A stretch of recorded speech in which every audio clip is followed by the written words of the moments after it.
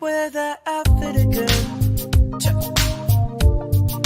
But if you wanna keep your spleen, because I want to fit in.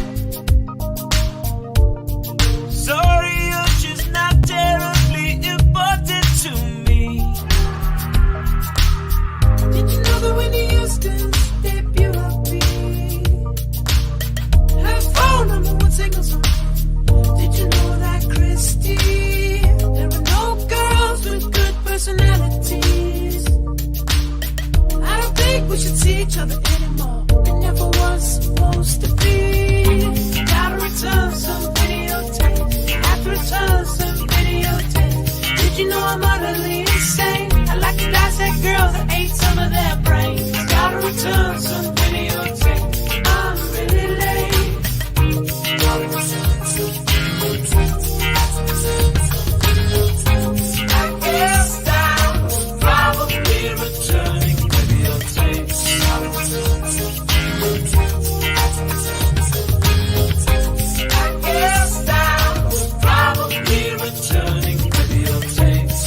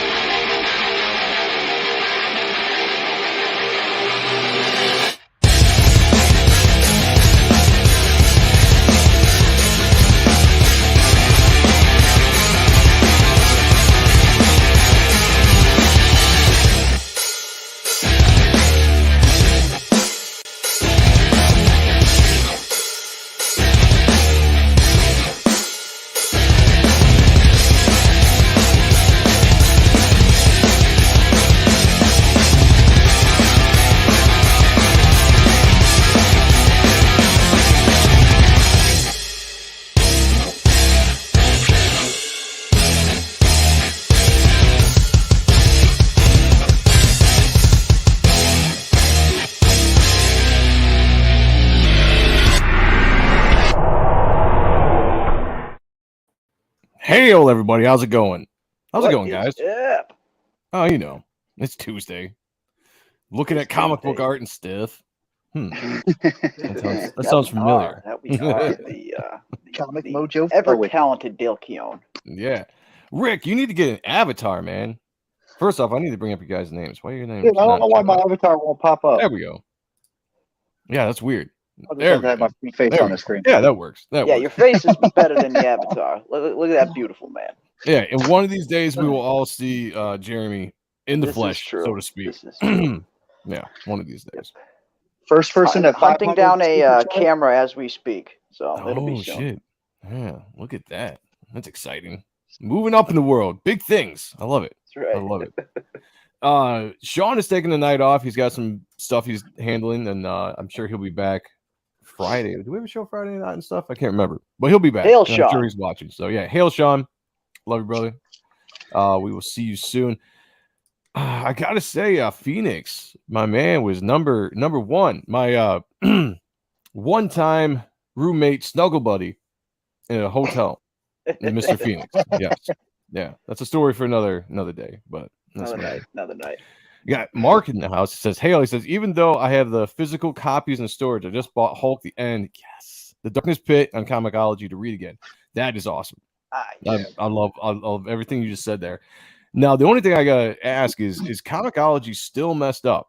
Because the last time I went there when they did the whole update with Amazon, like it was all backwards. I couldn't even access my stuff anymore. Like it wasn't the same Comixology as it used to be. I haven't been back since. So give me an update. I haven't been on there in a while. Yeah, is it working on? Since I've been on. I liked it. Actually, I got into it because, there were some things on there that I couldn't find physically anymore. It was nice to just buy for like kind of cheap and download and read when I was at work. Read on the fly or something. Yeah. So, I mean, it has its purpose. I do like it, but they messed it up with the Amazon kind of not takeover. But yeah, I guess it was kind of more of a takeover and a redesign of their site. It wasn't the same. It wasn't the same. So I'm kind of curious if Mark is having any issues with it, and maybe I should try to check it out again. We got Nicholas Gear in the house. Hail, Nicholas Gear. Good to see you. Mike TV Dub says, Ethan is just mumbling now. Rather listen to some soul metal. Yes, soul metal. I try to make the intros fun. Like there's a ton of people that do great intros. I love Jeremy's intro to his Saturday night shows. I mean, that's great. All credit goes to Aldous for those. Really? No shit. All right. Well, shout out to Aldous. Hell yeah. And Bancroft is great. I love Rob's intros on Rob Arnold's channel. Like, so I just try to make it fun and base it around music because I'm about music and art. So I'm glad you guys are digging it. Pastmaster Dan's in the house. Hail, Pastmaster. He says there is no one not streaming. I know everybody's streaming tonight. It's crazy. It's crazy. It's really important one. Why would they do that to Ozzy? Hey, I actually, I like both of those songs on their own. But when I found them put together, it was just like magic. Like literally, like I love that version of that song is now my favorite version. Period. Like I love it. Like I'll just listen to that song just for the shit, not shit of it, not just for the intro of the show. It's awesome. We got Jabro in the house. Sean would be like, "Good morning, hail, brother. Good to see you. Thank you for being here." Sumo Thori, the man, the myth, the legend himself. Hail, brother. Oh shit, we got Jay Dollar Sign. Yo to you. See, we got all the important people in the chat. Yeah, absolutely. We got Matt in the house who says that sculpture is so cool. Thank you guys. It is available on the Indiegogo page on Reaper Destroyer right now. We have a black version and a gray version, so go check that out if you like it. It is part of the Destroyer tier. If you back the Destroyer tier, it's in there for you, so you don't have to do anything. It's automatically yours. You got Scotsman TV. Hail said that sculpt is pretty. Thank you, brother. Appreciate it. They really are. They came out so good, man. Good day. It could be yours when you get the Destroyer tier. That is true. That's absolutely true. You got the Art and Times of Jay Ryan in the house. Dean, he says. Yes. Camaraderie. I love it here. Love it here. We got some person. Hail to you. All right, let's see what we got going on. I think we got one Wicked Evil in the house as well. What's up, Joe? What's up, chat? What's up to you, man? Good to see you, brother. Thank you for being here. Jay Lee's in the house. Hail, Jay Lee. Hope everything's good on your end and you're having a great day. Jay Lee? I believe yesterday was Jay Lee's birthday. We were celebrating a little bit of it over on Shanth's stream. So again, happy belated Jay Lee. Yeah, happy birthday. Happy birthday. I got Snuggy Jr. in the house. Hail, brother. Good to see you. Cough. Elbow cough. I like it. It's good advice. I was a little incapacitated yesterday to watch the streams. I had a tooth pulled. Oof, took a couple I've been there. A couple shots, we'll say the least. Oh, there you go. I had to take a couple shots before the show started because I had a fucking killer headache just set in like 20 minutes ago. I'm like, maybe whiskey will help clear it up. I don't know. We'll find Blood out. usually does the trick for me. Yeah, we'll find out. Yeah. Scary Badman Jenkins, a member of this channel. If you guys would like to become a member of the channel, please become a member today. We do 4-month art giveaways and some other fun things we're going to do here in the future. So definitely become a member of this channel, because I have a feeling, hell, I don't have a feeling, I know if you get your hands on some Joe M. Sontag original art now, a few years from now, it is going to be worth tenfold, I promise, because this guy's on his way up. So that would get be in cool. there while the getting is good. Cool. Yeah, and we got some fun things planned for the future, that's for sure. He says, hey, it's the monkeys. People say we monkey. Hail around. I like it. I like that. Dig it. Got the beam pad. It says, hail Joe, Rick, Lord Crackhead, and chat. What's up, people? What's up, everybody? Got some awesome people in the chat tonight. Thank you for joining us. Again, well wishes to Sean. He's out, taking the night off, taking care of some stuff, and he will be back. So I don't know if he's watching or not, but if he is, shout out to him. Got the master of boobs in the house. Wait, the Jay Lee? Oh shit. No, it's not the Jay Lee. It's just it's our Jay Lee. And that's the way I like to put it. He's our Jay Lee. Yes. Yeah. Not the, our Jay Lee is a comic book artist. So he is a comic book artist. He's a comic book creator working on some really cool stuff, but not the Jay Lee, I guess I could say. Which truly confused me in the beginning. Me too. He had to clarify it for me when I saw him first popping up in the chat. So I was like, okay, all right, cool. Well, it's really confusing too when it's like, yeah, I used to do work too, and it's like, well, shit, now I'm really confused. We got here in the Steadfast, another member of the channel. Thank you, brother. Hail the chat. Hail to you. Hail to you. Got Sumo Authority saying cupcakes. Cupcakes. I like that. Jim Cox says buy art. Yeah. Yeah, not the Jay Lee. Close enough, though, man. Close enough. You're a legend in my mind. I'm the we other like Jim... this Jay Lee just as much, if not better. Yeah, he says, I'm the other Jim Lee that goes by James Lee, with the cousin of the great Dracula actor Christopher Lee. Ah, no shit. Oh, wow. That's what's up. I dig that. Very cool. Very cool. Well, welcome everybody to another Appreciating Comic Book Art live stream. Because Sean kind of had to dip out last minute, I'll say. We had a subject tonight that I want to save for him because I think it'd be a fun discussion. And he kind of came up with the idea anyway. So we're going to push that back to possibly next Tuesday. But I decided we'll invite some of my favorite guys in here, and we're going to talk about one of our favorite artists, Dale Keown. And I thought it'd be fun to talk about our top 5 Dale Keown books of all time. Now, I know it's kind of hard to take, somebody's work and, shrink it down to a single book, but it could be a book, it could be a run. I don't really care, but we're going to go over some stuff, and I'd like to see your guys' opinions in the chat as well. Join the conversation. I'm really interested to see what your guys' favorite work of this master of ours is. I'm friends with the J. Oh, I like it. Anybody that starts with a J is all right in my mind. I'll just say that. You guys are all good in my mind. All right, so we're going to start here. Who wants to go first? I'd like to go last because it's my show, and doesn't matter to me. You go ahead, Rick. You go first. Dale who? I see what's up. I see what you did there, Beanpad. I see you. Disavow. All right, Rick. Let's start with your number 5. We'll work our way up to number 1. But let us know why it is your number 5 and what it, as far as like story, art, everything. What about the book makes it that for you? A sailor in a strip club? Kind of looks a little bit like that. That would be cool, though. Depends on how much. All right, so I'm gonna go with Maestro.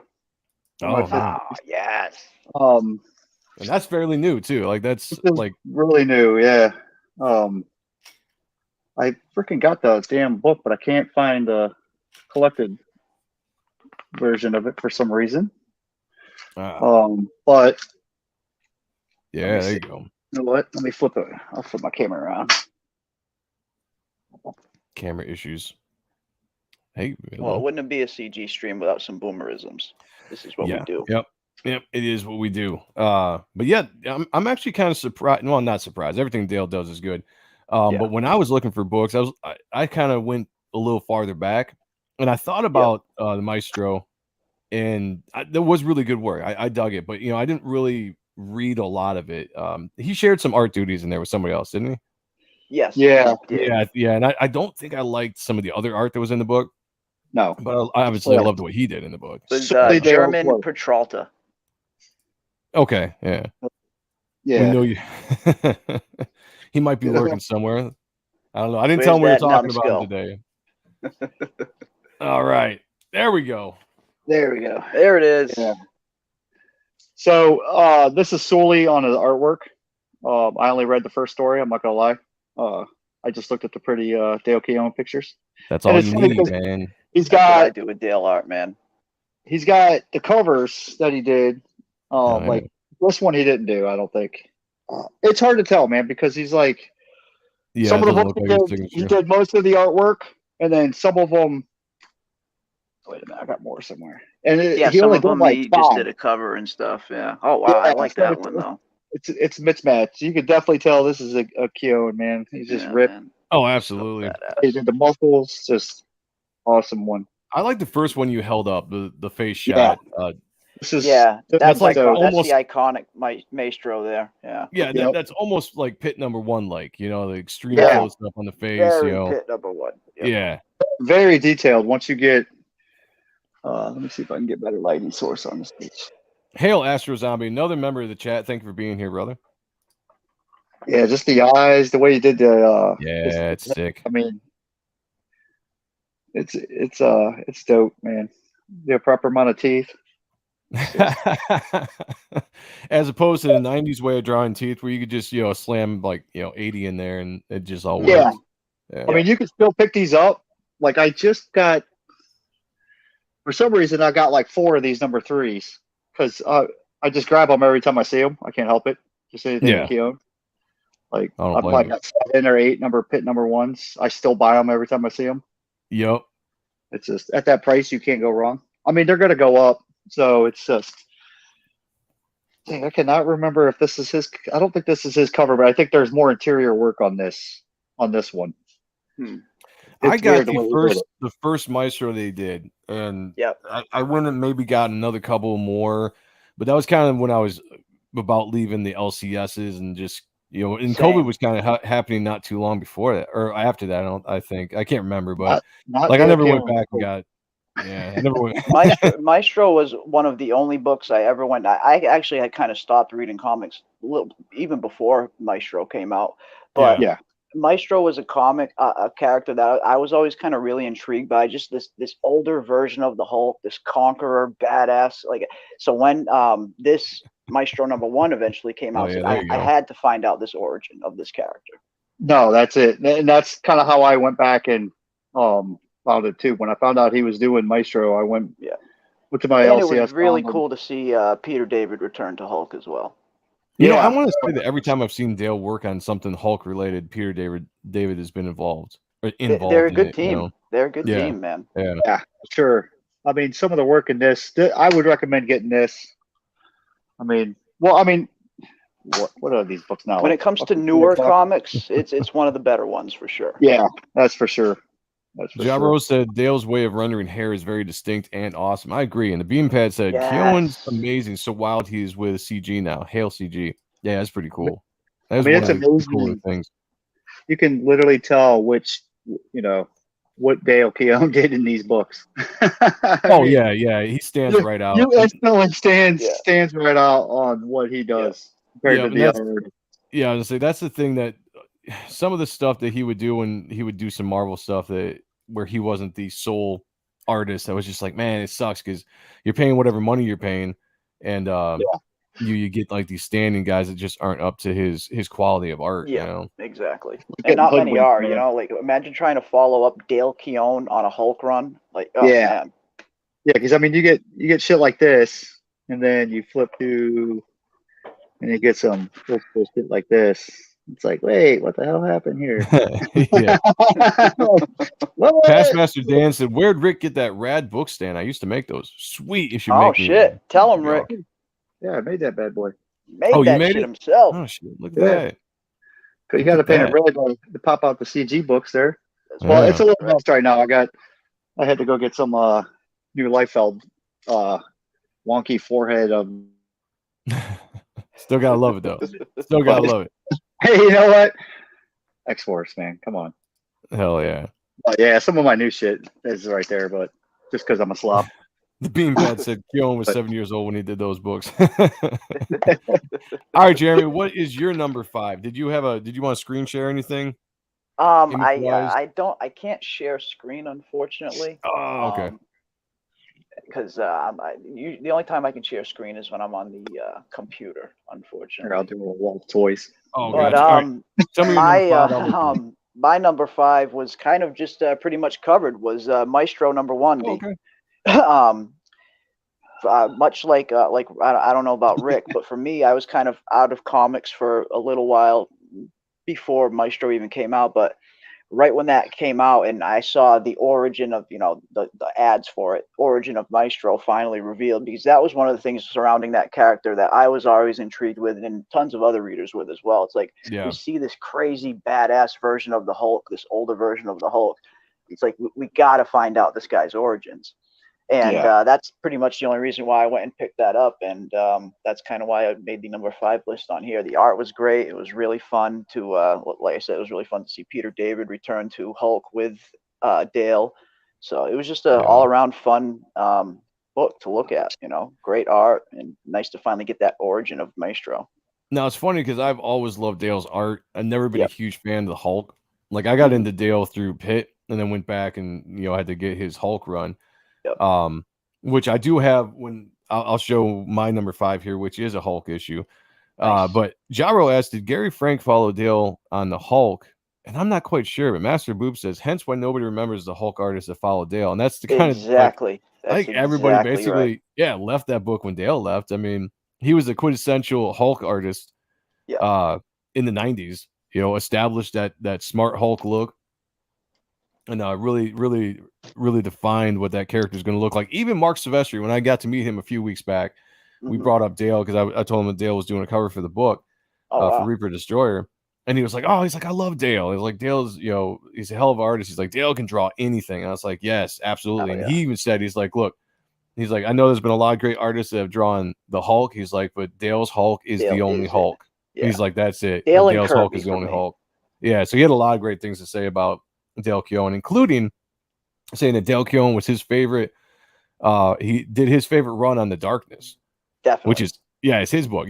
So that's the book that he created and drew, and his favorite run on that book was the run that Dale Keown did. So that was pretty awesome, cool to hear those praises being thrown at Dale Keown. Yeah. And it was really cool to see that you got that Darkness sketch from him, and you got to film it live. That was awesome. Yeah, that was so cool. Highlight I love of that weekend. Hell yeah, man.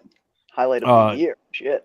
Sumo said Keown's early work on Dragon Force is fun, but fun to look at. Yeah, it's always fun. I love going back and looking at guys' early works and just seeing how they progress. That's the cool thing about comic books, in my opinion. Any one of the guys that you like that have had a 20, 30-year career or 10-year career, it doesn't matter. You can go back to the very first book they put out, and you can see how much they've improved, but you can just see how cool and raw their work was at the beginning. It's and just funny how you say that, Joe. Why? What's up? I happen to have Dale Keown's first book that he's ever put out. Oh, that dragon. Here. Oh, shit. Yeah, there it is. Here, let me blow you up. There it is. Bada boom. Yep. Dale Keown's first Where did you get comic that? book work. Yeah, where'd you find that? I have that book, and I did not know Dale Keown did that. Yep, this is Dale's first ever work. This was a gift by the ever glorious George Travelos. No shit. Nice. He gifted me this and a couple other really, really cool books. He got me some old Black Flag books from Dan Fraga, some old Shelby Robertson books, his old the Dark Shrine character that he's going to be rebooting pretty soon. I got the first 3 issues of that. That's gonna be awesome. And this too. Dale Keown's first ever published work in a comic. That's awesome, dude. That's sick. I'm jealous. This was going to be one of my honorable mentions, but I figured since you mentioned it. Might as well bring it up now. Yeah. Yeah. Cool, huh? I did not know that was Dale's first. Yeah. I got that somewhere in one of my long boxes. Dale's first You know, book. I remember reading a Wizard magazine article about Dale Keown, and he had mentioned, this was his first work, and I hadn't seen the book for like years. I just knew what the book was called until like recently.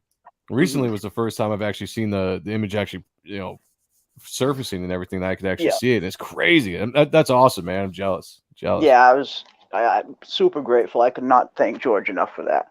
If you're out there, George, and you ever see this, thank you again, man. George Charlotte is awesome guy. Master Boob said in JR's case, significantly regress year after year. Yeah, some artists definitely do a regression. Eric. Oh yeah, it happens. It happens. Scotsman TV, hail brother. He said inking over Dale's pencils is some of the wildest and most challenging things I've ever done with ink. Yeah, and he did a great fan piece version of the Dale Keown cover of Reaper Destroyer. Scotsman did, and it was fantastic.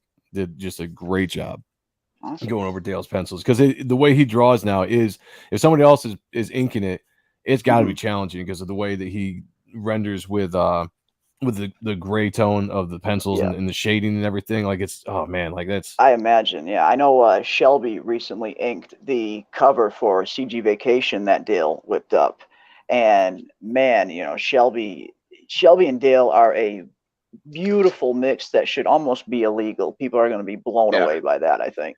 Yeah. Well, the cool thing about Shelby on that.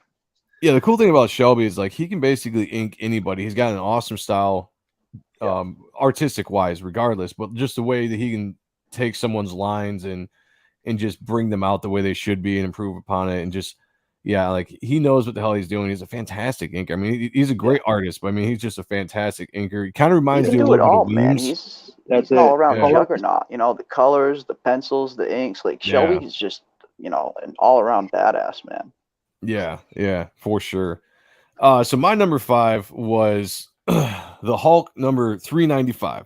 Oh, this was the 2-issue run, I think, where the Punisher was in it. This was again, like I said, I didn't read a lot of Hulk issues growing up because I didn't care about Hulk. I went back to see Dale's work on the Hulk, and these were 2 issues that really stood out. I just loved his style back in the day. I can't remember what was he called, like Mr. Fix-It or something in these issues. I can't remember. It was That's just Mr. Fix-It, Joe Fix-It. Yeah, Joe Fix-It. Yeah. There you go. Yeah, Joe Fix-It. Yeah, but just I love that the was art. Cool. I remember that now. Yeah. It's cool because I mean he didn't have as rendered and detailed of a style with the Hulk that he would when you see him on Pit. Yes. But you could see all the structure that he would draw with was there, like the faces and everything. Yeah. He was just a badass from the start, man. Like, it's crazy. So yeah, this Hulk issue is my number 5. And again, not a huge fan of the Hulk. And the only time you're gonna catch me reading a Hulk issue is when where's this? Keown's drawing. Where's the last page? This issue ended. Oh shit! Nope. Maybe it was the other book. What number was that one, Joe? This was 395. Oh, okay. Maybe it's 396. I had that. Oh no, it was here. I passed it. That's this awesome shot of the Punisher in it. Yeah. That was dope. Yeah. Oh hell yeah, man. Well, yeah. So that's my number 5. Hulk number. That's the Punisher right there. Not that shit they're putting out nowadays. No. Right. Exactly. Yeah. There you go. There it is. That's it. Yeah, that was the. I debated between the two because I like both of those. They're both those are great. Yeah. Both of them were 2 of my favorites.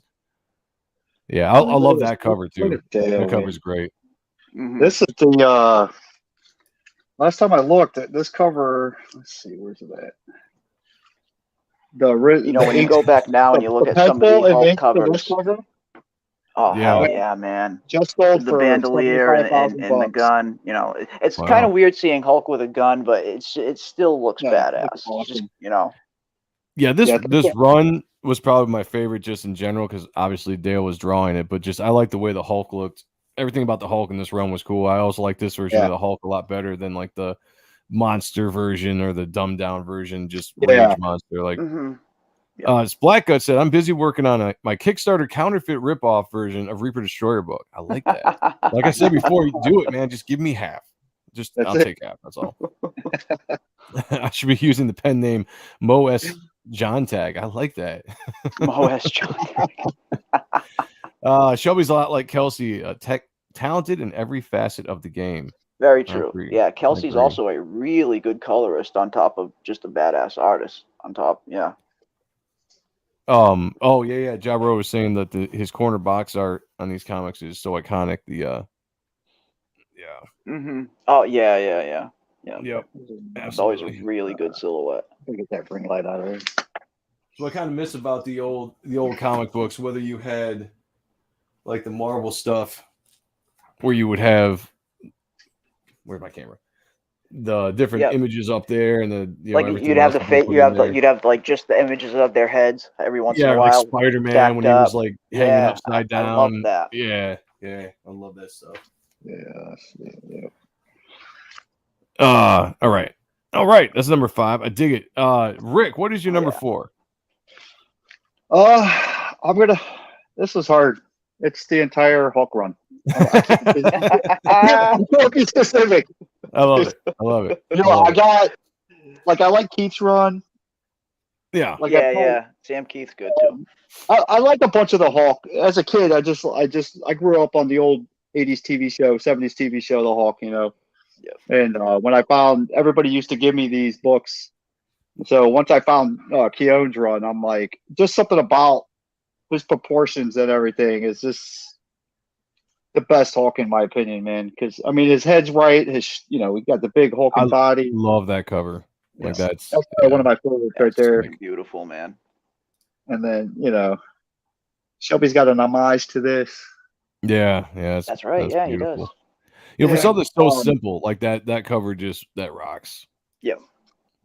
Well, wait, like the like that first one, so simple, like the close up of the face, the maestro face, just something simple but looks so beautiful. Killing the Santa Claus. No, you can't. Santa Claus. Yeah, just Santa's on the naughty list. I mean, the story was good on it. See what's on my. You got the Shelby homage. Oh, there you go. There it is. I don't think I've ever seen that before, man. Very limited. Very limited. That's nice. That's awesome, Rick. That's I'm telling you, man. Shelby and CG, man, hands down. That's why he's my favorite, dude. He can. Yeah, the dude is just. He can do anything. Yeah. Yeah, he's legit. That's for damn sure. He'll downplay his colors. But dude, because he doesn't want to. Because he doesn't want people hitting him up for color. Yeah, he doesn't want it. Yeah, exactly. Because he knows that people would just hit him up for various inking and color work. He's one of the best colorists around. But I get it. He's busy. He's got his own book to work on and stuff. Yeah, that, and he's got other stuff that he's drawing. I think he's doing that thing for Replicator, and I think he was doing something for. He just got done doing something for Shane. Yeah. Yeah, he's in high demand, man. He's worth Shelby's always going to get work, and like you said, he's worth it. And what's crazy is how fast he is. Yeah. Oh yeah, he's crazy that fast. Good and that quick. Crazy fast. Yeah, I'm jealous. It disgusts me. Is what it does. The Beam Pad says if Rick ever gets bored with his collection, he could just toss them over to me. You'd have to get behind me, Beam Pad. Got Tarks 9 in the house. I don't know if I said hail to you earlier, but hail, brother, member of the channel. Good to see you. What's up, Tarks? See, we got all the big dogs in our chat. What about you? For me, mine are in no particular order, like I said, but let's go the Hulk Pit team up. Now, I love this just because, I mean, it's got a good, story to go along with it. With Timmy warping reality and all that, but just the knockdown drag out fights between Hulk and Pitt are so crazy, just so incredibly crazy. Everything from the very first one that's kind of in the prehistoric time where one's got a tree, the other one's got a bone, and they're just going at it, and it's some of the best knockdown drag out fights I've seen in a comic. So I could go back to that book time and time again and not even read it, just flip through the art because it's so fun. Yeah. It's funny because that was something that was advertised on like the back of Pit, I don't know, 10 or something. Like the back cover of Pit 10. David and Dale. Yeah. It was cool. You know, this would be the first time that they jammed together on a book since his Hulk run, and just bringing these two characters together in the '90s was a no-brainer. You know, like it was something that all the fans wanted. And it was a cool book because it gave the fans exactly what you wanted out of this book. Was just a bunch of these two titans fighting each other. That's all you wanted to see. You know, you didn't need a lot of story or dictation. You just wanted to see these guys just clobbering on each other. And I must confess that during the time, you know, because when I used to think of Dale Keown, the first thing I always thought of was Hulk, because that's the first time I saw him. So I will admit I was rooting for Hulk the whole time, you know, back in the day, because I wasn't too familiar with Pitt. I didn't get into Pitt until much later. I think you and I talked about that. Pitt's one of those characters I always really wanted to get into, but I just never did until years later. But yeah, it's just so fun to see these two go at it. Titans. Hail, Stipler and Vaughn, good to see you. Yeah, it was a good clash. It was a very good clash, and I enjoyed it quite a bit. And I will say that I was thoroughly rooting for Pitt, but I thought they handled it well, right? Because they very well. Peter David wrote it, and he gave the chance for each character to have a moment that was like, oh shit, you know, like really clobbering on the next guy. Yeah. But it was a stalemate. And that was that's the way what you want to see, though. That's what you want to see. You know, you weren't disappointing anybody's fans. It was just basically like these guys were a perfect match. They could go toe to toe. They could basically fight forever, and that was just, you know, that was a cool way to take the story. So well done. Kudos to Marvel. Kudos to Peter David and Dale Keown for putting that together and really giving the fans what they want. Like, that is the fan service right there. Yeah, that's good fan service that comes around every once in a while. It's not something you want to see, obviously, in every issue, of course. We want we want to have some stakes and stuff like that every once in a while. I mean, most of the time. But every once in a while, it's nice to have just a knockdown, drag-out fight that you know is just two of your favorite characters, and then it's okay if it just ends in a draw every once in a while, I think. Yeah, when you're doing a one shot like that, like that's, you know, it wasn't like a 4-issue miniseries or something where you could really build a story. And within the amount of pages that it was done, because I don't even think it was more than like a standard comic book. I know it's perfect bound. That was kind of unique about it, but I don't think it was like crazy long or anything. And they kept it I don't remember nice and compacted exactly. And brought a lot of fun fan favorite characters into the book, and you know, just they did it well. Age Comics, formerly Colin Mazzini. Hail. He says, hello, everyone. Hello to you, brother. Good to see you. Thanks for being here. We got Conspiracies in Comics. Hail. Hail to you. Thanks for being here. Master Boobs. Prophet versus Bloodstrike is another comic fight I loved. Yes, that was good. That was a good one, too. Yeah. Absolutely. And, you know, I will say this, guys. In the 90s, Image Comics and stuff like that, they put together some fun beat down books. You know, like that's the place you wanted to go if you just want to see characters just beat the shit out of each other. Like Image Comics, man. That was it. Loved it. That's why they're the greatest. All right. I don't know if my camera. Whoops. That's not what I want to do. I don't know if my camera is going to work the way I want it to work, but my number 4 is it's gonna be. Let me see if I can get this focus. Focus. I command thee. All right. The entire Darkness run. Yes. Is my number 4. Yes. Oh, it's not gonna focus. Oh, there we go. Shit. Yeah, it's such a. And the reason why I like this so much is because Dale had stopped doing the Hulk. I hadn't seen him around for a little while, besides doing like I think covers and stuff. And he came out. That was the thing about Dale. He did that a lot. No, like he'd come back and do a killer ass run on something, then he'd kind of disappear for a few years, then come back. Man of mystery. Oh, absolutely. And he just did a killer run on the Darkness. I always loved the Darkness, and Dale coming on was great. And he just, you know, his art just suited this. Like, he loves drawing monsters and just crazy shit, and he just violence, and he just went, you know, like this was the book for it. That's it. He worked well. Yeah. Some just great work. And the funny thing about this run, I went and read this the other day. Well, not read it. I looked at it. And we don't read around here. I forgot how little Jackie is in costume in this run. And that's what's crazy about this particular run. Like, he's basically Jackie the entire time dealing with the Darkness. He's not in his Darkness costume very much. But it works. Absolutely it does. Every once in a while, it's nice to see someone in just, you know, plain street clothes going through that, because you got to imagine, to make it a little more realistic, you're not just going to be in your, in your gear 24/7 when shit comes knocking at your door. Sometimes you're just going to be in plain street clothes. So to see that every once in a while is cool. Yeah. Again, yeah, Dale can draw anything. You can make anything look cool. That's it. Maybe he can make this camera look cool. I don't know. Even with that camera, it looks incredibly badass. Yeah. Yeah. I mean, So, it excels with on my feed. It doesn't look bad. Yeah. It just keeps going out of focus. It goes out of focus once in a while. Yeah. That's why I need to I buy love that one on the left. Yes. That's when he's just, there it is. Yeah. Yeah. So fucking good, man. Pardon my French. Hell yeah. Yeah, that's the entire run with this is. You got some awesome covers in the back, man. With this trade. Good. Yeah. I haven't seen these in years, man. There we go. There it is. Yeah. Just beautiful work, man. Yeah. That one's cool right there. Yeah. Well, the way he drew the Darklings was crazy. Yeah, he did a good job on those, man.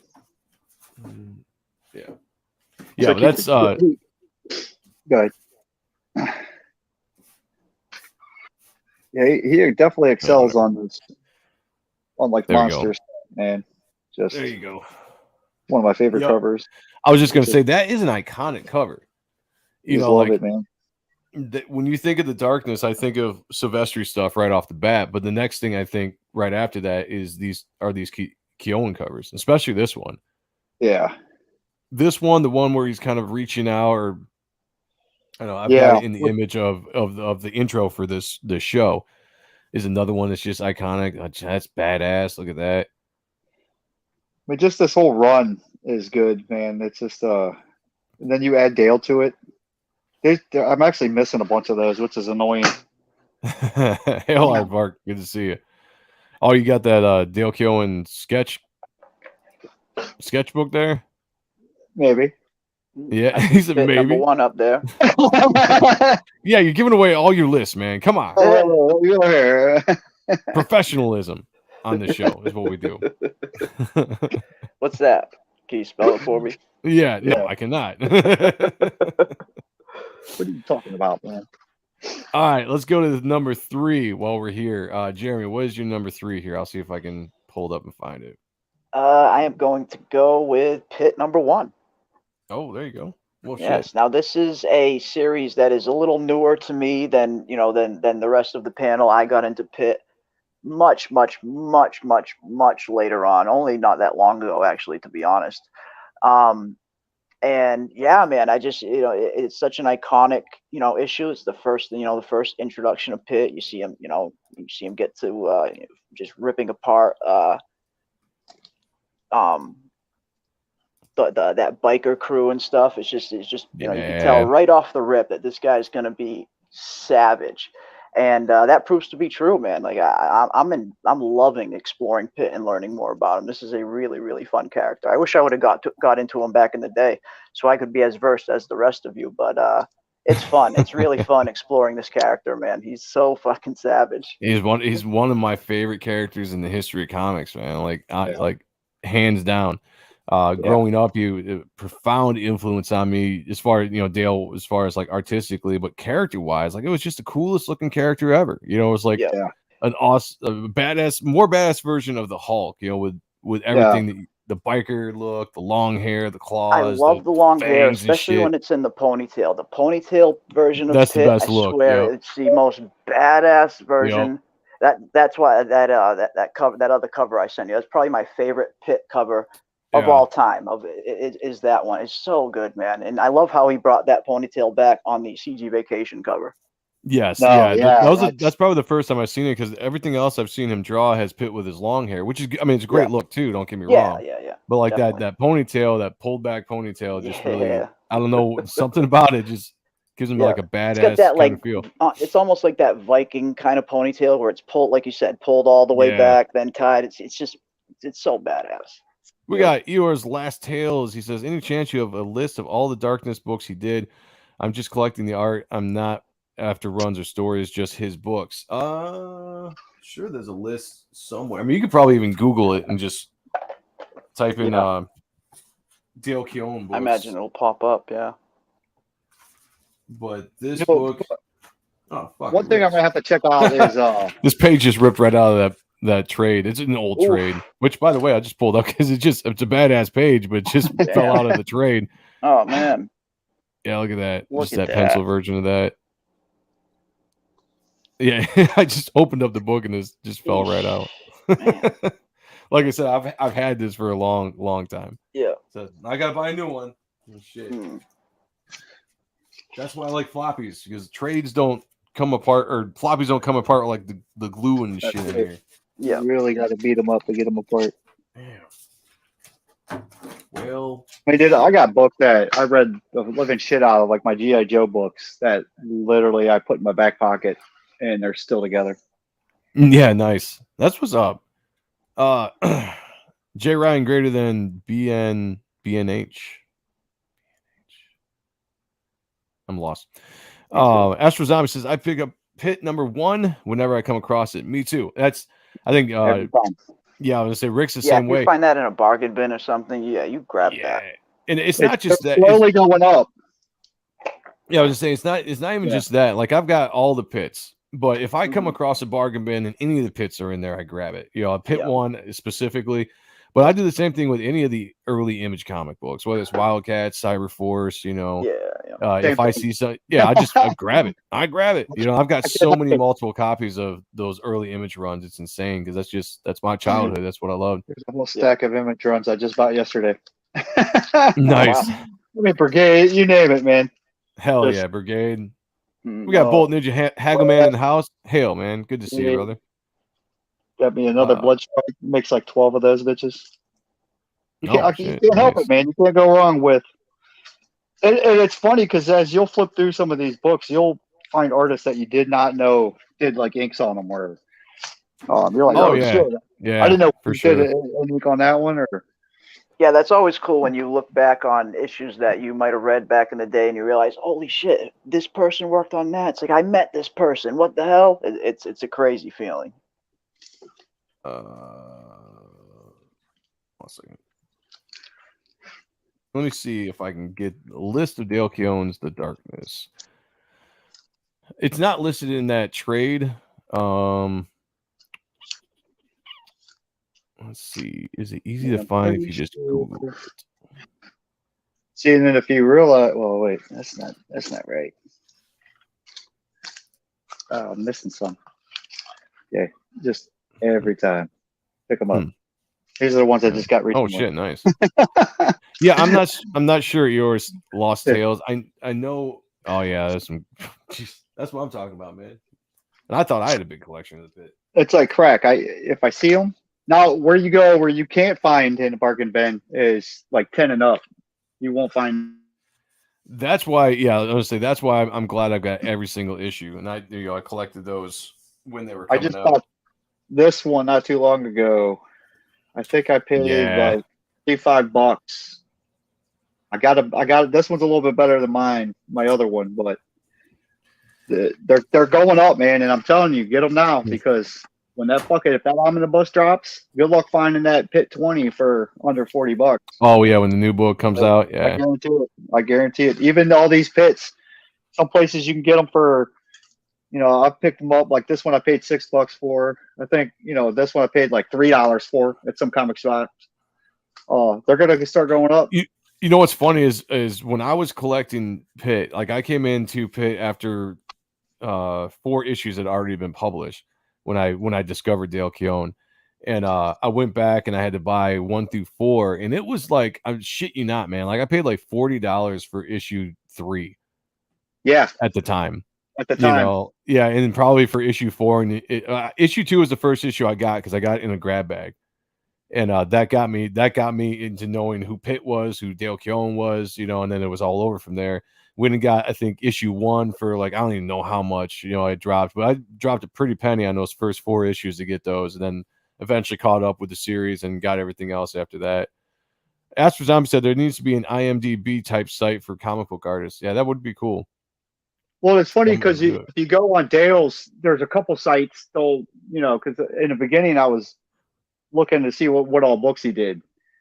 Some sites will tell you all, like half of the books. Some will tell you some of them. It's weird. There's not a full list. Yeah, of every book or cover that they did. It's annoying as hell. Yours Lost Tales says, I have a bunch of young bloods that need a good home. I'm always down for that. Although I think I have every single young blood they put out in the early days. Jaylee said, I have the Dale Keown Darkness 1 sketch cover autographed. Really, dude? That's cool. Send me a picture. That's badass. Yeah, send me a picture and I will bring it up. I'd love to see that. Rub the blood. Yeah. Now we're talking. No. While you're streaming, you're busy. Not while you're streaming. Yeah. I figured I'd just look it up real quick, but I couldn't find anything. So I don't know. That Darkness trade didn't have anything in there. There's got to be somewhere where you can figure out what. Oh, there we go. I just bring it up. I'm looking around.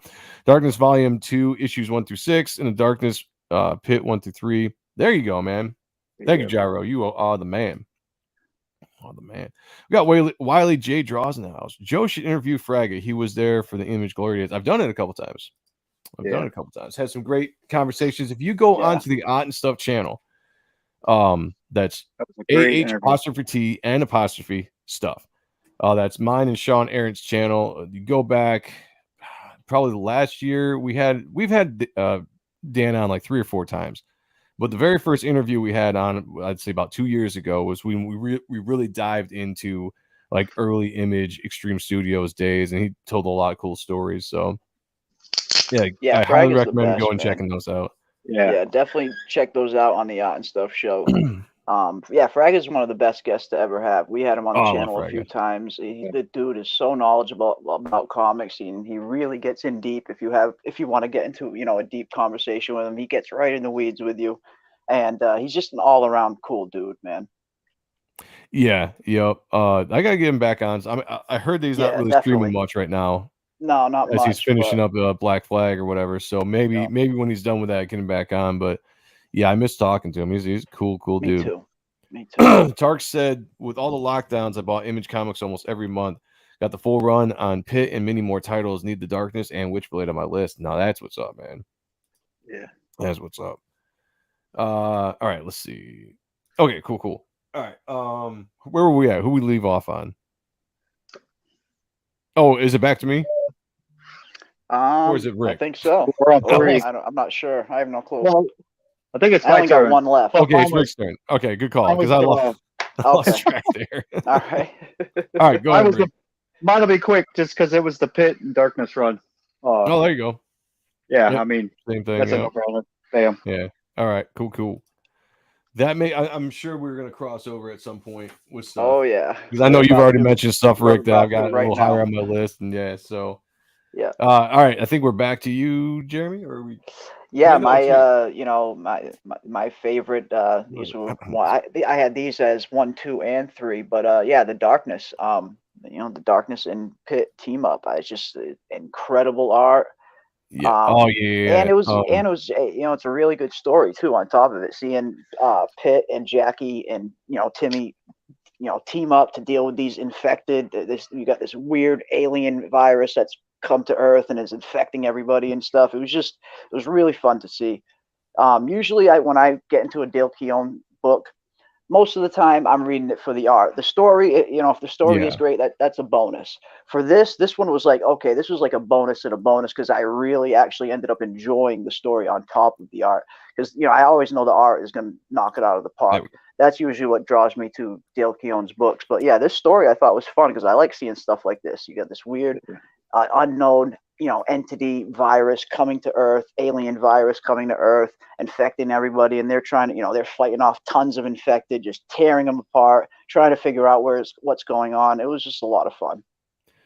Yeah, this was and this is another thing, that when this came out, Dale hadn't been doing much Pit in years. This was like the first time we got to see Pit again. Okay. In the longest time when this series came out. I remember being extremely excited about it. I will say, I loved the art in this. The art was great. Yeah. I wasn't crazy about the story. And I even told Dale this. Like, I wasn't crazy about what Paul Jenkins did with the story because I didn't know where in continuity it took place. Because, you know, Timmy was a kid again. You know, why the hell are they just out walking around? You know, what happened to Grandpa? You know, where did this fit in the story timeline of the story of the Pitt? continuity you know, like error. Yeah, it didn't make sense to me. Okay.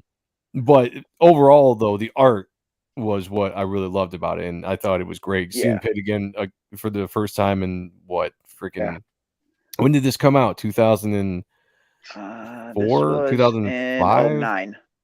Oh shit, 2009. Damn, it was later than I thought. Yeah, so I mean, you're talking about maybe what 9 years, 9 or so years since the last time a Pitt book had come out. Maybe. Yeah. Shit, it all blurs to me when I get back into my early 20s is what this would have been. And I agree with Jaro. You know, Timmy and Jackie, they had that good kind of dynamic. I would love seeing a spinoff with just them two. You know, that would be really cool. I think, but I feel like those two work well together. Yeah. Last Tales says we should build a complete work list. Yeah, somebody ought to do that. Man, I mean, that'd be insane. Yeah. like Tarks, or I think it was Tarks. Maybe it was I can't remember who said it, but yeah, just having some kind of like IMDb kind of page where you could just go through every single artist and see people can go and find it. Yeah, every book that find everything they've worked on and stuff. That'd be cool. That'd be a lot of work, but somebody ought to do it. Yeah. Yeah. We got a lot of these websites already in place. Like you got the CG.org. I know Nada Sabat has another site, the CG Tracker. Maybe, you know, something could be integrated into one of those, because a lot of those sites are where people go to see the list of campaigns that are active right now anyway. Maybe you could have you know, a subsection where it has all of previous artists' work and stuff. Well, I was even thinking of just CG artists, because if you take, you know, Graham, hell, I mean, Ryan Wynn, you know, you got so many guys that we don't see on stream all the time that are in CG. Imagine a catalog of all the old Roquefort stuff. That's it. Because that's good to find too. It's funny because I come across a lot of stuff I'm flipping through. I'm like, oh, that looks badass, and then it's Roquefort, and I'm like, wow, okay, I'm buying it. Then Wiley J. Draw says Grand Comics Database has art as artist search. I'll have to check that out. I don't think I've heard of it. And Crazy Matt said Bancroft will steal this idea. Most likely, yes. Hail Crazy Matt. Well, where do you think you got the idea for the CG calendar? Yeah, there you go. How many devices are you logged into, Jay Ryan? Oh, there you go. The more the merrier is what I say. Yeah. My number 3. So I don't know if I did my number 3 or not. No, I think we're on 2. Yeah. Or are we on 3 or 2? No, I think Joe's is. Are you? Yeah, you're 3. I'm 3. Yeah, I think so. Okay. All right. Well, regardless, mine is my last 3. Anyway, Pitt 13 is a book I absolutely love. Man. And this was another one of those kind of like we're talking about with Pitt versus Hulk.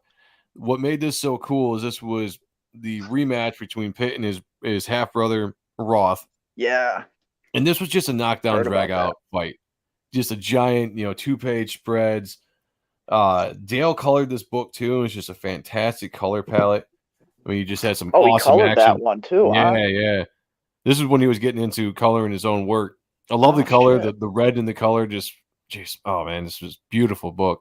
I remember this is one of those books where I would just read it over and over again. One, because the colors were so great, but I just loved the different stuff, different poses and things that Dale would do with these two big behemoths just going at it. Yeah. Like this was one of my favorite books back in the day. Yeah, that was similar to why I like the Hulk Pitt team up so much. It was like you got these two giants just going at it, absolutely savage battle. It's always fun to see something like that. Yeah. Oh hell yeah, man. This is when he kind of morphed with his Zoivod, his father Zoivod, and because in the story he had like his essence with him, which is why he was kind of looked a little bit more evil Pitt, and it was basically Zoivod was trying to take vengeance on Roth for trying to overthrow the kingdom or something like that, but he did it through Pitt's body. But like this shot of him as a morphed out, look at that. Holy shit! Look at that. Awesome. Yes, yeah, I So can't good. wait to get all the way caught So up on good. Pitt. So When I'm all the way this done is a caught up on beautiful Pitt, book. Joe, and I've read everything, we're gonna come back and have another Pitt stream. Oh yeah, dude, I'm Yeah. as you can tell, I'm always interested in talking about Keown and talking about Pitt. You know, like I'm down. Like we did Once those. I get all the way caught up, man, we're gonna do it. We did those 4 epic streams early on my channel, Mhm. early this year, or late last year, whatever, when we looked at every single issue of Pitt. So I mean, if you guys are new to this channel, it's the first time you're seeing this show, go into the playlist, go back to the Appreciating Comic Book Art live streams, and we did 4 separate shows, like 2 hours, 3 hours a piece. I can't remember how long, but we went through every single issue, all 20 issues of Pitt, every single page.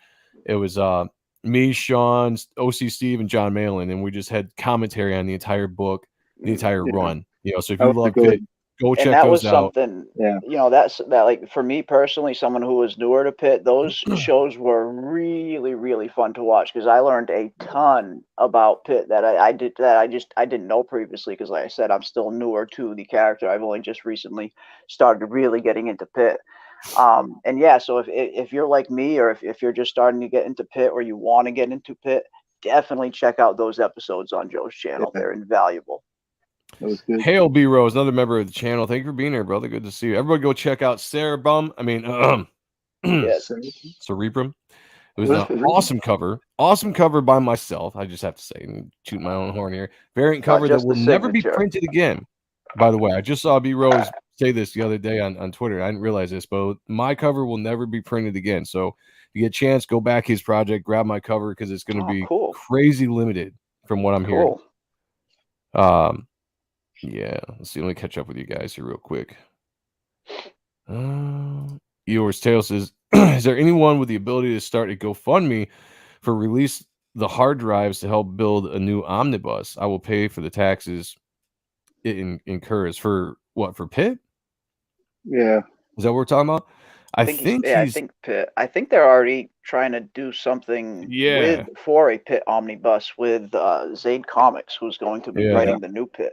Yeah, the Diaz brothers, I think, are going to be putting it out. I think Dale said he's got almost everything except for maybe like a couple issues that he's only got like Xerox pages or something. But that can be done around. I mean, if you're doing an omnibus and you have within that omnibus has 20 issues and maybe a couple issues are maybe a little bit lesser quality than the rest, I think it's all right. You know, like I think we can. And there's so much good. There's really good scanners and stuff out there these days that could really clean that up too. Like, dude, I have a fantastic scanner that just for shits and giggles, it was scanning some Pitt pages. Let me bring up a page here.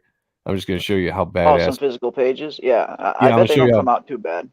Yeah, here. And even on top of that, you can still get in there and mess with it a little bit and sharpen the image. Yeah. Somebody knows what they're doing with any kind of technology. Could take a scan and really improve upon it. Charles Rivas Hale, he says, shout out to the whole stream. Shout out to you, brother. Good to see you. Shout out. Yeah, so here is this was a scan I did for shits and giggles. Okay. Of the backup story for Youngblood. That's not bad at all, man. Yeah, look how good that came out. And this is zoomed in. It's like let me zoom out here. Joe's been selling bootleg copies of Pitt online. Right? Yeah, I could. Do a whole digital version like that. That's really not bad at all, man. Yeah, I mean, like honestly, like I was surprised. I see some people on Twitter post worse images of their art. Yeah, that was a straight up scan of the book. Came out great. Damn, great. Not bad at all, man. Oh, sweet, nice. He's been talking with the Zade or the Diaz brothers. It looks like very cool, man. Jaylee said, "Joe, show the comic I sent." Oh shit, sorry. Good call. Get distracted here. So this was the cover that Jaylee was talking about. They got the sketch cover that I showed, that piece of paper I showed, and got a sign. So look at that. That's badass. Nice. That's sweet.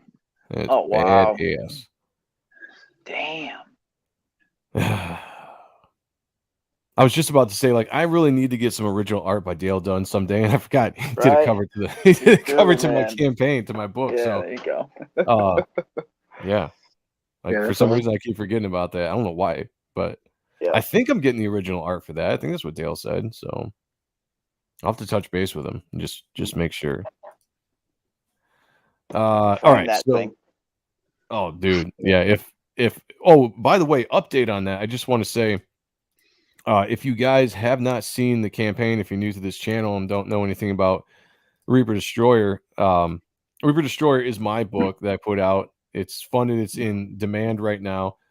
I do have this awesome cover that's coming by Dale Keown, kind of an homage to Pitt. Now, just a little update on this because I haven't had a chance to really hit the updates on the campaign and let everybody know. But I've been talking. So if you don't know, this book is going to be an homage to Pitt #1, which is an extreme face, shot of his face. And I'm going and getting almost all the original people who worked on that book to work on this cover. So I got Dale obviously doing the art. I got Chance Wolf, who designed the Pitt logo, the Splatter Pitt logo. Is going to be doing a mock-up version of Reaper Destroyer for this cover. And then I've been talking to Joe Chiodo to do the colors, who was the guy that did the original colors on Pitt #1. And if you know anything about Joe Chiodo, he does color proofs and he does by hand. So what I'm going to do is I'm going to send him a Xerox version. I'm going to print out a version on 11x17 Bristol board. And I'm going to mail it to Joe, and Joe by hand is going to color this thing just like he did Pitt #1. And then we'll put it in, I'll have somebody, we'll put it into a high res scan and have somebody probably do like color separations and, edit it the way it needs to be for print. But yeah, I'm extremely excited because I'm going to get that back from him and have some Joe Chiodo work in my hand of this color. Yeah, dude. Bro, that's so crazy. Yeah, I'm so excited. So if you guys haven't, please go back this book. It is live on Indiegogo now. Get the Destroyer tier. You get absolutely everything, including that really badass statue we just released. We got a black version and a gray version here. Automatically comes in the Destroyer tier. So, all right, wasn't planning on shilling, but I thought I would real quick because of the Joe Chiodo news. Hey, 32 more of those Destroyer tiers go away. I lose my artwork. Yeah, exactly. We get 60 of those Destroyer tiers sold, and we will be we'll be giving away the Jason Bascom piece that he did for Reaper Destroyer. Astro Zombie said Pitt bootlegs as a stretch goal on Reaper Destroyer. Might get sued on that one. Yeah, thanks. Yeah, he did an awesome job. Like this, one of the highlights of my life is getting a cover by Dale Keown, and then follow that up by getting it colored by Joe Chiodo, who is one of my favorite colorists of all time. Him and Steve Furkow in the 90s were like, that was it. Love those guys, and I can't believe I'm getting them to work on the cover to the book. There you go. Yeah, there's the ash can in my book and Sean's ash can as well. So these two right here will be given away when Sean drops his campaign. The same thing we did for yours. Yeah. On Jeremy's channel. These will be two that somebody will win right here. Look, autograph from Joe. Autograph from Sean. Yeah. One day, maybe those will be worth something. Boom, boom, boom. B-Rose is seriously close to 50K. Let's go. Yeah, we are just knocking on the door at 50K for that campaign. So, and if we do, we'll unveil the next stretch goal we have, which I think everybody's going to really unveil. We're going to unveil it. I think everybody will enjoy that. Fuck this getting comfortable. Glad I finally jumped on to watch. Can you show some of your work? Yeah. Let's look at some Reaper Destroyer art. Yeah. Yeah. All right. Let me just chill. I'll bring this back up real quick and here. If you haven't seen the campaign, this is my book right here. This is the Dale cover. This is my cover. This is a wraparound cover I did for the book. So this is the main cover for the book with my art and the legendary Matt Bat Banning inking did a fantastic job. You can kind of see close-ups here. I do have a link for my campaign in the description below on this video. So if you want to go actually check out this campaign and get higher or closer up looks at this, definitely do it. I did a fantastic job inking this. I can't believe I'm working with some of the guys I'm working with. Got a beautiful variant cover also by Shelby Robertson there. Just knocked it out of the park. This was also anybody that backed within the first 100 got this awesome metal trading card too. by Shelby Robertson. So that's Damn, gonna be very, very cool for people to see. Wait And till these it's, are some interior pages. These interiors are so insane, man. And by the time we go to print, some of the stuff is these were things that we got ready for the campaign. We're still working on everything. Like everything's in motion as we work on this comic. But these were good enough to put up on. Yeah, there'll be on small the campaign tweaks page here and there just to absolutely. make it a little better. Yeah. Yep, absolutely. But this is colored by the great Kyle Ritter. They just did a fantastic job on this. The dude's an absolute legend. Just batting out names. Yeah. This book has serious talent on it, and it's insane that I get to work with the guys. Like it's very humbling, the guys that I brought onto this book. Like they make me look like a damn amateur. I'll say that. This is probably this is my favorite right here. PG right now. This? Yeah. Oh yeah, your most anticipated book? Yeah. Awesome, between Shelby and this, these are the two that I cannot wait for, man. Yeah, this one. I have probably five anticipated books. This is in the top 5 with the others for sure, 100%. I mean, the quality in this book is. I mean, I've seen early stuff, and it's blowing my mind every time he shows me something new. Man. It's like, holy shit. Unveil. And like Joe said, the talent that he has on this book is incredible. Not only do we have his beautiful pencils to look forward to, but we got he's got Matt Bat Banning and Joe Weems on inks, 2 legendary inkers, and like he said, the great Kyle Ritter doing colors. And as you can see, Kyle's killing it on the colors. Yeah. You also got Dan Keown. Yep, that's right. Yeah, going down here, Dan Kemp is doing a lot of the trading cards. Yeah, look at that. That's awesome. Just doing a fantastic job. That's my character Vanessa, one of the big bads in the show. I always do that in the show. We have Booty Juice, Dan Dahl do a card for us, and as well, Chauncey just killed it on this. Chauncey killed it is right, man. Yeah, that is awesome. No, all the artists that you got that like. Not working on the book, but the pieces that you got all just did an amazing job. Rose piece, Chauncey's, everybody's, Bascom's, fucking everybody. So that's just a detour, guys, of letting you know this campaign's still going on. It's gonna be going on for the entire time I'm working on this book. And as B Rose just brought up, if you want to see sneak peeks of me working on this book, I will be giving shots at loose layouts and finished pages and stuff like that to the channel members on this channel that I'm not going to post anywhere else in social media. So if you want to watch me as I work on this, and I'm going to try to even do members only streams where I'll be drawing the book too. If we can get that working, I can get my camera working. So yeah, if you want, become a member of this channel, doing a lot of fun things, including original art giveaways every 4 months. And I'm going to work on something big, hopefully that's in the works. So we'll definitely see. So yeah, that's real quick. Get that destroyer too. What is it about the best channels we? Oh, what is it about the best channels we say hail, hail, hail? That's what's up. Yeah. And I did like this. The unveil delicious. We unveiled it.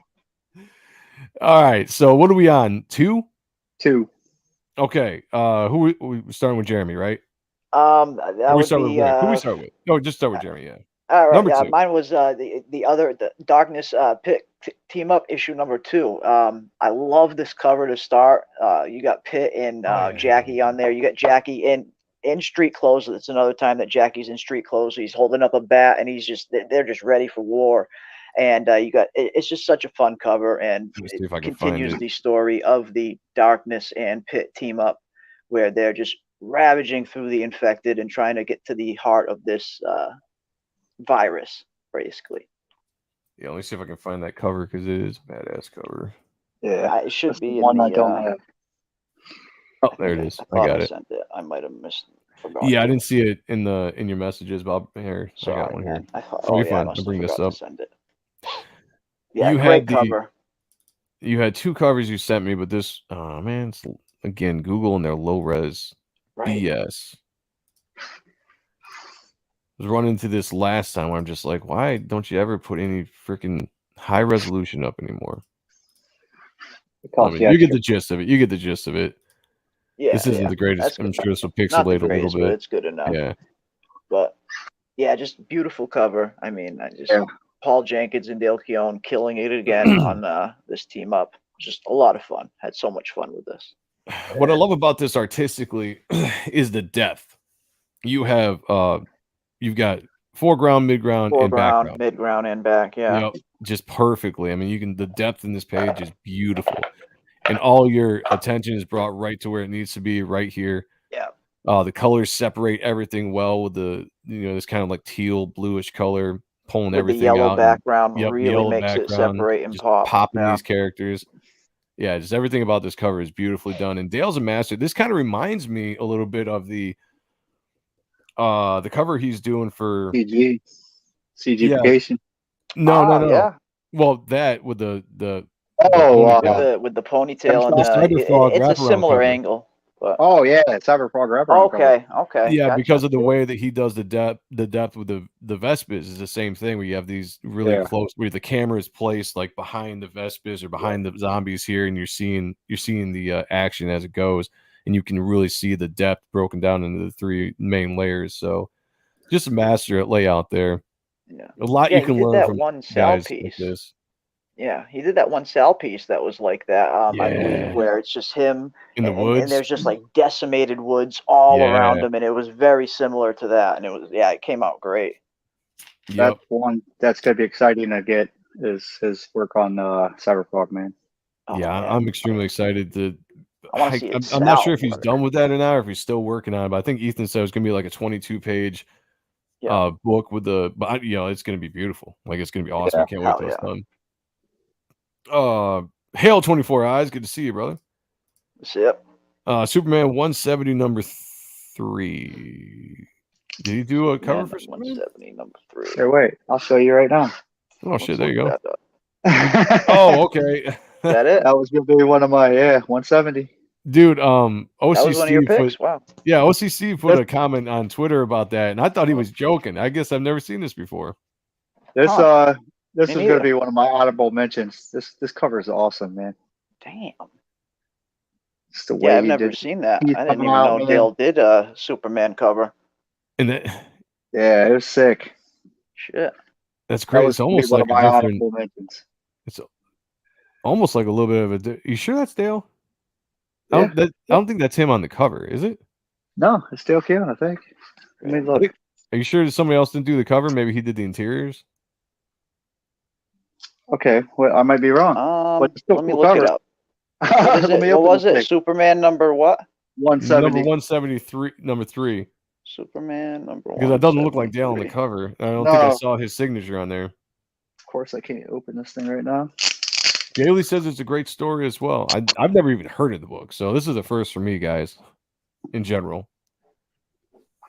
We're about to find out here. I didn't even know he was on a Superman book. Honestly, I don't even know he did anything for DC. Well, no, I take that back. I know he's done some covers with Batman on it and stuff for DC. Yeah, this is He is listed as an artist on it, but I can't. It doesn't say if he's cover or interiors.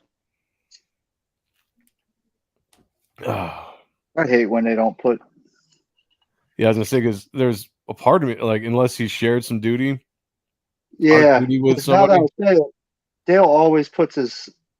Yeah, so he must not have done the covers. There's a lot of artists attached to this project. It says Richard Horry, Tanya Horry, Ed McGuinness, Dale Keown, Richard Starking, and Comic Craft. Okay, so someone else did the cover, and he did a few pages. Okay, he must have done some pages on the inside somewhere. Yeah, that doesn't quite look like a Dale cover. Yeah, I was just about when you first held it up, I was like, it's kind of a different style for Dale, and I was like, wait a minute, let's see if we can find the Dale pages inside. Well, there's McGuinness. Yeah, you can definitely tell that's McGuinness right there. Yeah, flip through that a little bit, man. Let's see if we can find the Dale specific cover or pages. Yeah, because I haven't actually looked at this for a while. I didn't even know I had this. I was just digging through and pulled it out. That's that's McGuinness. I mean, I don't know if that's McGuinness, but that's not. That's not Dale. No. I think Dale, if I'm not mistaken, he's more towards the end. Okay. And he'll be pretty distinct Yeah, he'll we pop should be out able pretty. to see Yeah, him. it'll be. He's got that kind of that look. Dale's art is one of those, like, when you put it up against anybody else in a book, he stands right out. Like, you know, you should I be able want to to tell. say this is Dale. I say That that looks almost looks a little Dale. yeah, the mouths, the way he's drawn the mouth You there, know, that does look a little bit yeah, the Dale. mouth looks a little The pit dripping. like, I wonder who inked him on this. especially the jaw. I'd be interested in seeing who inked him on whatever he did on this, because depending on how Let's see the like color. how Who did the time he colors had too? to do this, and how much time, or like if it was loose, you know, if it was kind of loose and he let the inker kind of finish the lines. The back, our guest penciler did us proud, Dale Keown. The backstory? Well, on the back it says Dale Keown, our guest penciler. So he probably only did some pencils on some of these, and someone must have come along and inked them. Yep, it had to have been, because I saw stuff that looked like it could have been more noticeable. Yeah. If Dale had done it all, it would have been way more noticeable. Yeah. And that was another thing too. Like, still badass though. Yeah, absolutely. I mean, there's some things that Dale did for Marvel that kind of pissed me off when I was excited. I went and bought the book, and then I would look in the credits, and it's like Dale Keown, artist, and then inker. There was like fucking 10 inkers.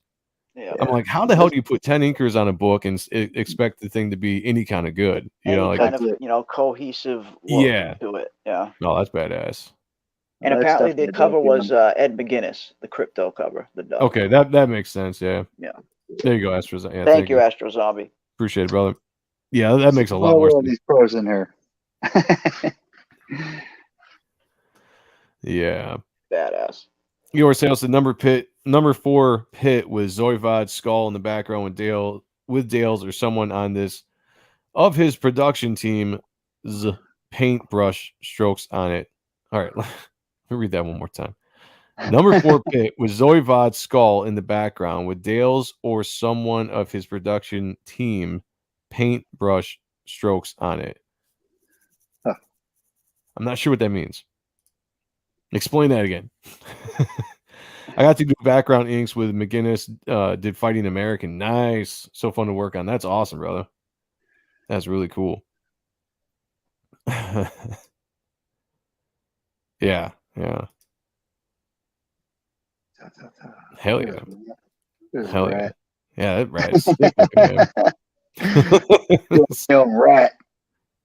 I mean, just look at the Hulk, man. He just owns Hulk. Oh yeah. Like, again, the best Hulk artist ever. You know, he's the only reason I would ever pick up a Hulk book, to be honest with you. Because the character doesn't really do it for me. But yeah, you gotta have Keown when it comes to Hulk. Yeah.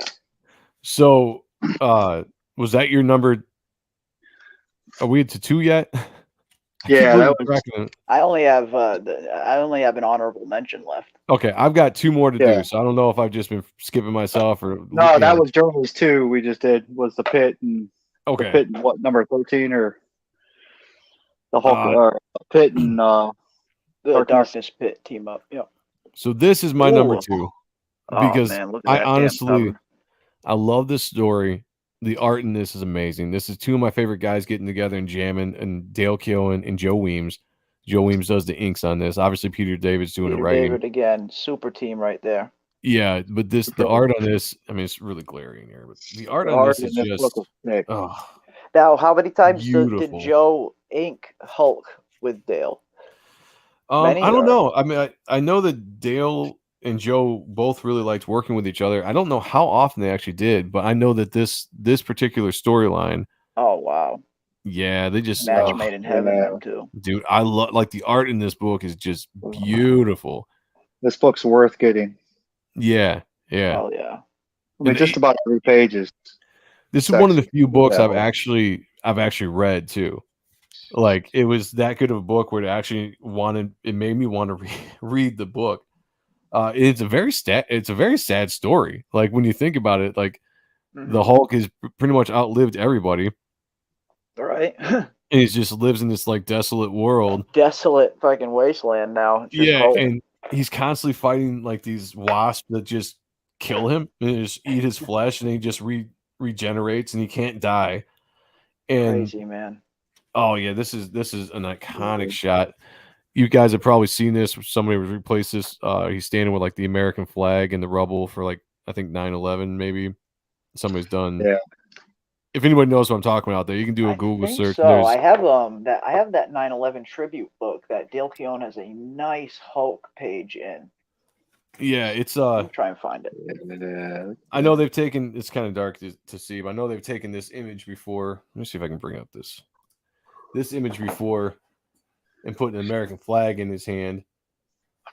And I've seen that like as a poster, but that's just if I can get this to. There we go. The detail in this page is just absolutely beautiful. Like it's just the lighting's great. The way that Joe handles Dale's lines. I've said this before. Like I think Joe Weems is my favorite inker to ink over Dale. Yeah, Dale wasn't inking himself. Hands down. Like this is my favorite team right here. But the way this book ends is just okay. So he finally gets Bruce Banner to go away, and at the end, he's just sitting there, and Bruce Banner disappears. He just says, "Because Hulk is the strongest there is. Hulk is only one there is, and then he's like, Hulk feels cold." That's how it ends. He's just like Hulk feels cold, and the last panel is just him sitting by himself, and he just feels cold. Like it's just like it's the most depressing ending you could ever. It is right. It's like, yeah, you wanted him gone. He's gone. Now you're alone, bro. Yeah, but this by yourself, man. It's an ironic was so ending. well done. Like I hold this in high regard for some of Dale's best work. In my opinion, like I absolutely. It's nice when good story and art come together like that. Yeah. This is a book where like every page has got quality in it, man. Oh yeah, hands down. Yeah, there you go. You got a good resolution there. Yeah, every page has got something just sick. Hulk lurking. This is definitely Hail Luke. Yeah, statue was made of that. That's for sure. Yeah, that's awesome. Yeah, great cover too. Yeah, so I mean that's it. If it wasn't for the next book that's gonna be my number one, this would probably be my number one. But I think we all know what my number one's going to be. Oh yeah. I think Dennis and Maestro go good together. Yeah, for sure. Kind of story. Eeyore's got 10 copies of the Batman Dark Knight 3 image signed. Very cool. Wow. Very nice. Cool. Hit me up on Twitter, buddy. All right, we're gonna hit our number ones. I think Jeremy's already done his number one apparently, but we'll do whatever. Just because I had the Darkness 1, 2, and 3 rolled up. So, okay. But yeah, I still have one more to mention. So yep, go ahead. Let's cover that, and we'll just. All right. My honorable mention was going to be Hulk: The End. I believe it was mentioned in the chat earlier too. It was someone's favorite, and this was it was a fun story. Seeing Hulk and seeing Bruce Hulk and thrust into the future like that. It was good, and of course the art was phenomenal. Yeah, it was one book I was looking for. I could not find one. Oh yeah. Colorist. Who's the colorist? Oh no shit! Look at that. Weems. Avalon Studios and Dan Kemp. Oh. Yeah. Wow. Awesome. No shit. That's awesome. I guess I never really looked at that before. Reaper Destroyer. Get it now. Yeah. Hell yeah. Telling you guys, I bring in only the best for this book. World class. I want to make sure that when you guys read this book, you're going to be blown away artistically, and then hopefully the story keeps you there. Yeah. Joe, don't fuck around, man. You got to buy back that book now. That way he don't go homeless. That's true. That is very true. Artists ain't cheap. Yeah, making a comic book isn't cheap. It's insane. It's insane how expensive making a comic book is. Like ridiculous. Especially this high quality and the caliber of art you got, man. Yeah, hands down. It's a no-brainer for me to push this book. It's something I can honestly push without feeling guilty that I pushed something shit. This is well, I appreciate it. It's something that you would walk past back in the day on the shelf and you would pick it up immediately, in my opinion. Yeah, that's what I'm going. That's absolutely what I'm going for. Yep. I mean, I got a lot of Image books. They're not all the best. This blows most of them out of the water, if not all of them, in my opinion. Other than something like a Pit or something of that nature. I mean, nothing not knocking all the other ones, but the page quality is awesome on this book, man. Thank you, man. Putting a lot of work into it, and a lot of big names, and not just because they're big names, but just if anybody knows me, you follow this channel, or if you're new to this channel, you know that I'm working with guys that I grew up absolutely idolizing, and that's the reason why I brought them onto my book. Not necessarily because they had a name on the industry or anything like that, but because I've wanted to work with these guys since I was a kid. And, now I'm finally getting a chance to fulfill a dream and put a book out with some of my favorite artists, inkers of all time working on it. So yeah, the entire thing is an absolute dream come true. So it's going to look the best it absolutely can when it actually gets in your hands and you read it. So definitely back it if you haven't. Let people know about it, share it on social media. It's going to be up for a while, so you got time, but get that Destroyer tier for sure. At least pass that link around or promote it if you can. Save up and buy that Destroyer tier is what I can say. That's the one. Nobody in this chat's ever heard me push another big tier. This is the only big tier I've ever pushed, just solely because no matter how much we had to beat Joe down from add more shit in, you're gonna get more in this $200 tier than any other fucking campaign. I'm telling you right now. There's no other campaign. It's at a $300 value right now for the $200 price tag. Which and then he threw in the statue. Yeah, you get the statue. It's ridiculous. Yeah, it's a great deal. It's a great deal to the point where I might have screwed myself a little financially with the amount of stuff I'm putting into it, but it's all good. I want to make sure the backers of that get what they pay for, and they're going to get what they pay for and more. That's 100% for sure. Let's get this to 70,000, guys. No, let's do it. Let's do it. Come on, don't make me wrong. Yeah, that's right. Yeah. You've been preaching that for a while. Yeah, don't make it wrong. I'll fucking get a loan if I have to make sure this gets to 30,000. Astro Zombie said back in the Destroyer tier was a no-brainer. Yeah, thank you, brother. I appreciate it. Yeah. Awesome. Absolutely. And honestly, if you can afford the art tier, man, for $1,000, that's another no-brainer. A chance to get Joe's pencils in either Bat or Weems inks, no-brainer on a quality book. The two tiers I push the most right there. Yeah. I think Joe's art's going to be worth a lot in the future and in the coming years, because I really think he's on the way up. So yeah, if you can get some original art at that cheap of a price now, that's going to be something in the future, I think. Yeah, thank you guys. I appreciate it. Eeyore's Lost Tale says, and everyone bitched how slow Pitt was to come out. Who knew you would say he is a fast artist now? Backhand slap to them all. Yeah, I think he's a fast artist. I mean, he can pump stuff out when he's got a deadline. I think the problem was when you're a young man, right, and you come into a lot of money on your art, sometimes the discipline isn't there to, especially when you don't have editors and you don't have a company breathing down your neck saying you got to get it out at this point. Give me that deadline. Give me that deadline. Yeah, stuff happens. And I think that's kind of what happened with a lot of the Image guys. The reason why you had so many late missed deadlines back in the day is you didn't have people really like reining them in, and it's just. And they were producing great art that they didn't want to just whip out and whip through, overnight. So, yeah. Plus, too, they had so much money in the beginning that you kind of got a little happy, man, and maybe went a little slower because you were too busy celebrating your big paycheck in the beginning. I'll tell you what, some of the numbers they were throwing around there I think Dale said like the first check he got was like an $800,000 check or something like that.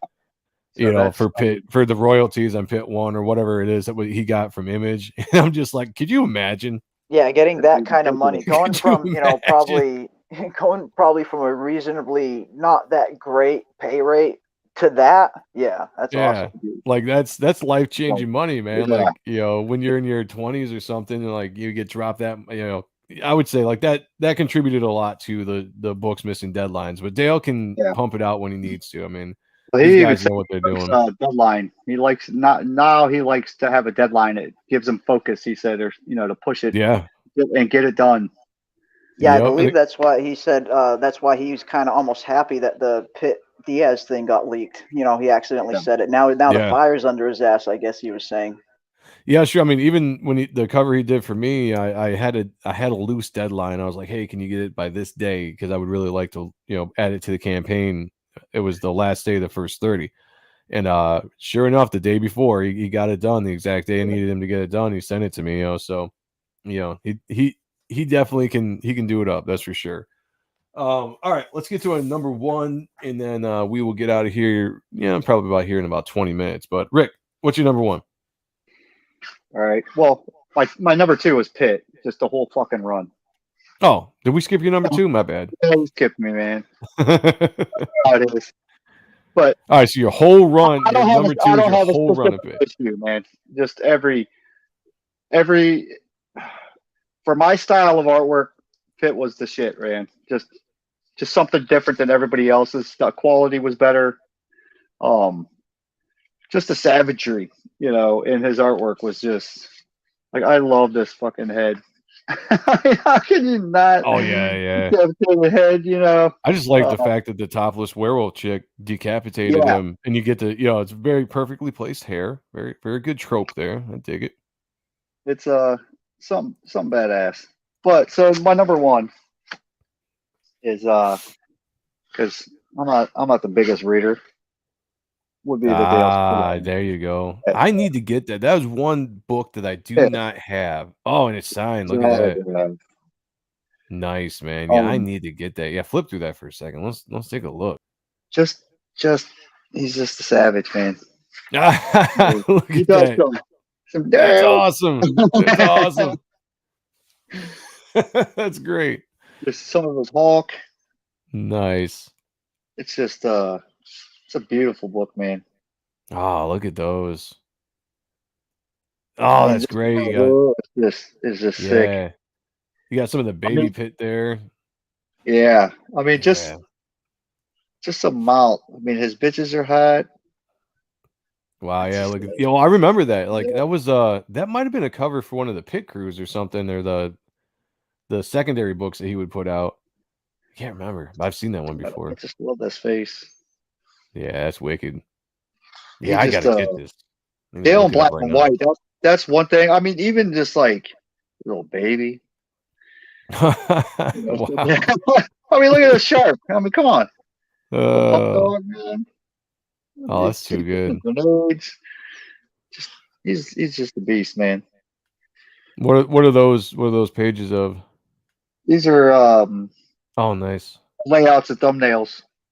Nice. For taking Creed and Pitt. That's crazy. Look at that. Wow. Yeah, he's just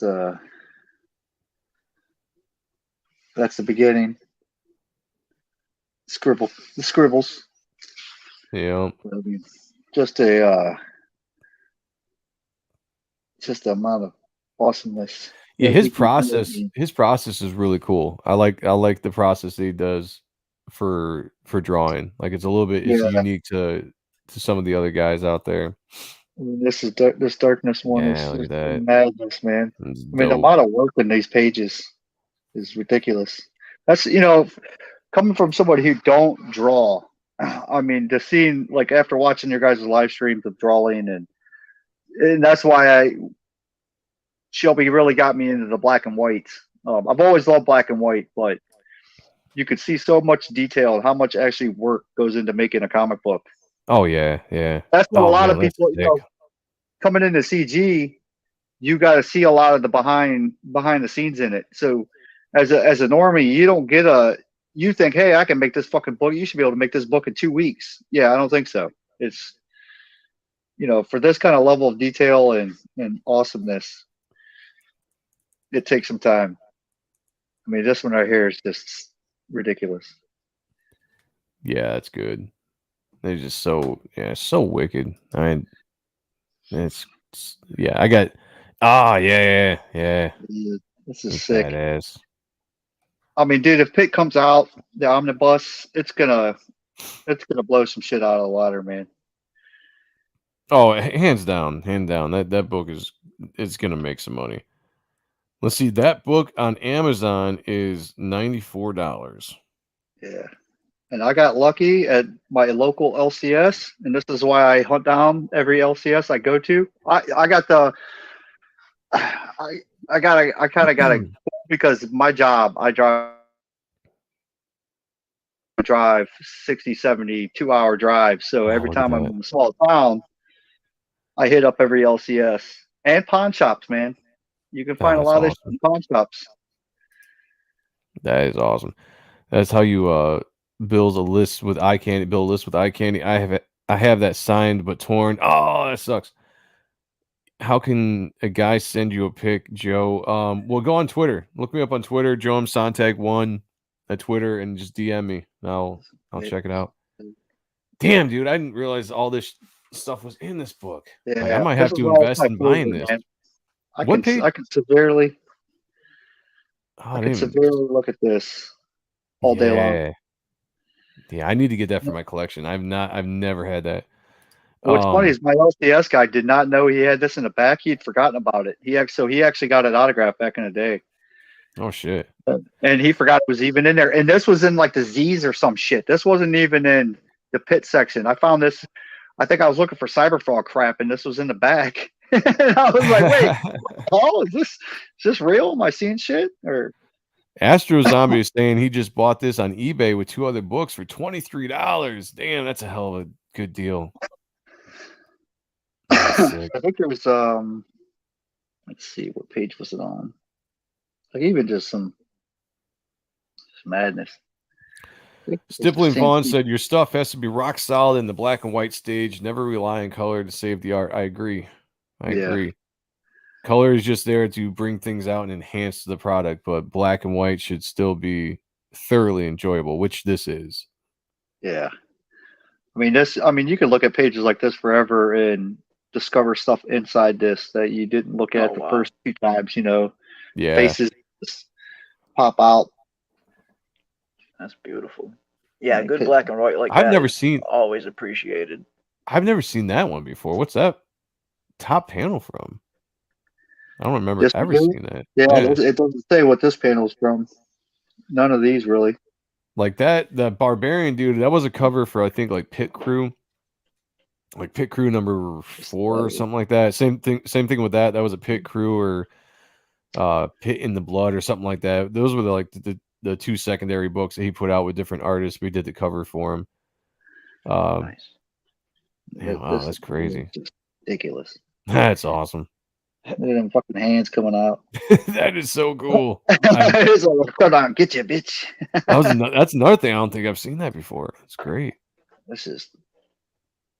Yeah, one of the few pictures of Pitt wearing boots. Yeah. Like you didn't see him wearing boots very often. Like it's very odd to see him in boots. It's very odd to see him in boots. I don't know who that chick is, but she's hot. Yeah. That's what they. Wow. Yeah, I got some of the line art from Biogenesis #1. Oh, okay. Unpublished. That's what that was. But I mean, look at that hand. Yeah, the chick is wicked in general. Yeah, that hand is just Dale does draw the best monster hands. The best big giant hands and claws around I've ever seen, without a doubt. Yeah, for sure. Wow, look at that. It's just madness. That's why this is gorgeous, favorite, man. I don't need words to entertain me. I could just sit here and stare. Yeah, exactly. That's why I love this channel. Appreciating comic book art. Because I don't need story. Most of the time, just give me beautiful art to look at.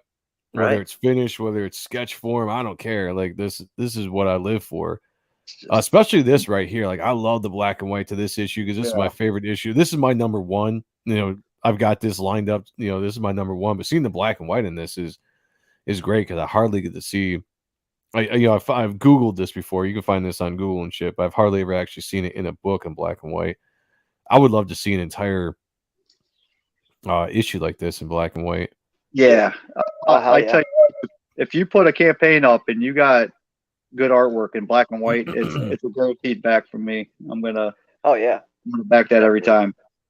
Absolute was great. I mean, the black and white version of Joe Ball's Death looks phenomenal. A lot of people are backing that as well. Dude, the manga black and white will do good. That's one book too. I recommend getting all 3 books. Yep.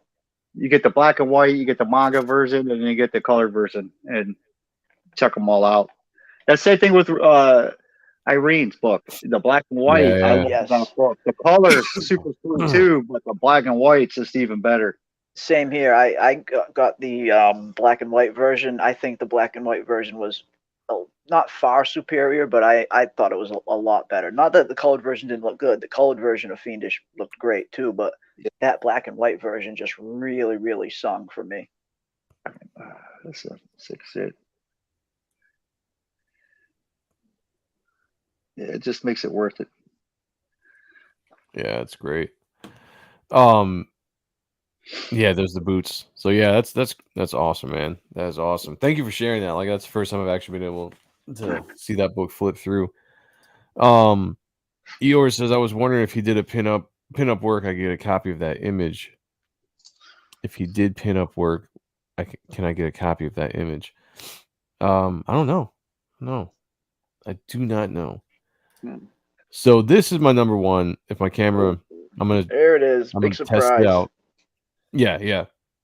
Big surprise that this is my number one. I mean, this book, like we were talking about before, is just straight up beautiful, iconic. You know, again, colors by Joe Chiodo, heavily inked by Dale Keown. Some of my very favorite work. Yeah, this is gonna. I mean, the colors in this book are just amazing. Yeah, I'm gonna bring up bricks. There you go. There we go. Yeah, the colors. Joe Chiodo again. Like I said, the original colors for this book also going to be coloring the homage cover to Reaper Destroyer over Dale's work. And he's going to be. I told him I was like, I want you to bring that '90s vibe palette that you had, you know, and like bring it on. Yeah. So I'm really excited to see what he's going to do with this. But yeah, this book was life changing to me. Still is. This is my very favorite. Not only is this my favorite Dale Keown book, this is my favorite comic book of all time. No, like hands down. Hands down, if somebody was to ask me what my favorite book was, without a doubt, without hesitation, I say Pit number one above everything I've ever read. Pit number one is my favorite book of all time. Great. I'm gonna have to add this one thing: the panel layouts between a color and this, this flat paper. Yes, I don't know what you call it, but man, that just makes you don't have to do everything in glossy. It just no. Like I love the Give I me love some the feel matte of this any paper. day. Yeah. I mean, look how it makes the pinks and purples pop out. It's just it's I feel amazing. Like it holds the ink better. Yeah, there's a part of me that when I go to when Reaper Destroyer gets ready to go to print, I'm going to get a bunch of different proofs done, physical proofs, and I want to have versions done, and I'm interested in doing and try the matte. Yes, I'm interested in doing like a matte kind of paper just to see how it feels, how it looks, because the early image books all had this kind of paper. And it's quality paper, it's thicker than the newsprint. Yeah. It was matte. I thought the colors really popped on it. Not cheap. It's not too thin, but it's thick enough to where it's just. And these, I've got so many different copies of these, but these are all in good conditions, and I've read these books to death. Yeah. And part of it is, I take care of my comics when I read, but still, like the wear and tear on this paper, like this was quality paper for back in the day. There was no doubt about it. Yeah, look at those colors. I like the panel layouts in this book, the bubbles, just this book is definitely, like Joe said, this is probably one of my all-time favorite books of all time. Just this is my kind of artwork, man. This brutality, this savagery, just the mean grittiness. Astro Zombie said, I prefer matte paper. One of the good things DC is doing recently is the matte paper. And that's true. I keep forgetting, like it's been a second since I've gone to the LCS, but the last thing out of DC that I was getting was the Batman run by James Tynion. And that was matte paper. And I like that. And again, when I get a proof for my book, I'm going to get a version of the book with matte paper and a version of the book with glossy paper. And I just want to see the difference between the two. But you know me, I love floppy books. I love the old school kind of just way of doing stuff. And I want to make sure that the book I put out is going to look the best it absolutely can. And if glossy is not the way to go, then I will go in a different direction. But I'm going to get physical proofs and make sure I can feel it in my hands and just look at it and smell it. That's it, man. I mean, nothing, floppies are the way to go, man. Everybody wants to do the new style, score perfect bound and all that shit. But I mean, I got perfect bound. Like, I don't even want to open them because I know what's gonna happen. All this is gonna get fucked up immediately. Yeah, the spine. Yep, you're gonna get that crease right there. I want to be able to do that. And just exactly flat, man. And that's what I've been trying to tell people since I got here. It's just like, yes, the perfect bound stuff gives a kind of like a prestige feel to it. I get it, the look of it, the feel of it, but the floppies, the quality of it, you'll be able to see more art. You're not going to get the crease in the book like a perfect bound will, because you can only open up those perfect bounds so far. I'll get $100 book and I'll still do this to it. I don't give a shit. I don't buy books for money, man. I buy them to read. Yeah. I'll take care of it a little bit more. I was just going to say, yeah, like I take care of my books. I'll never sell my books, but the perfect bound, you ain't doing this. You ain't getting it flat on the table, man. It's gonna, especially if it's a rare print or something, you're gonna fuck it all up. And then they say one day you do have to sell it, the value goes down. So split your book up into some floppies. Well, and I think too, perfect bounds they're glued. If I think. Let me see. A lot of them are, yeah. And that's the issue I just had with this one, where all of a sudden the papers are falling out, because I've read it enough times. Yeah. And you get trades because you're supposed to save the floppies, but the trades almost seem like they wear out faster, and this glue on this will break, and now all of a sudden the binders break, and I've got pages falling out of this, So yeah, floppies are the way to go. Yeah. I mean, if you're gonna like get an omnibus or something that you're gonna not give a shit about and you're just reading it, that's fine. But if you're getting it for the artwork, nothing beats an old school floppy, man. Hands down. I'll take a beater copy. Like, I got a few, Hulk beater copies that I will bust out to look at, and I got a few that are like near mint that, okay, I'll keep those ones out, but I'll find another one like this one. Yeah, it's a little beat up and shit. So, but hell, I've had this one forever. I do the same thing. I've got some early Image books, or even some of the X-Men books that Jim Lee did, where I've got an X-Men #1 that is worn to hell. It's not ripped, but it's definitely worn. And I've got another one that Jim Lee signed that I just kind of keep in its bag and I never touch, just for reading. Yeah, look at that. Look at that. For $6, I got the Keown. No shit. And Keown is one of the easiest to like double check to make sure it's real, because that's good stuff. And if you take that, I've got like a clear one that's over, and you can lay it right on top of there, and it's almost perfect, because just the way he did his signature is his very unique signature. Yeah, I will be getting me a 9.8 one of these here relatively soon. Hell yeah, dude! Now we're talking. Jay Lee said, here's the question: Are you buying comics to enjoy and read, or to make money? If money buy two. Hold on a second. And read, or to make money if money buy two, put one away, and enjoy the other. Okay. Commas help me out quite a bit. I'm just saying. I buy comics just to enjoy. Yeah. I don't care if they go up in value or drop in value. Like, I'm never selling my collection. My kids can inherit it and they can do whatever they want with it when I'm gone. But like, everything I've got since the time I was a kid, I've never sold a comic book. Never. Yeah, I don't resell a whole lot of comics. Most of the comics I buy, I just keep. When I'm done reading them, throw them in a bag and board, throw them in a long box, maybe revisit them again. But I've sold a few over the years, but yeah, the majority I keep.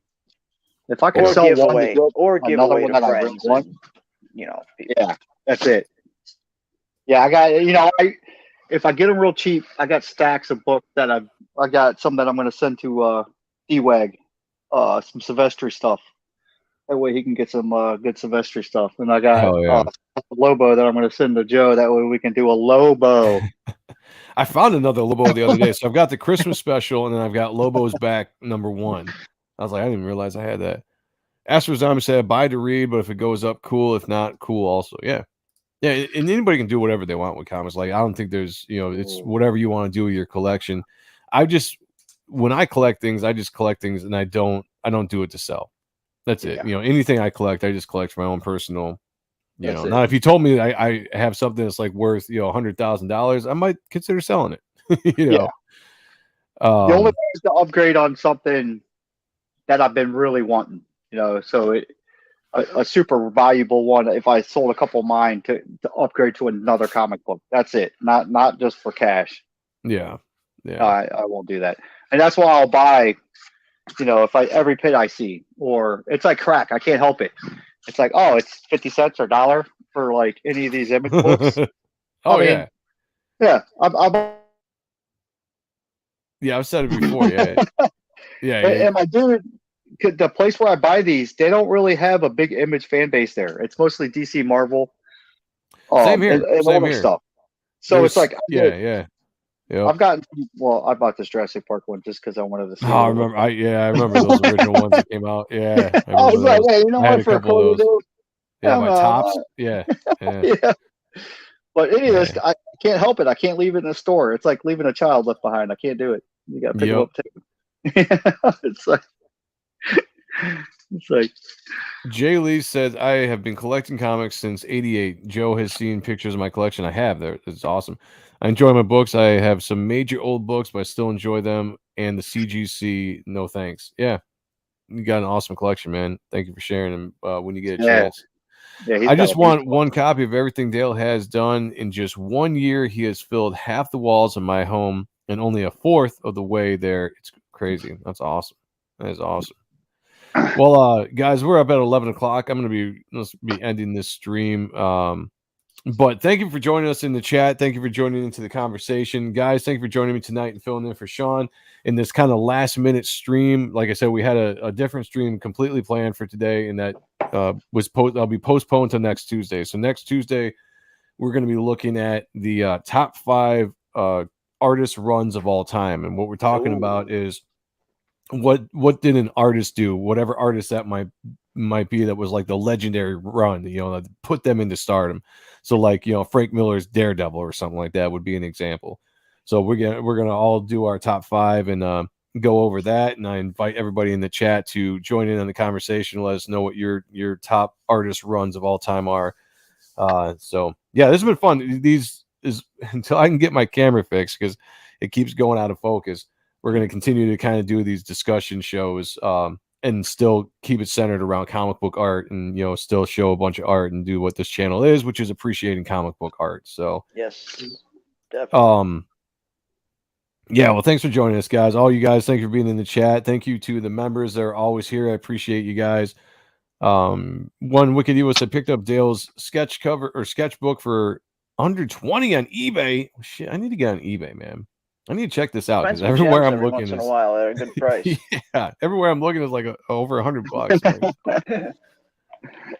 Sorry for all the spam. Great show. No, you're fine, man. Appreciate it. Thank you for being part of the chat. Love it. Especially, I think Joe's a little bit like me when it comes to this, especially when it comes to episodes like this, streams like this, when we're really getting into actual comic books and talking comic book art. Because sometimes, we'll get up here and whether we're a shill stream or we're trying to sell a book, or we're just up here shooting the shit and not even, just not really talking a whole lot of actual comics, but stuff like this, when we're actually really going in depth on comic stuff, I think the more questions like that from the chat, the better, man. So thank you. I love the interaction. I mean, and that's what this channel is about. We specialize on my channel. It's mostly about comic book art, and that's where I want to really put my focus with on this channel, is looking at comic book art.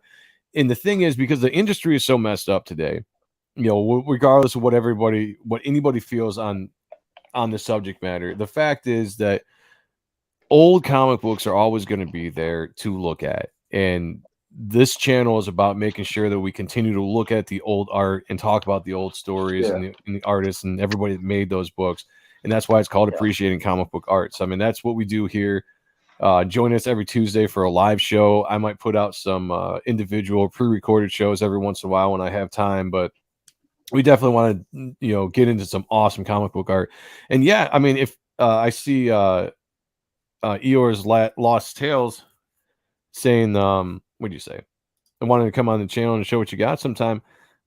I'm down for having guests on to show some collections, and just if we can work out the timing, work out the schedule, hit me up. We can figure something out, because I love to see people's love of art. I love the conversation in the chat. Yeah. We can just all connect over these books, these great stories that were told, these great masterpieces of art that was put down and will always be there. So that's the main thing I love about this. I look forward to Tuesdays. Like, this is my favorite show. I love doing this. It's even crazier when we're looking at art from someone like Keown or Roquefort or any of the other legends that are here. Like, it's just even crazier now that we've known them and have become kind of friends with some of them. It's crazy. Yeah. Hail Atomic Art. Good to see you, brother. One Wicked Evil said, I thought I was the only one that picked up multiple copies of the same book. Nope, you are at home here, brother. That is for sure. Like, you should see my collection. I got so many multiples.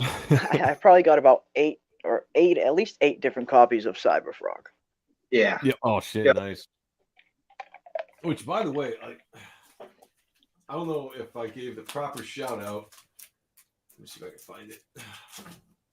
Yeah, I'd like to do a Cyberfrog stream one day. It'd be awesome. Yeah, we should, because I've got the warts and all on the bus and everything. Nice. A proper shout out to when I was down in Chicago for Fan Expo a couple weekends ago. I ran into some guys. One of them being Admiral Wackass came, and he gave me these Cyberfrog comics from Harris. Oh, old school Harris Comics Cyberfrog. Yeah, and I love the 90s version of the frog. I love the current version. Now he's kind of modernized them as well, but the 90s version is still my favorite. That's why I grabbed the 90s figure. Yeah. Yeah, I think I got, I can't remember if I got the 90s one too. I got multiple figures. I can't remember offhand now, but I know I got the current. I think I got the 90s as well. Awesome. But yeah, he just asked me, he was like, hey, do you have any of the 90s Cyberfrog? And I was like, you know what? I don't think I do. That stuff is rare and expensive these days. Yeah, he showed up the next day and he brought me these. I was like, hell yeah, dude. Thank you so much. Like, that's awesome. I paid up to $55 for one of them. Wow. Yeah, and, I've got some old Black Flag too. Yeah. Yep. Oh yeah, Black Flag. Yeah, I've got all the I've at least got the first few Black Flags that were put out. A couple of the variant covers they did as well, because that's shit that came out in my era, and yeah, it's good stuff. But yeah, this is what the channel is for, guys. So I mean, definitely subscribe to this channel, hit the like button, hit the bell for notifications if you want to be a part of the live show and join in here. Become a member to the channel. Like I said, we're giving free art giveaways every 4 months, including sneak peeks at the working on as me working on Reaper Destroyer as I go along. So yeah, look at that. Yeah, that's the McFarlane inked cover, right? Yeah. Yeah. Old school Black Flag. Yep. McFarlane. So crazy, man. I love this old stuff. Yeah, that was great. Yeah, I've got that one. I've got the one where it's the wraparound one. Oh, yep. It's because this is Image, and then the other one is Maximum Press. Mm-hmm. So yeah, I forgot this one was actually Image, and that one was the Maximum Press. But yeah, I love this stuff. Love it. Good stuff. That's so cool about this. Thank you, Tommy. Channel is you get a show and people get to see different stuff that you might not have got to see before. Yeah. Because there's a lot of new people, especially me, that didn't grow up necessarily reading comic books because I was cool. So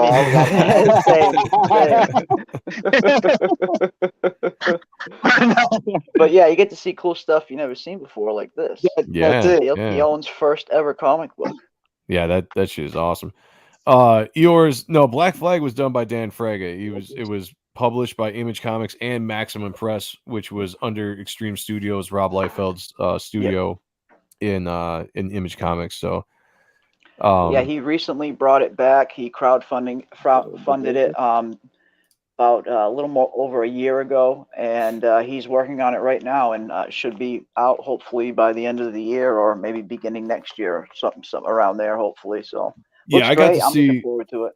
I got to see one of his finished pages, like right before Reaper Destroyer launch. I was talking to him, nice, and we were texting back and forth because I'd send him pages and stuff like that, and just get his take on things. Yeah, he's great at stuff like that, man. Yeah. So he'd also give me great feedback, and he shared one of the pages he was working on. I was like, dude, I was like, fuck. I was like, this is dope, man. When this book comes out, it's like it's the best work I've seen him put out. Blow people away. The amount of detail that he shoved in there, and the way that Yaki can kind of get in there, drop those colors in, and really get that separation. So you can there's never a point that I've seen in any of the new Black Flag art where you kind of lose focus. There's a ton of detail, but you can tell exactly what's going on. Yeah, people are going to be blown away by that. I'm telling you, I think that's going to be one that was going to be worth the wait. I was just going to say it's going to be worth the wait. Yeah, it's been a long wait, but I definitely think it's going to be worth the wait. And it's the same thing with some of these books that have just been longer. Like Dan's had a lot of personal shit too, between then and now, like some rough stuff. So totally understand. Yeah, that's true. That's true. Yep. Life happens. Sometimes things just don't work out the way it can, but you got to keep on supporting independent creators, and we're getting the best work from people. And that's the thing about crowdfunding comics that's different than the industry, is you have the ability as a creator to put your all into a book. So yeah, it might take longer for the book to get out, but quality wise is going to be untouched when it actually hits. I mean, we're going to see that Wreck Planet come out here pretty soon that we've been waiting for, and that book is going to be off the hook, fucking just beautiful art, so well worth the wait, in my opinion, on some of this stuff. Oh, hey, Hail Survive Infinity 0088. Good to see you, brother. Good to see you. What is up? Always good to see Survive Infinity. Yeah, thank you for joining the show. We are getting ready. Oh, we got Courtney in the house too. Hail, sup everyone, sup to you. I got some more people jumping in now, right when we're getting ready to sign off. Start over. But yeah, I highly, if you get the chance, go back to the beginning of the show and check it out. We looked at our top 5 Dale Keown books in our opinion. It was a fun stream looking at all that stuff. I always like looking at Dale's art. Hands down. We got Snake Dog in the house as well. Hail. What's up, Snake Dog? The winner of the glorious John Malin art and the ton of stuff that went with it. He got about every single Graveyard Shift book, every single supplemental, every trading card. Just nuts. Malin, if you're out there, salute to the coach. Absolutely. That was a boss moment right there. We got Peter Orchard Studios in the house. Hail, Peter. So what's up, everyone? The one man got Agent Cub in the house as well. What is up, Agent Cub? At? There you are. What's going on, brother? Good to see you. He's like, I'm here. See, yeah, we got everybody streaming. I know everybody's streaming right now, so I do definitely appreciate the people that have been here the entire time and people that popped in from time to time as well. I appreciate any time you give to this channel and anytime you give to the live streams. Thank you very much. Thank you. And if you get a chance, please go back and watch this from the beginning, because I think we covered some really cool books, some really cool art. And let us know in the comments what you thought. Join in on the conversation. It doesn't have to end since the stream's ending. You can comment any time you want on this video, and I will join you in conversation down there. If you have your top 5, or if you have let us know your top 5. Well. Yeah. That's for sure.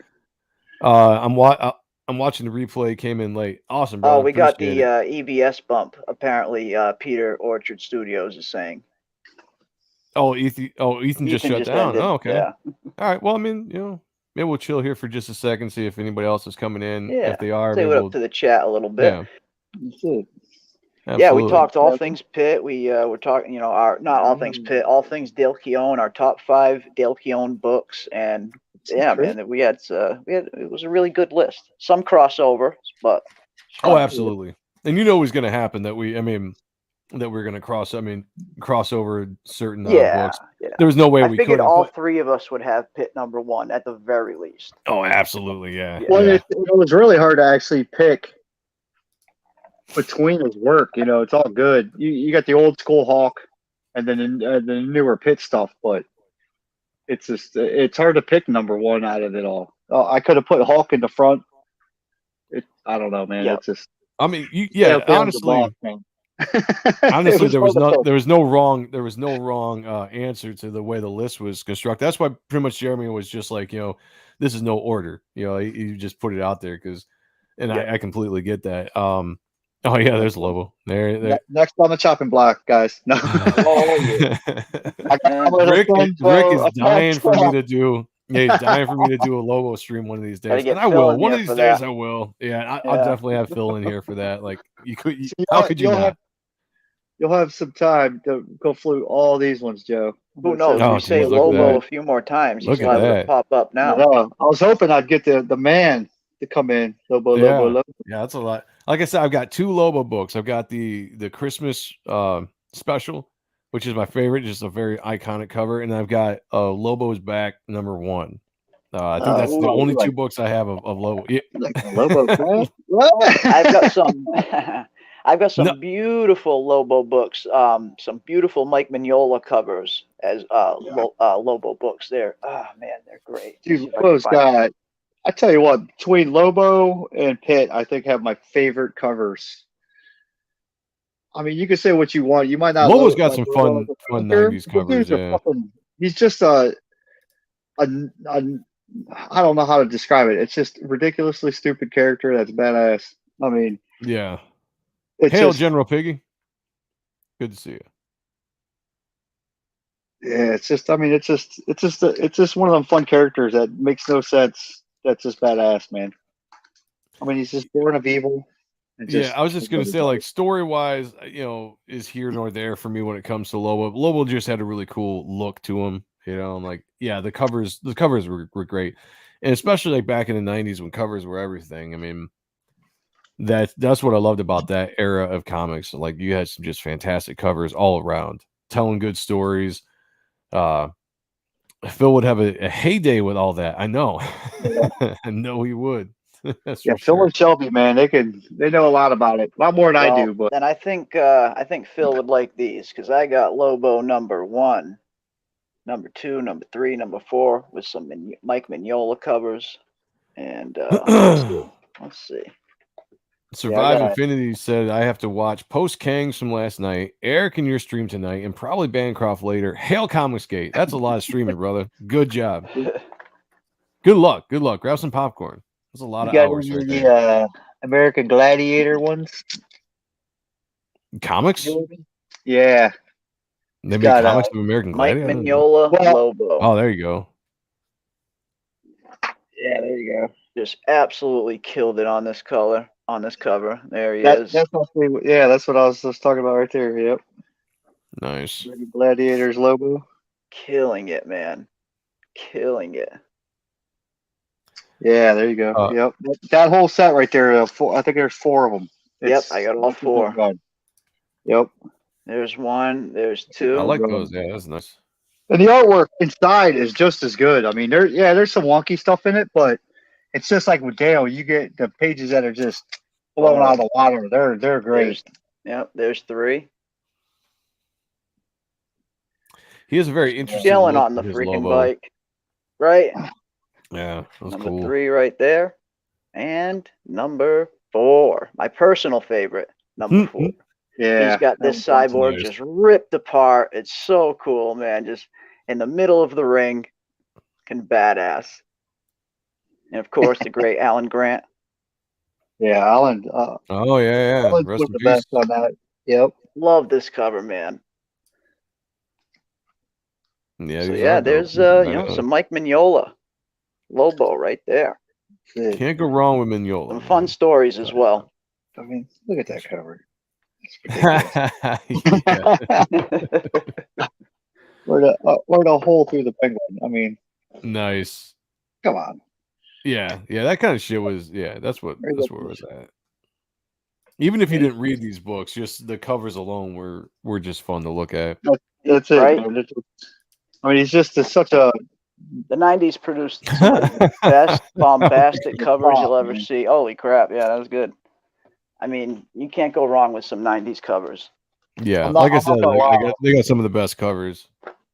I probably bought every Hit or Lobo comic book in Northeastern Ohio. That's why I bought so many. I mean, it's just, you've got some good.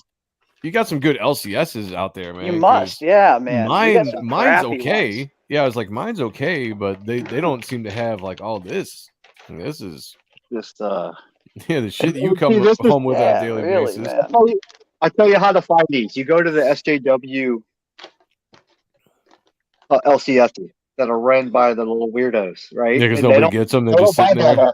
Yeah, they just get that new wacky freaking. It's probably a good philosophy. Courtney This says is you can't go wrong with the 90s, in my opinion, all around. Yeah. Even through the 90s were a little better. Even though the 80s, sorry, were a little better. Yeah, 80s, 90s, yeah, like that whole kind of era of covers were fantastic. Books and Well, everything. each era has its own style, I would say. 90s just was the over the top, just ridiculous, stupid Yeah, muscles, stupid guns, just good ridiculous. stuff. Yeah, the Only stuff the that I best like. kind. Only the best kind of stuff. That's why I said, like, repeatedly, like I grew up in the best era for reading comics, as a teenager. Well, no, As this period was awesome. Music. I mean, what do yeah. you Well, yeah, put that too. Like, public radio channel? What do you hear? Probably 90s music. oh yeah. Old Friggin' classic. the 90s in general, pop culture, entertainment, whether it's music, whether it's comics, all that, movies, like there was some very fun, innovative creativity going on in the 90s. There was a lot of new stuff happening. That's why, like, I hold up the 90s in great regard for that reason. Above any other decade for creativity. And just, I mean, you think of the movies back then too. I mean, the advances in technology that we had in the 90s, the jumps that you got to see, groundbreaking movies like the T2 and Jurassic Park and stuff like that when it came to special effects. The 90s were an era where it was like, let's just see what works. Like, we're gonna throw a bunch of shit at the wall and see what sticks, and there was a lot of cool stuff that stuck, like you got a lot of variety, not like today where everything's watered down, very formulated in the movie industry. The creativity is kind of out the window.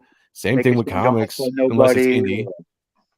Unless it's indie stuff. I mean, that's why I love about the indies right now. Like, kind of gives me that feel and vibe of growing up and being excited about stuff again. Having some balls, just putting out something that's badass. Yeah. That's what draws me into CG, man. Is just guys who don't give a fuck and are going to put their book out. If it offends you, don't buy it. I mean, that's the old school way. Hey, if you don't like something, don't fucking watch it. Don't listen to it. Nah, we just got to cry and bitch. And like, mainstream's so destroyed now that I just don't even give a shit about talking about it most of the time anymore. I'd rather focus my energy on more positive stuff. And CG, that's why I don't mind supporting as many CG artists as I can, because this is our Wild West days, It's oh yeah. Well, that's why on this channel, like, I prefer to focus on things 20 years ago, 20, 30 years ago than current stuff in the industry. Yeah. Like Courtney said, she said that's when everything ended, in my opinion, after 2000. Yeah, absolutely. Yeah, there was a big shift there after that. Some did, but I mean, don't get me wrong. There's been some really even good today, books. they're few and far between, but a good book comes out. Not everything is trash. Yeah, not everything is trash. There's some good stuff out there for sure. But when you had an industry that was pumping out consistently good stuff across the board, and you're talking about the competition between Marvel and DC, Image Comics, and then the indie scene on top of that, are pumping out some really awesome stuff and stuff. Yeah, like that was what was great. Like the competition back then was breeding awesome characters, great art, all this kind of stuff. And for some reason that changed after 2000. Like it started with like the bubble bursting, and everything was affected, and Marvel goes into bankruptcy. Image completely changes their style, which hurt, I think, the industry quite a bit. Jim Lee selling his company and going to DC. Liefeld being kicked out of Image or leaving Image, however you want to state it. Like there was a lot of things that happened, and just the industry suffered and never bounced back. And now you're stuck with come around. It's been happening since the early, since it first came around, and I imagine it's going to continue to happen till long after we're gone. Hopefully, as long as comics remain. But now's the time to really, we're in a little bit of an ebb as far as the mainstream goes. There's not a whole lot of great stuff coming out, not like Joe said, not like it was in the 90s and stuff like that. But now's the time to really discover those indie titles and look at all these awesome books that are creators and all of these creators that are doing indie books. So it's a lot of good stuff to look forward to. And like Courtney said, everything became run by the PC police, and that happened, and it, unfortunately, it is what it is now, which is, I've said this before, I'm divorced from the mainstream, so anything they do now, it doesn't affect me like it did a couple years ago. because there's so much fun stuff to look back from the time that we grew up, farther back, that you can really enjoy. And now that the indie scene is really thriving, I mean, we're talking about, the indie scene in general, but like in Comicsgate, you've got very talented people now. Like the amount of talent that's out there is it's not just a bunch of amateurs putting stuff together and having it look very amateur. Like, you're getting some professional looking books coming out, and people cutting their teeth on story and whatever. I mean, but whatever, there's stuff that rivals the stuff that's going on in the mainstream that can be just as entertaining. And this is where the energy is and excitement, in my opinion, and I'm excited to be a part of it right now. Yeah. Same. Yeah. And there's something here for literally everyone, whatever type of story, whatever kind of thing you're looking for, whether it's action, suspense, horror, thriller, anything, you'll find it here. There's everything here. Yeah. And whatever the Lucent is. Yeah. Whatever the hell that shit is. You got great artists like Rob. I mean, yes, Rob is the best artist. Rob Arnold out there tearing it fantastic artist. Best songs from the 90s. Man, is the competition level. Because now that, I mean, it keeps, the bar keeps raising. So it's like, when you bring your book out, you better be ready to play. Yeah. I mean, and you can't cry if you bring out a shit, make as much money. I mean, you really gotta be putting your best effort into this, man. And no matter what your art style is, you gotta come out and promote, and it's a whole different ball game. CG is, it's not like you don't have the big two on your back promoting your shit anymore. It's you're a one-man army. You gotta get out there, and like Joe, man, he's been pumping this book for almost 3 years now, 2 years, plus? 2 years, about 2 years. Yeah, like I started kind of talking about it. 2020, I think, maybe. Like when I just kind of started hinting that I was going to be working on something, and I originally was trying to get it come out last year, but a lot of things happened with certain stuff, so that's where we are today. But yeah, it's. And now look at you! You're a full-blown comic book artist. Now I'm a full-blown comic book creator. It's crazy. With the greatest tier to ever exist in CG. That's right. The Destroyer tier. Get you everything on the campaign. Everything for $200, a $300 value. $300 value. Basically, a subscription tier to the entire campaign. Anything that's on that campaign page, you will get if you back the Destroyer tier. And anything that Joe adds to the campaign in the future, you'll also get for free. It's an incredible deal. You're getting way more than $200 worth of stuff. Yeah, it's our future tier right there, including the full foil ash can, which is something I haven't been talking about lately. I was just going to mention that.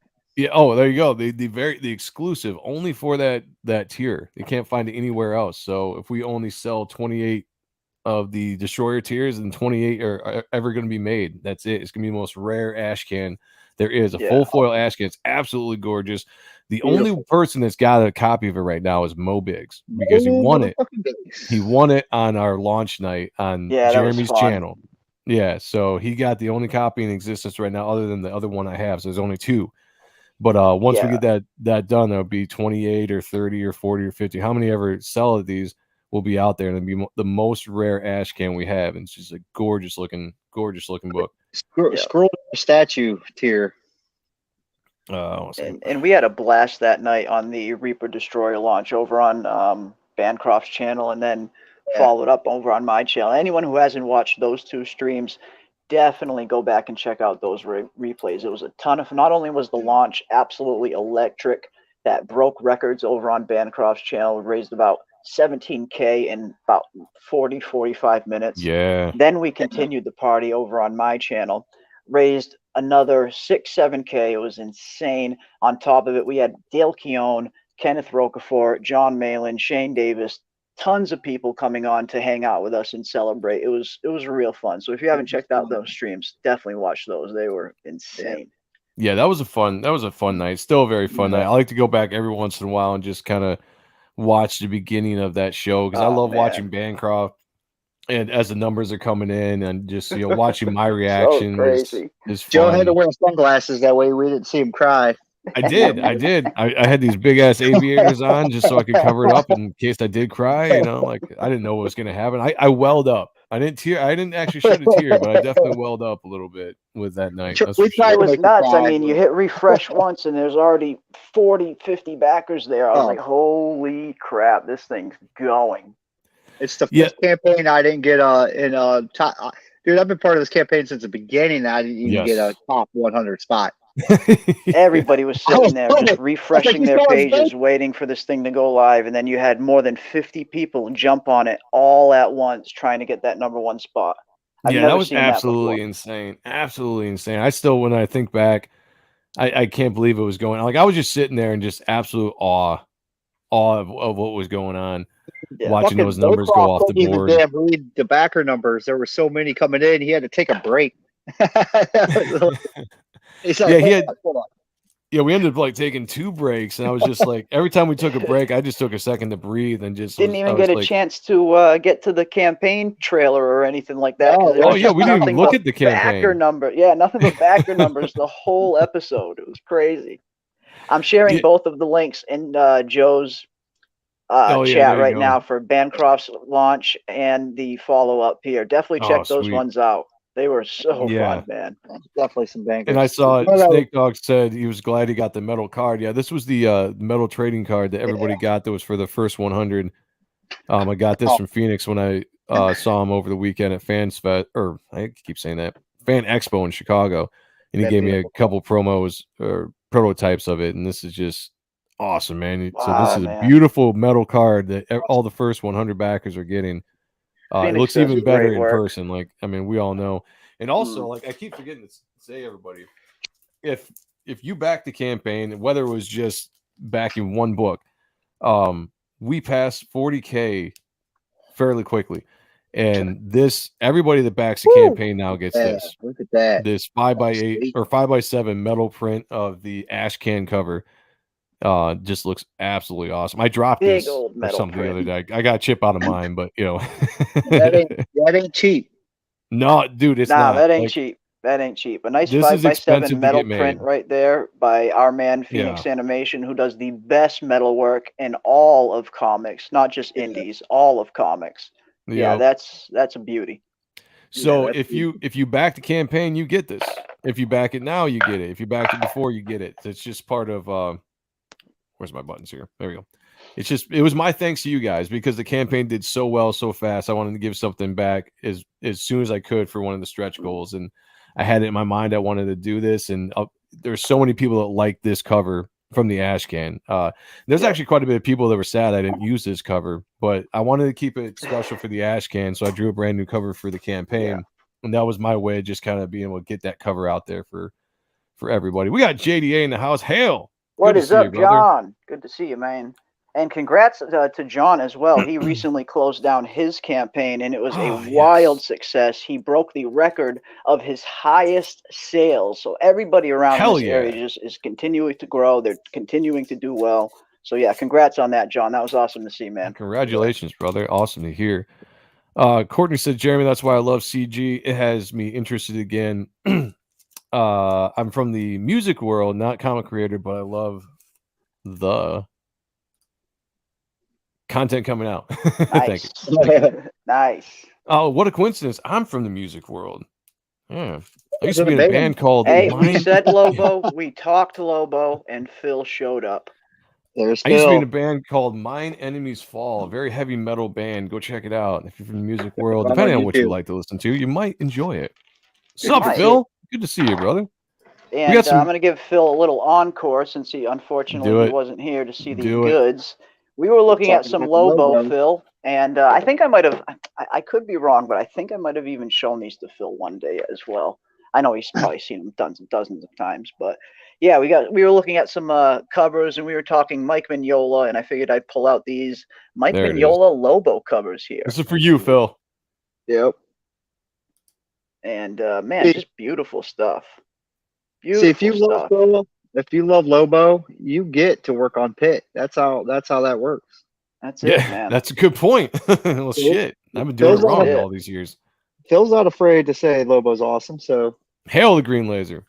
Beautiful stuff, man. Beautiful stuff. That's another campaign in the back of CG Vacation, man.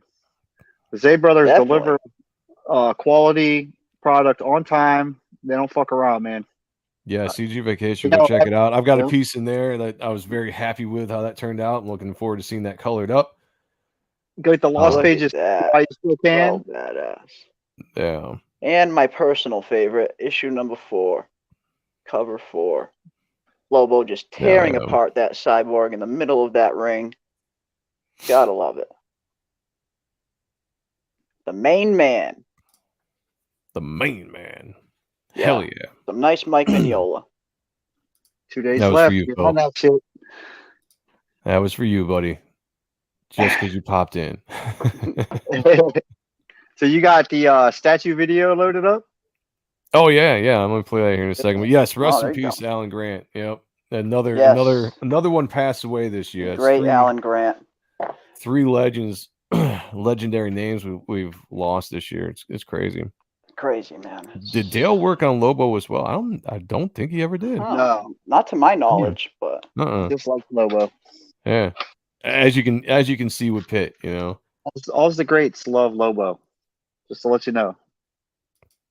Yeah. So here's. Oh shit! You know, I'm gonna play this beautiful statue. You gotta have that Divine Enemy Falls music in the background. Where is the actual? Otherwise, I'm gonna have to play the version of the video that covers everybody up. All right. Well, here's the statue you guys can get. We have a gray and a black version of it.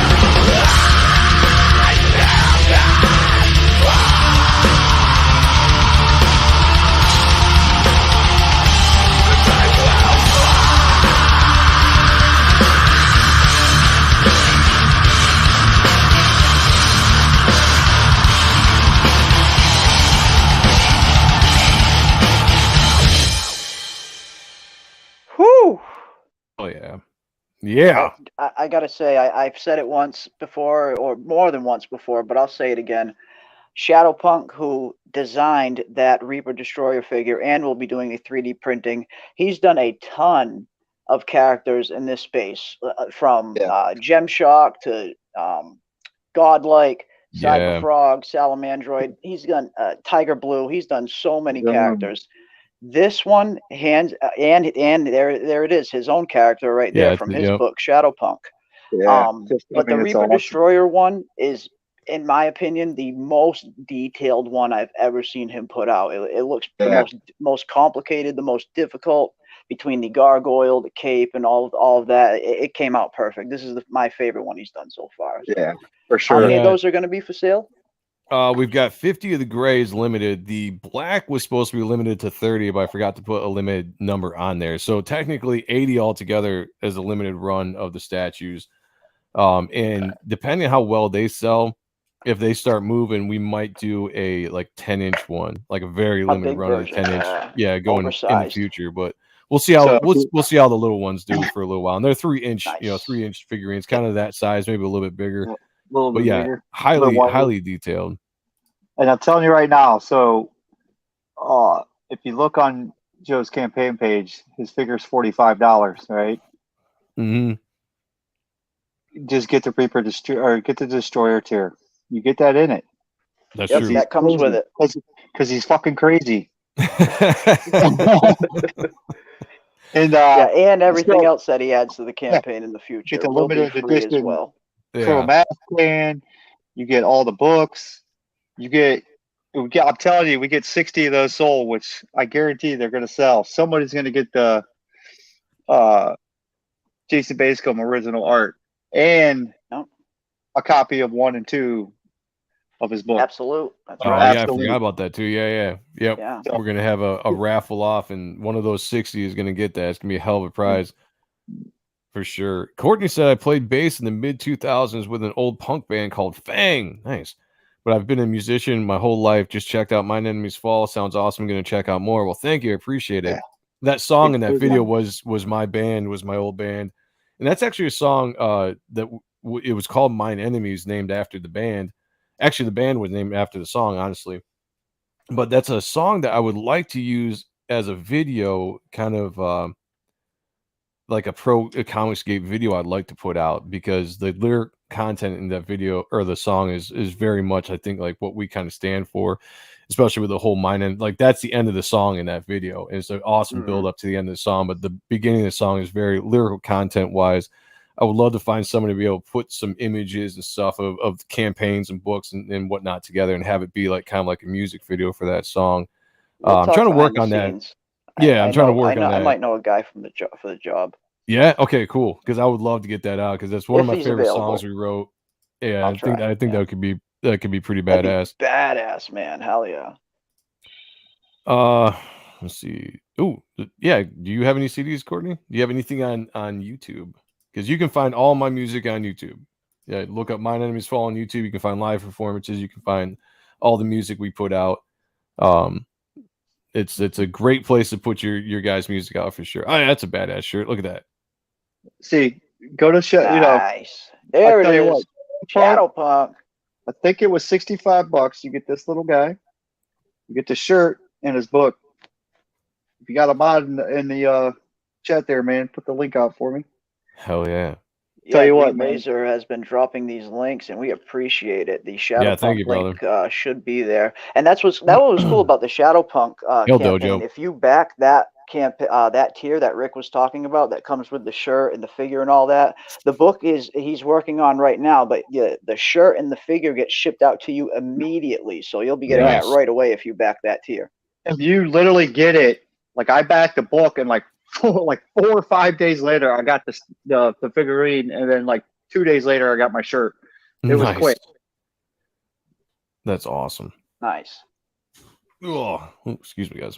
And that was cool of him to do that. I know it's definitely going to cost him a lot more in actual shipping, as opposed to just waiting and sending it all at once. But he wants to get stuff out to the customer's hands as soon as possible. So that's it's admirable. And that, I might, depending on how well those statues do, that might be something I send out separately too when they're done, because the statues will probably be done before the book is done. So they have to ship separate anyway. So there might be a chance that I start getting those statues out earlier than the rest of the book later on in the year. So if there's anything like that I can do to get some things out to people faster, I definitely will. Got Adam Miller in the house. He says, hey guys, late as usual, but I'm glad I made it. I appreciate you being here, brother. What's it? I'm back. What I miss? A whole lot. I don't know when you left, but maybe a little, maybe a lot. We'll maybe if we show off some Shelby artwork, he'll pop in. That could be. That could be. We got Frackoff in the house. He says, all hail to you, man. Thank you for joining us. Frackoff? Appreciate you all coming in. We're just getting ready to end the stream, and a bunch of you all came in, so we figured we'd just stick around and hang out and chat a little bit. We got more people in now than we did when the stream started. So I encourage everybody to go back and look at the awesome art in the books that we were looking at. Some very good content there that I think you would all enjoy if you like Dale Keown and if you like anything he's ever worked on. We pulled up a bunch of cool art and had some fun with that. We got Dojo in the house. Hail, Dojo. Good to see you. Everybody go out and check out Projectile Reptile. He just had a fan art contest. I don't know if he announced the winners yet, so I'm not going to say anything about that, but that was fun. I got to be a judge in that contest, and there was a lot of cool fan pieces for his characters in there. So kudos to everybody that entered that, and kudos to the person that won. Keep it rolling. All right, we're going to keep on rolling here. As long as you guys are sticking in here with us, we'll keep on chilling for a little bit longer. Yeah. Why not? Why not? I don't have to be anywhere in the morning. I got to get me a Keown cover. Everybody needs to get themselves a Keown cover is all I'm saying. Everybody wants that Keown cover. The Keown and Roquefort covers, everybody wants. That's my next goal. My next goal is to get a Roquefort cover, and maybe on campaign, on the second campaign. I've talked to Kenneth a couple different times. Every single time is bad timing. I've hit him up. He's always been, busy. So I always keep missing like the small frame of time that I might have to get him commissioned to do a cover. But maybe issue 2. Maybe issue 2 I can get him to do a cover of Reaper Destroyer, because I would love to get something done by him. I think that'd be absolutely sick. And no, I'm not going to share this. Never mind. I don't know if I have permission to share it yet. I'm not sure if you have permission. Better to play it safe. Yeah. There was something done that's really cool. It's got a collaboration of Reaper Destroyer and 2 other CG characters. I think I know what you're talking about. Yeah, that was put together recently, and it's been shared around. I just don't know if it's free to share or not. Yeah, so I'm not going to share it yet, but it's badass, and we, the creators, are talking about doing something cool with it. But I will say that all of the fan art that I've seen people do of Reaper Destroyer has been absolutely awesome. Like I'm so glad that character is taking off in a way that the artists really like to draw that character design and put out fan art. That makes me probably more excited than anything when I see somebody pop up and that character is just drawn in their style. Because I love how artists put their own spin on the character. I have a lot of fun drawing them. And I'm glad other guys and gals do as well. Yeah, it's definitely an interesting character, and I've heard a lot of people like, man, it's so hard because he looks different in every panel. It's a cool design that I created with his character, because his costume was kind of constantly changing a little bit. And I did that because the way I designed the character, there was no way I could draw the same design over and over again, because I put so much kind of like detail into it. But I wrote it into the story, but it also allows other artists that draw him to kind of put their own spin on it. And as long as it looks like the character, I like to see how they might design the gauntlets a little bit different than I do. And like that gets me excited as an artist watching another artist, have, kind of do what they want with my character. It all looks great. And this newest piece that I'm talking about that I wish I could show you is absolutely awesome. It's absolutely awesome. We got Henry in the house. Hail, Henry. He said, my top 10 Dale Keown covers is Pitt 11, 12, 13, 15, 16, Hulk 397, 369, 375, 393, Immortal Hulk number 1. Cannot do just 5. I hear you on that. Hell yeah, list, man. Tough. That was a good list. Tough. Nice list too. What? That's why I had to generalize everything into like Pitt. Because I couldn't pick one. Yeah, that's what I was kind of saying too. Like we could do our top 5, or if you want to do top 5 Pits, and just top 5 together. Hulks, Yeah, that all works too. Nicholas Gear, hail brother. He says, Joe, who's your Grail cover artist? Silvestri? Yes. Yeah. Yep, hands down. Nice. Followed closely by Keown. I've said it before, like those 2 guys are my number 1 and 1A for favorite artists. I can't put anybody at a 2, so it's got to be a 1 and a 1A. That's how strongly I feel about both those guys.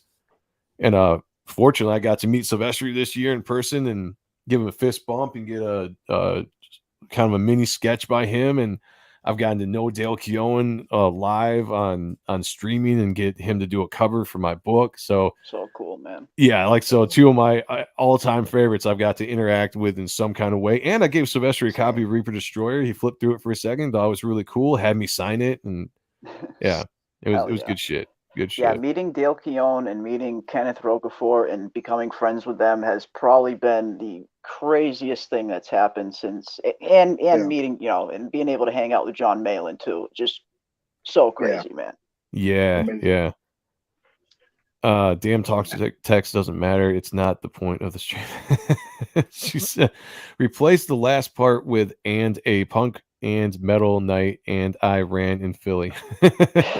Yeah, talk to text sucks sometimes. And trust me, I do it quite a bit. Yeah, that shit. Sometimes it's very inaccurate. Never accurate, bro. Never.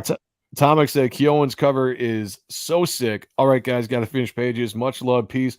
I'll for sure do some fan art. Hell yeah, brother. Awesome. I would love you to. Love to see it. Yeah, tag Joe in it and he'll retweet it so we can all see it. Definitely.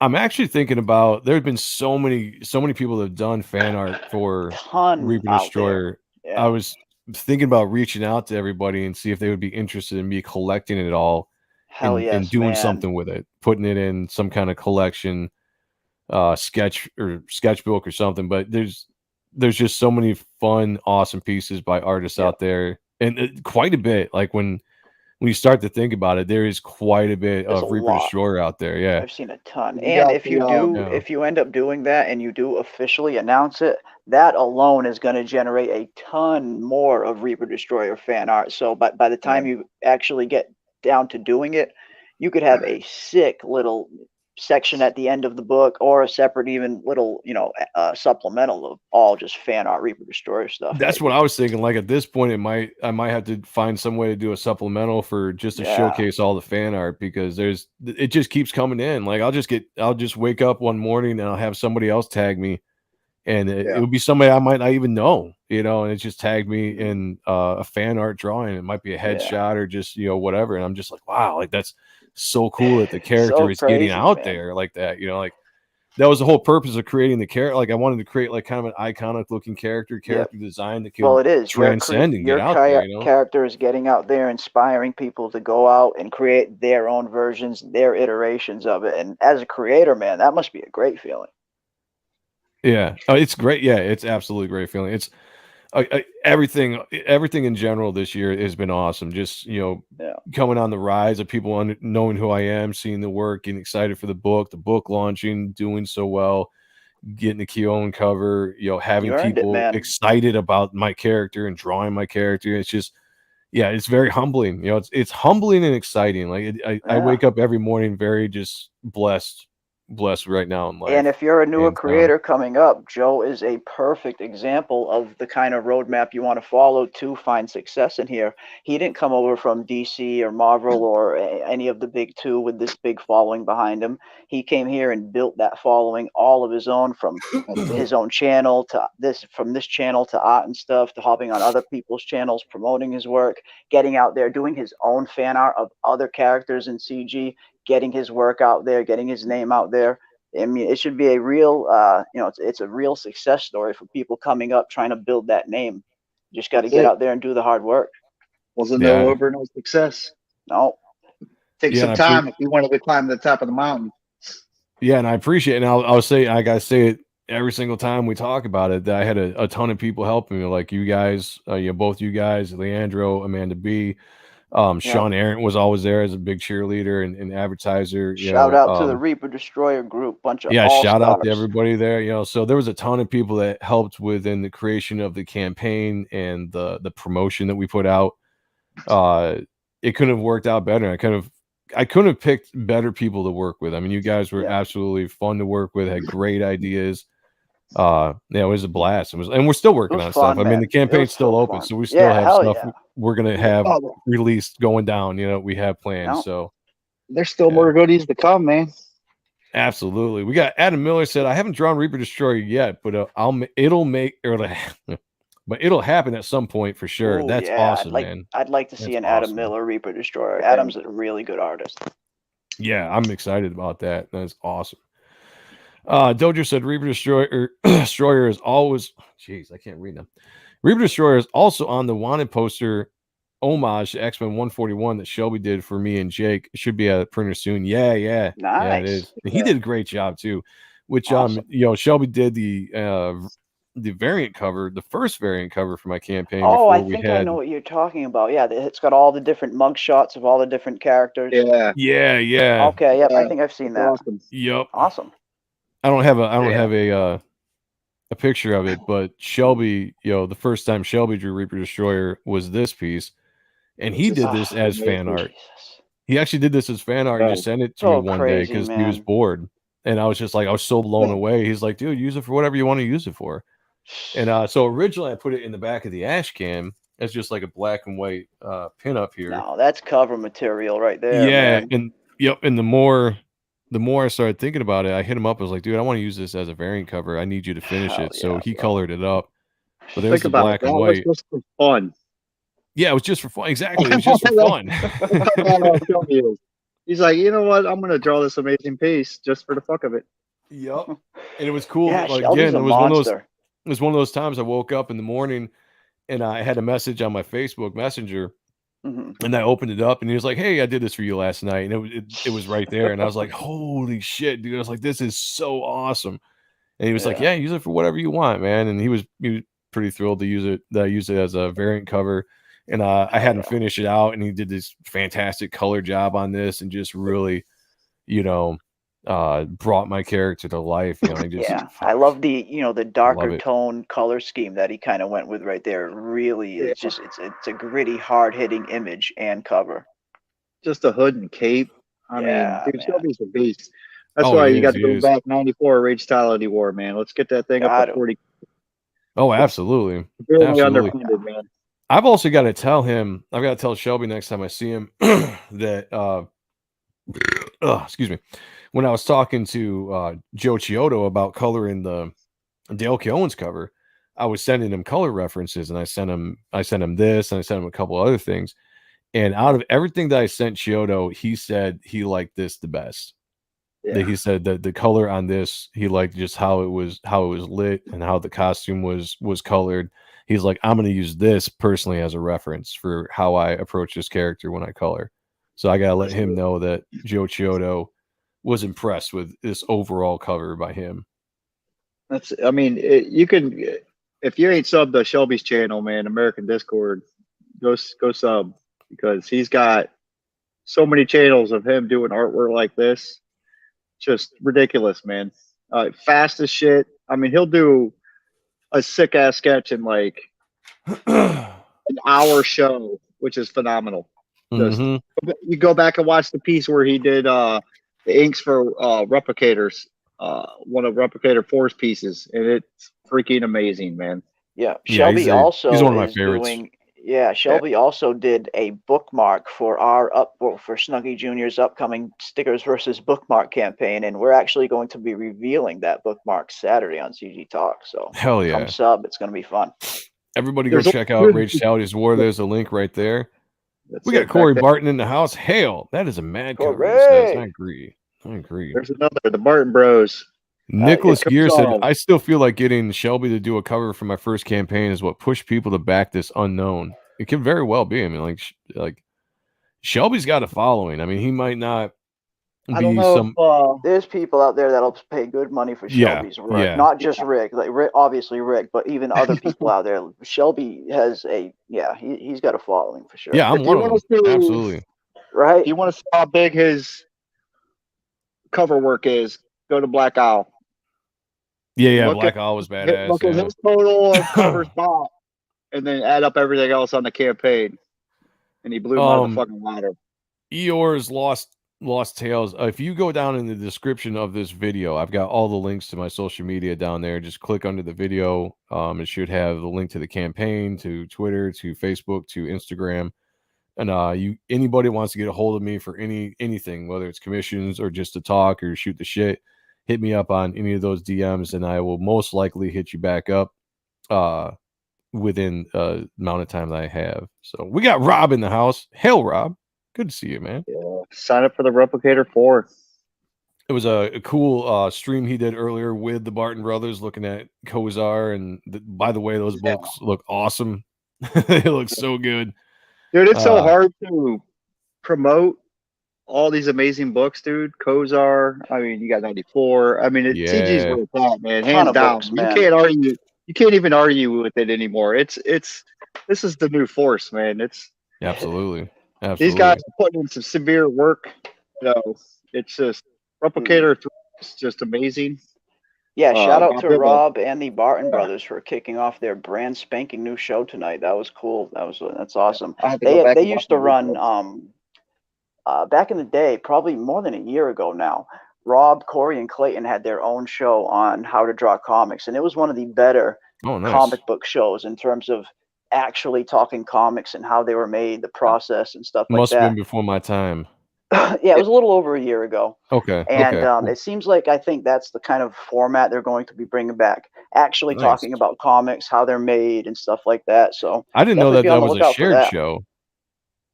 I thought that was just a Rob stream. That's cool. I didn't realize that was a new show. That's awesome. That's awesome. Yeah, it looks like it's going to be Rob and the Barton brothers again. So I'm pumped for that. Hell yeah. That's all the power right there. Hail, dear man. Good to see you. We also have Michael Klon in the house. Mike Klon. What is up, I'll go Michael? with that. I'll go with, yeah. Hail to you. Good to see you.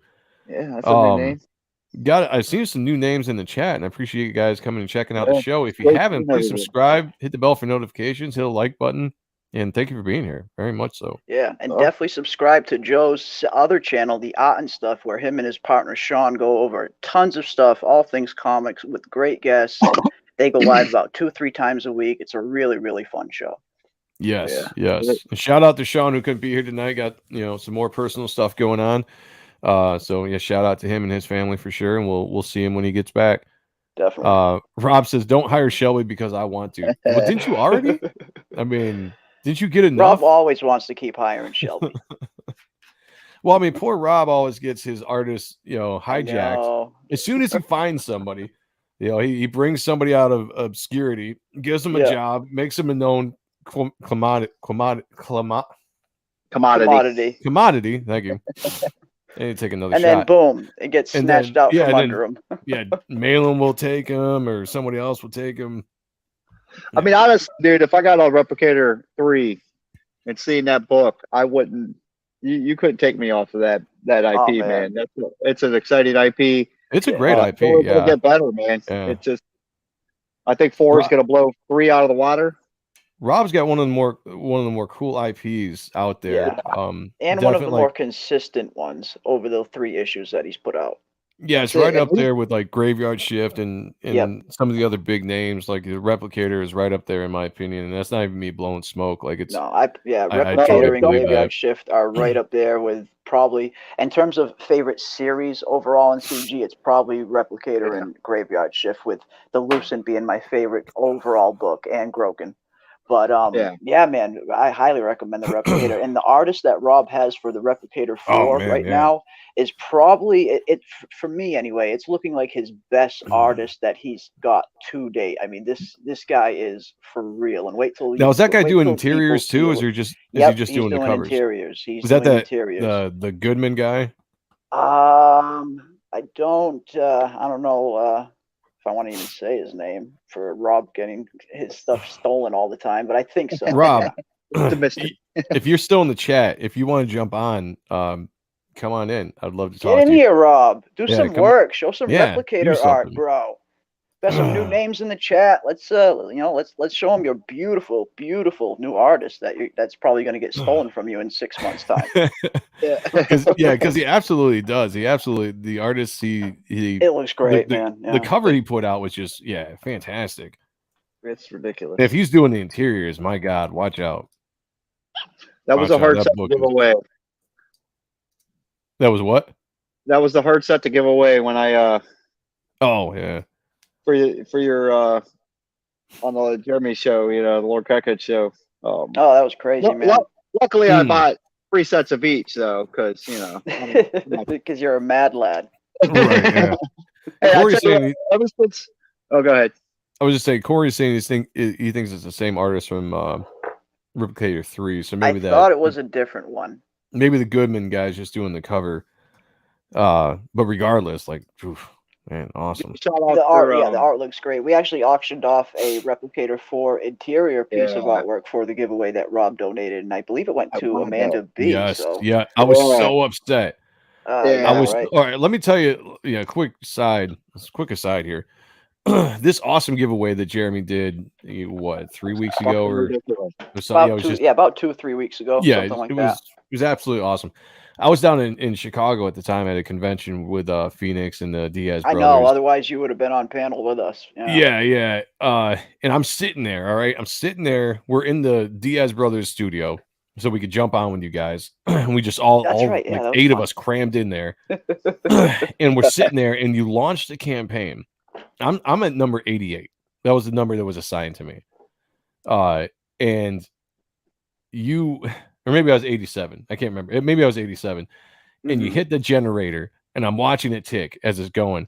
and it lands. It's getting into the 80s and it's slowing down. And I thought for a second, I was like, fuck, I won this thing. And it stopped at like 88, and I'm 87. And I was like, oh, it's like, motherfucker, are you kidding me? I was like, I'm right there. Damn. Like, I'm right there. I could have got that the Kenneth piece. Like, oh man. Okay, then, so Rob did confirm it is the same artist as 3. Goldman is just doing the cover. Yeah, that dude got worlds better from 3 to 4 then, because the line art that I'm seeing and the pencils I'm seeing that Rob's showing me behind the scenes for 4 are top notch. It's some of the best art I've seen. That's awesome, Rob. Absolutely. Shit, man. Hey, Rob, I need to see some of them. That was... Come on, man. Where's my DMs at, Rob? I'm not going to say that I backed you 3rd highest. Well, no, he's shown most of them on his late night show. You got to catch the late night Robin Bancroft show. That's I can't watch when he'll show the replicator. Yeah, that's when he'll show the replicator art on the late one. I got a damn job I got to go to at 7 in the morning. I know, right? Damn you bums who don't work.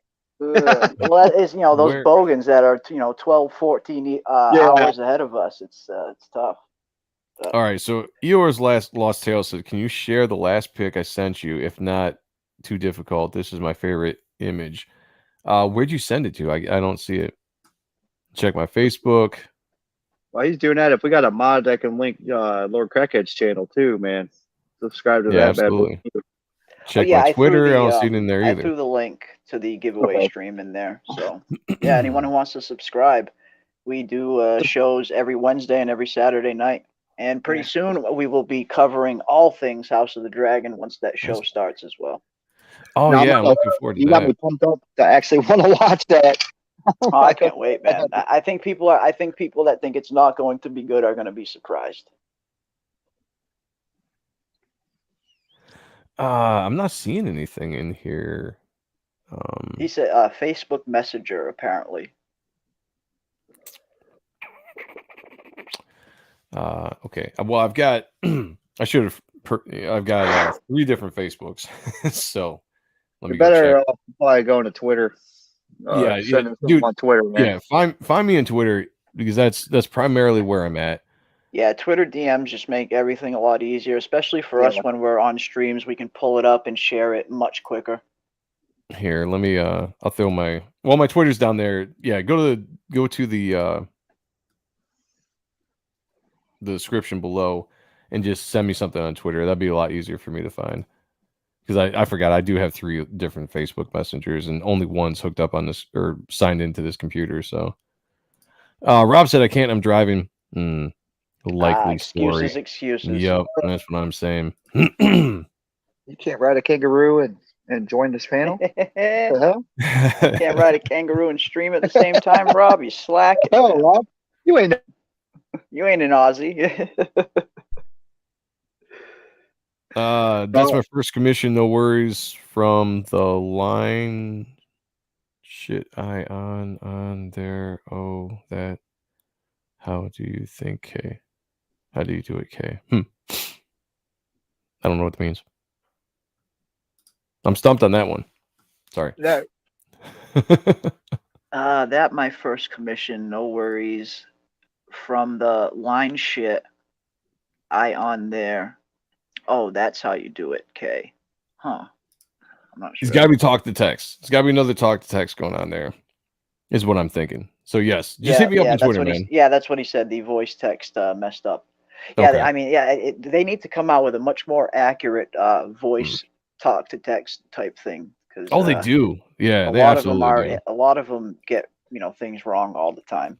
Yeah, it's funny when the subtitles on YouTube are dreadfully wrong all the time. You ever watch a video or a stream on YouTube and you want to laugh your ass off? Throw on the closed captions because it's hilarious. I remember when I first got my new phone last year, I was actually pretty impressed by the talk to text. Oh yeah. And then it just went away. Like it just went to shit after that. Like it was extremely accurate for like the shortest amount of time. And now it hardly gets anything right. Like I have to speak like slow, like I'm talking to like somebody that can't understand me. I mean, I have to be like, like you're talking a different language sometimes. You got to go slow. Yeah. That's how it is with my with my clicker on my TV remote upstairs. We have the Xfinity voice activated thing, and even saying something as simple as Netflix. Sometimes you gotta Netflix, or it just won't work. Yeah. All right, I'm gonna look up one of my other accounts here and see if you sent me the message there, on my phone. All right, maybe this is it. Maybe this is you. Okay, what is this? Oh shit, that's a lot.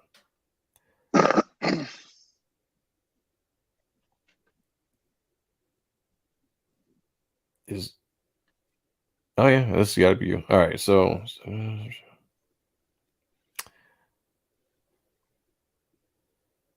you have your own channel. That's what's going on. Okay, your channel is called Khan's Comic Pitch Shop. Let me look that up real quick.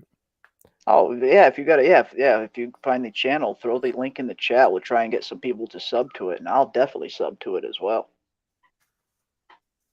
All right, I'm looking up right now. Khan's Comic Pitch Shop. All right, I spelled that wrong. Unfortunately, I don't have Messenger. I'm not on Facebook. I haven't been on Facebook in a long time. Otherwise, I would forward them to him. Igor was asking if anyone's on Messenger. I don't know if Rick is. Gotcha. But... All right, there is the link to yours channel right there. Everybody, go check that out. I am subbed. He's at 77. I am gonna sub and put him at 78. Let's see if we can get him to 100. That'd be awesome. Right now, we only need another 22. Yeah, let's see if we can do it. So I'm gonna subscribe. Boom, there, sub there. Like this video. Boom. This is the first video 21. I pulled up, but your channel. Let's see. There we go. If we can get some subs. Yeah. So go check it out. Khan's Comic Pitch Shop. We got 80 subs now. 80. 80. Nice. So love it. Videos here. Oh, you got so there's that. That's what I clicked on, was this pit video. Oh yeah. See that pit number 1 sketch there. Print. Awesome. Ourselves. Malibu yeah, that's awesome. Look at that. Signed BG.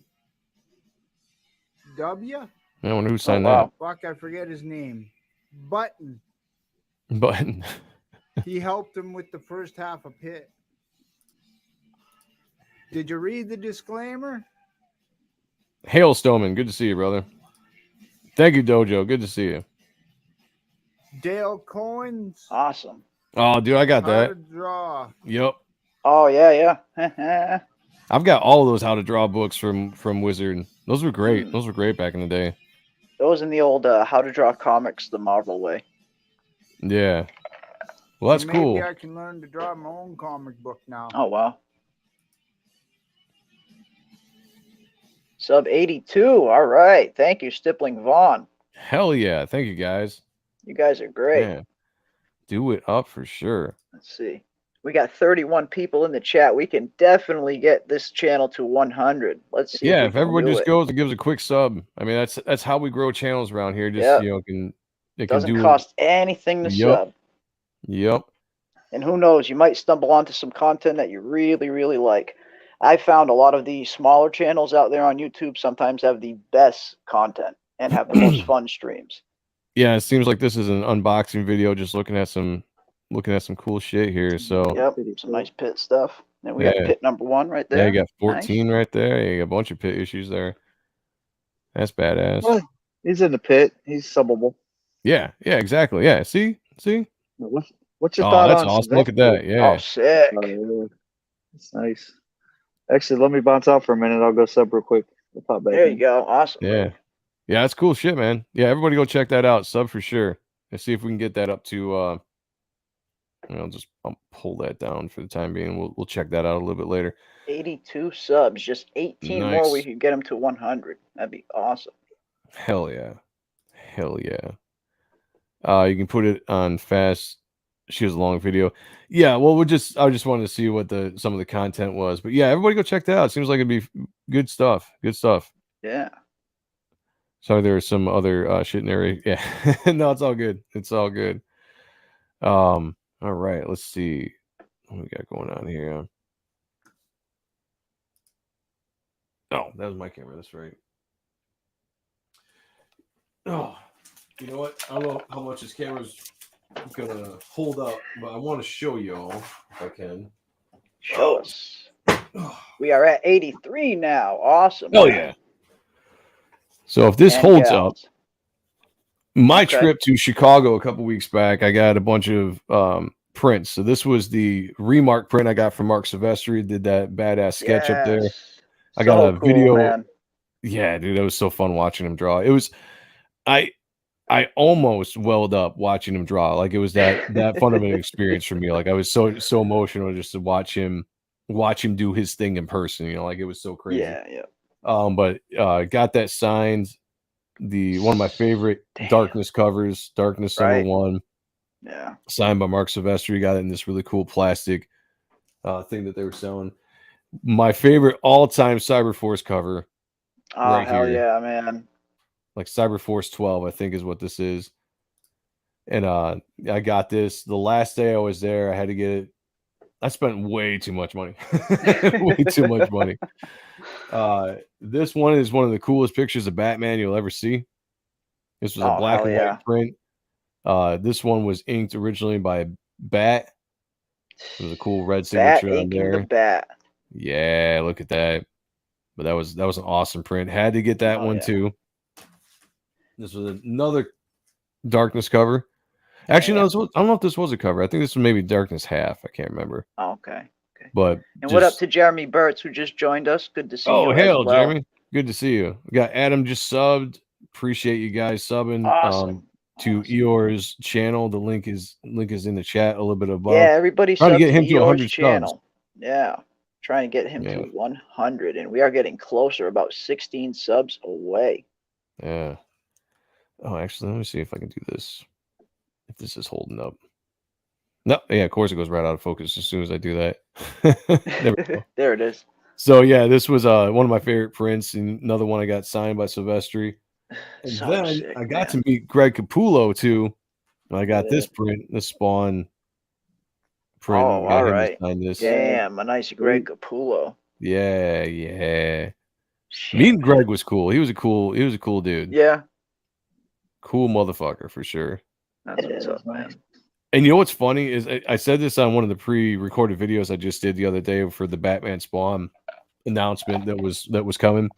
Yeah. When I was talking to him over the weekend, I was telling him how much I was looking forward to Creech 3 coming out. And I was like, dude, I can't wait for it. You know, I love Creech. You know, you're getting back to, you know, like the Image books I absolutely love. Hell yeah, man. And he was like, dude, if you're looking forward to that, he's like, I got something in the works right now. He's like, I can't say anything about it because it hasn't been announced. He's like, but when it drops, people are going to absolutely freak. He's like, I'm so excited to be doing it. Oh, shit. And then 2 weeks later, here we go, San Diego Comic-Con. They dropped the news that he's doing the art for Spawn Batman 2. So damn, I was like, fuck, that's what he was talking about. Like, yeah, that's what he meant. Yeah. Man, that's badass. That's awesome, man. I hope the guy that book does good. Yeah. Oh shit! Look at that, man. I love that red. Eeyore says, "Serious 100th sub gets a free T-shirt." Well, there you go. Wow. Who wants to be the 100th sub? Whoever wants a free T-shirt, subscribe to Eeyore's channel. He's at 84 now. Yeah, if you go up just a few comments in the chat, you got Jeremy dropped a link there. So see if you can get a free T-shirt, guys. Get him to 100 subs. And thank you, Green Laser, also dropping links. Yeah, we got LT Hughes in the house. He says, that Spawn? It is. Yeah. This is Spawn by Greg Capullo. I don't know what cover this is. I can't remember, but I just absolutely loved it. All the prints that he had there. He had a bunch of Batman stuff, but I went for the Spawn. Like, this was just an iconic badass. Yeah. This beautiful cover. Batman's great too, but gotta go. Yeah, Batman's great, but you know, Batman's just been done to death. You know, like I'm bored with Batman now. You know, like over the last 15 years. I don't know if I'll be bored with Batman, but I see what you're saying. Yeah, I would go for the Spawn. Yeah. Henry says, next time give Silvestri a Reaper Destroyer sketch. See if he inked it. You never know. Well, I believe you gave him a Reaper Destroyer ash can, right? Yeah, I gave him the Reaper Destroyer ash can. He looked through it. He flipped through it. He thought it looked really cool. He was like, "Is this you?" And I was like, "Yeah, it's me." You know, I told him that Bat and Weems were on it. He was like, "Oh, I love Bat and Weems. He's like, they're so talented and like all this kind of stuff." So we talked a little bit about that, and he had me sign the ash can, which I thought was pretty cool. And it took me aback at first, and I was all nervous signing it because I was like, "Oh shit, I'm signing my ash can for Mark Worst Silvestri." signature of your life, and it's going to freaking Silvestri. Yeah, I'm just like shaking a little bit. I'm like, "All right, get it together, man. Get it, professional, act professional." Yeah. And I ended up drawing him a head sketch of the Darkness and Witchblade while I was there as well. Cool. Because I was just doing some sketching over at our booth. And he was there all weekend, and so was I. So every time I went there every morning, I was like the first in line every morning to get prints and stuff. And so I just drop off, like a head sketch. It's like, "Hey, I just drew this for you." Like, again, I told him, I was like, "Look, I don't want anything from you. I'm not trying to show my art, not trying to get a job. I just want to, let you know that you're the biggest influence I've had." Influence. Yeah. And I just, it's special to me to meet you. Like that's kind of what it was. And it was a great weekend. Yeah, that's an awesome look. Yeah, awesome. Yeah, sounds like you had a blast. And it looked like you had a blast. All right, brother. Good to see you. A 5 a.m. comes too quickly. Oh, I feel you. That it does, have man. a good one, man. Thanks for joining us. Everybody go check out Reptile. Sign up right now on Indiegogo. Not sure when that's launching, but that's Dojo's new book. It is launching on the 13th on Bancroft's channel, and then and then I'm going to have him on as a guest for CG Talk right afterwards. So the 13th. Hell yeah. We have the art of Roy Cover. Hail, good to see you, brother. Thank you for joining us. I don't think I've seen your name in here before. Appreciate you being here. The Darkness with Darklings was the basis for the Darkness statue. Very cool. Cool. Yeah, the Darklings. Yeah, badass. If you guys are new to this channel, this is the first time checking this out, please subscribe to the channel, hit the like, hit the bell for notifications. Really appreciate it. Let's see. I never narrated a pit book on Charterbait, so the porn crowd got some culture and can be introduced to the porn industry to pit madness. I'm not sure what that means. But everybody go sub to Eeyore's channel. Seems like he's got some cool stuff. Flipping through oh shit, I didn't even know you could do this. Very cool. Learn something new every day.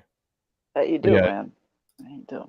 Yeah, StreamYard's got some streaming. Yeah, StreamYard's got some interesting features. That was a StreamYard feature right there? Was that a different was that just a different layout? Yeah, it's because it's because we're in this particular layout, and then if you add something to the screen, it puts you. Oh, there you go. Well, see, that's weird. Now it's putting me. Oh, now it's doing the regular one. There you go. So there's that. That one I kind of like sometimes, but it covers up a little bit of the screen, I think. Yeah, that's weird. Oh, there you go. Oh, okay. So, yeah, see, I don't know. It's just there you go. There's that. I don't know. Yeah, different ways you can do stuff. Yeah. It's interesting. Yeah, StreamYard is evolving. It's going sentient. How would we get back to normal? Hold on a second. Okay, there we go. There we go. Back to normal. Hey, we're back. Sibling Vaughn says, get what you're saying. Had a great Pride presentation. My ash can to presenting my ash can to Graham and Billy at Garden State Comic Fest. Very cool. Oh wow, awesome. Yeah, Stippling Vaughn is a really good artist as well. He actually has a channel. He put out a few videos the other week and tagged me in one of them, and it was really, really cool to see. He sits right at, he does everything traditional, sits right at his local dive bar and just goes to work on his book. I didn't know he did it at the dive bar. That's cool. Yeah, it looks cool. Well, Stippling, I'm going to make you a mod. Drop a link to your channel into the chat. Oh, cool. Do that so people can follow you on there for sure. Yeah, he puts out some good videos every once in a while. It's just him sitting at the table at the bar, pounding away at his book and just, talking about some, events that were going on in the community over the week or so. It's some fun videos. And thanks again, Stippling, for the shout outs, man. Those are so cool. Yeah. Damn it. What is going on here? Why is this doing this to me? Oh. And we got Ryan Johnson in the chat as well. What is up, Ryan Johnson? Hail, man. Thank you for joining us. This is, since I've got this here, this is actually a photocopy of the original time I drew Reaper Destroyer way back in 2006. This was the first time I ever drew the character. Ended up being much different the cover. Yeah. The character design is quite a bit different. You know, I still had the kind of tears going on. The face Yep. is kind of the same, but yeah, like when I redesigned him, I wanted to do you know, updated dated version of the character. And Yeah. originally he had guns and he had a trench coat like this. It just really didn't make sense with what I was trying to do with the character now. But this was what I was doing in 2006 when I was originally trying to break into the industry and originally trying to get this character off the ground. Oh wow. It's fun. I still like to look back at this because I remember like where I was when I was drawing this and what I was thinking when I was designing the character and how far you've come from then till now, man. Yeah. That's awesome, dude. So, that would be a good book. You could do for Reaper Destroyer 2 with the fan art, and then throw in like half the book have pieces like this in it. Early on sketches. Yeah, I definitely want to do something like this. I mean, there's a part of me that would like to reprint the old books some way, but I don't know quite how to do it because I don't have the actual like zip drives or anything. Those are on computers from years ago. I don't have them anymore. Well, you got that, right? Yeah. Like I've got this. I've got the scanner. Like I could scan the book, and scan it. Yeah, there you go. And try to figure out a way to kind of clean it up so that we could to reprint it. But future project maybe. Yeah, future projects. But yeah, that's just kind of a look at the original design of the character. That's insane. We have the art of Roy Cover said found you from EVS. Well, that's awesome, man. Welcome, Roy Cover. Glad to have you, man. Thank you for being here. Welcome. YouTube wouldn't let me live stream, so I had to go to the adult realm to live stream and get my narration videos out more. I'm the only thing about YouTube, non-nude but still getting paid. That's crazy. that's insane. Kudos. Now, kudos. Would YouTube not let you stream through actual YouTube platform, or were you trying to use a StreamYard function feature or a third party? The thing about YouTube is, unless you have 1,000 subscribers, they won't let you live stream straight from YouTube. You have to use something like StreamYard or Streamlabs or something like that. Yep, absolutely. Have you ever tried to use the go live straight from YouTube function now that you have 1,000 subs? I've never tried it. I almost want to try it one of these days just to see what it's like. Just see what like the functions would be like. Just to see what it's about. Like I've never tried it. I've never seen anyone else try it. I'm gonna give it a shot. I've seen well, maybe not. I feel like I've seen like maybe a few try to do it before, but yeah, like I'm so used to what StreamYard does, It's seamless at this point now. Yeah. Like I know it so well. Like it'd be weird it'd be foreign to go on there and try it. But you're right. It is interesting to just be like, just a one-off maybe, just to see what it's like. Yeah. This was so this is that cover. The guy originally got to color this book is someone I met on Facebook back when Facebook was cool. Wait. MySpace. Sorry, MySpace. Back when MySpace was the good old MySpace days. And I sent him a copy, like probably a low res JPEG, and he colored it up right from my pencils. And this was the first time I got to actually see my character in color. And I kept the same color scheme. It was always the dark gray with the red highlights. But yeah, I remember the first time I saw this, I was just blown away because I'd never seen my work in color. I'd never seen my work inked before because this was before I even started inking my own stuff. It was just always pencils. So I remember the first time I saw this, it was just like, holy shit, like wow, like it looks professional, My old signature here in color for the first time ever, having it being brought to life like that. Hell yeah, man, that's awesome. Yeah, and this is actually the copy that Don Chin got. In the giveaway. Yeah. The 20 or 30 that we printed. Awesome, this is it took some scans. This is the one he got. Which he just got the other day. It arrived safely, so awesome. Yeah, I'm seeing tons of people tweeting out that they're getting their gifts from the giveaway, so that's awesome to see. Yeah, I just sent mine out today. It should be there by Thursday. Awesome. We got Adam's going to bed. Thank you for joining us, man. Appreciate it. Later, Adam. Have a great night. Yep. Later. We got Mortal V in the chat who has joined us. What is up, Mortal V? He says, did Ethan just get owned by Yanzi earlier? Was scheming and think it was something about the pacing? Huh. Scheming? Huh. Get wrecked, Ethan. Oh, hi. I don't know. Like I didn't watch the I'm stream afraid from we earlier. missed it. Yeah, we were live Yeah. over here, I believe. Yeah. Yeah, so I'm gonna have to look back and then see what that's all about for sure. But yeah, that was it was cool. I've got some of the the reason why I brought that up, Rick, is I did scan some of that just to see how my scanner could bring up some of those See how pages. it would look, maybe. Test it Yeah. out. And I gotta let's see. Oh shit. I got a few of these. The scanner actually really works well. It's how I scan my own art. It's how I save the stuff, how I send stuff to my inkers and everything. So this would be, the kind of quality of the scans I could do to try to restore. Okay. So this That's was not bad at all, man. Oh, it's upside down. There we go. That is not bad at all. Yeah, Even if you scan it like that and just re-letter it.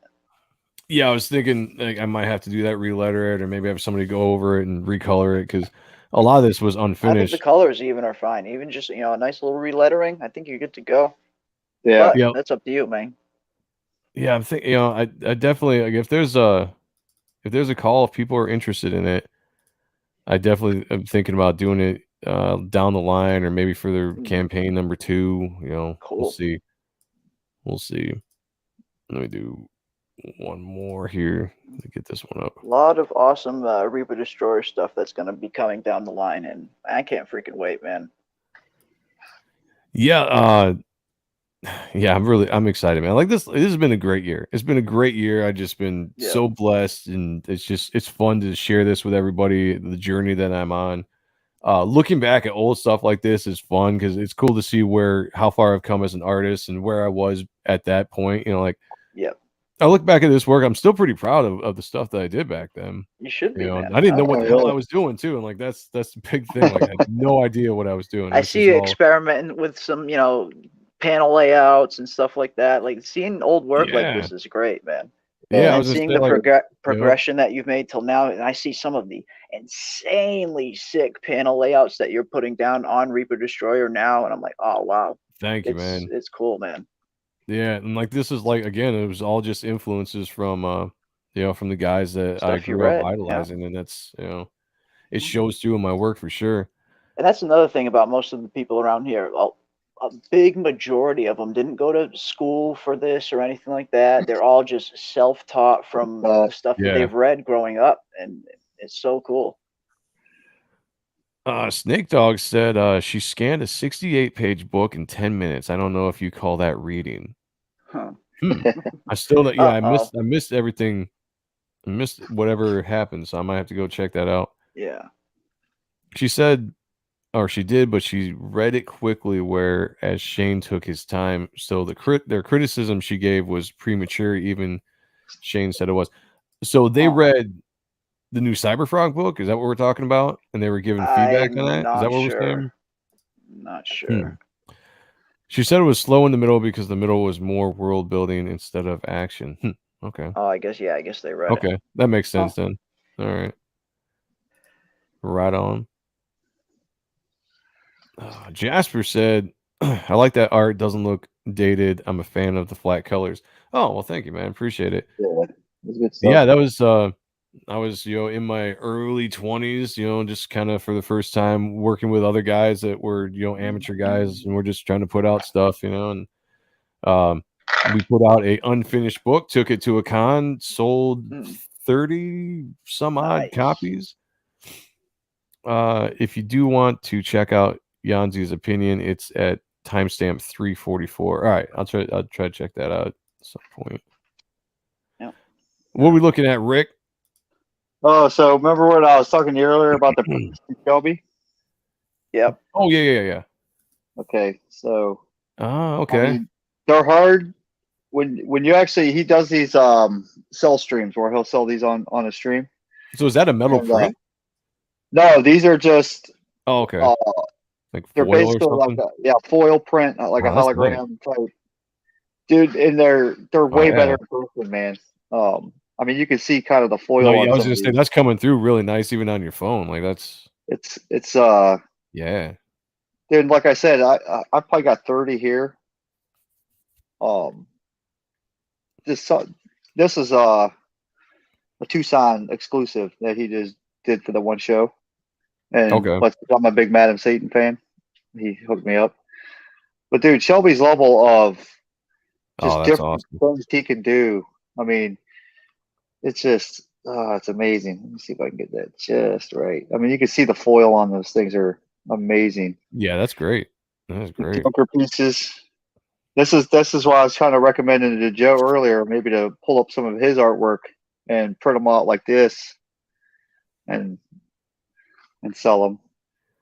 Yeah, I'm gonna have to see if I have a feeling I know where he went through to get those printed, but I'll still have to hit him up and see because I do like that. Dope ass Omega Red. Let's see. I mean, this Shelby's like this one right here is badass. Oh wow! Yes, Damn, man, that is sick as fuck, Shelby. Hell yeah!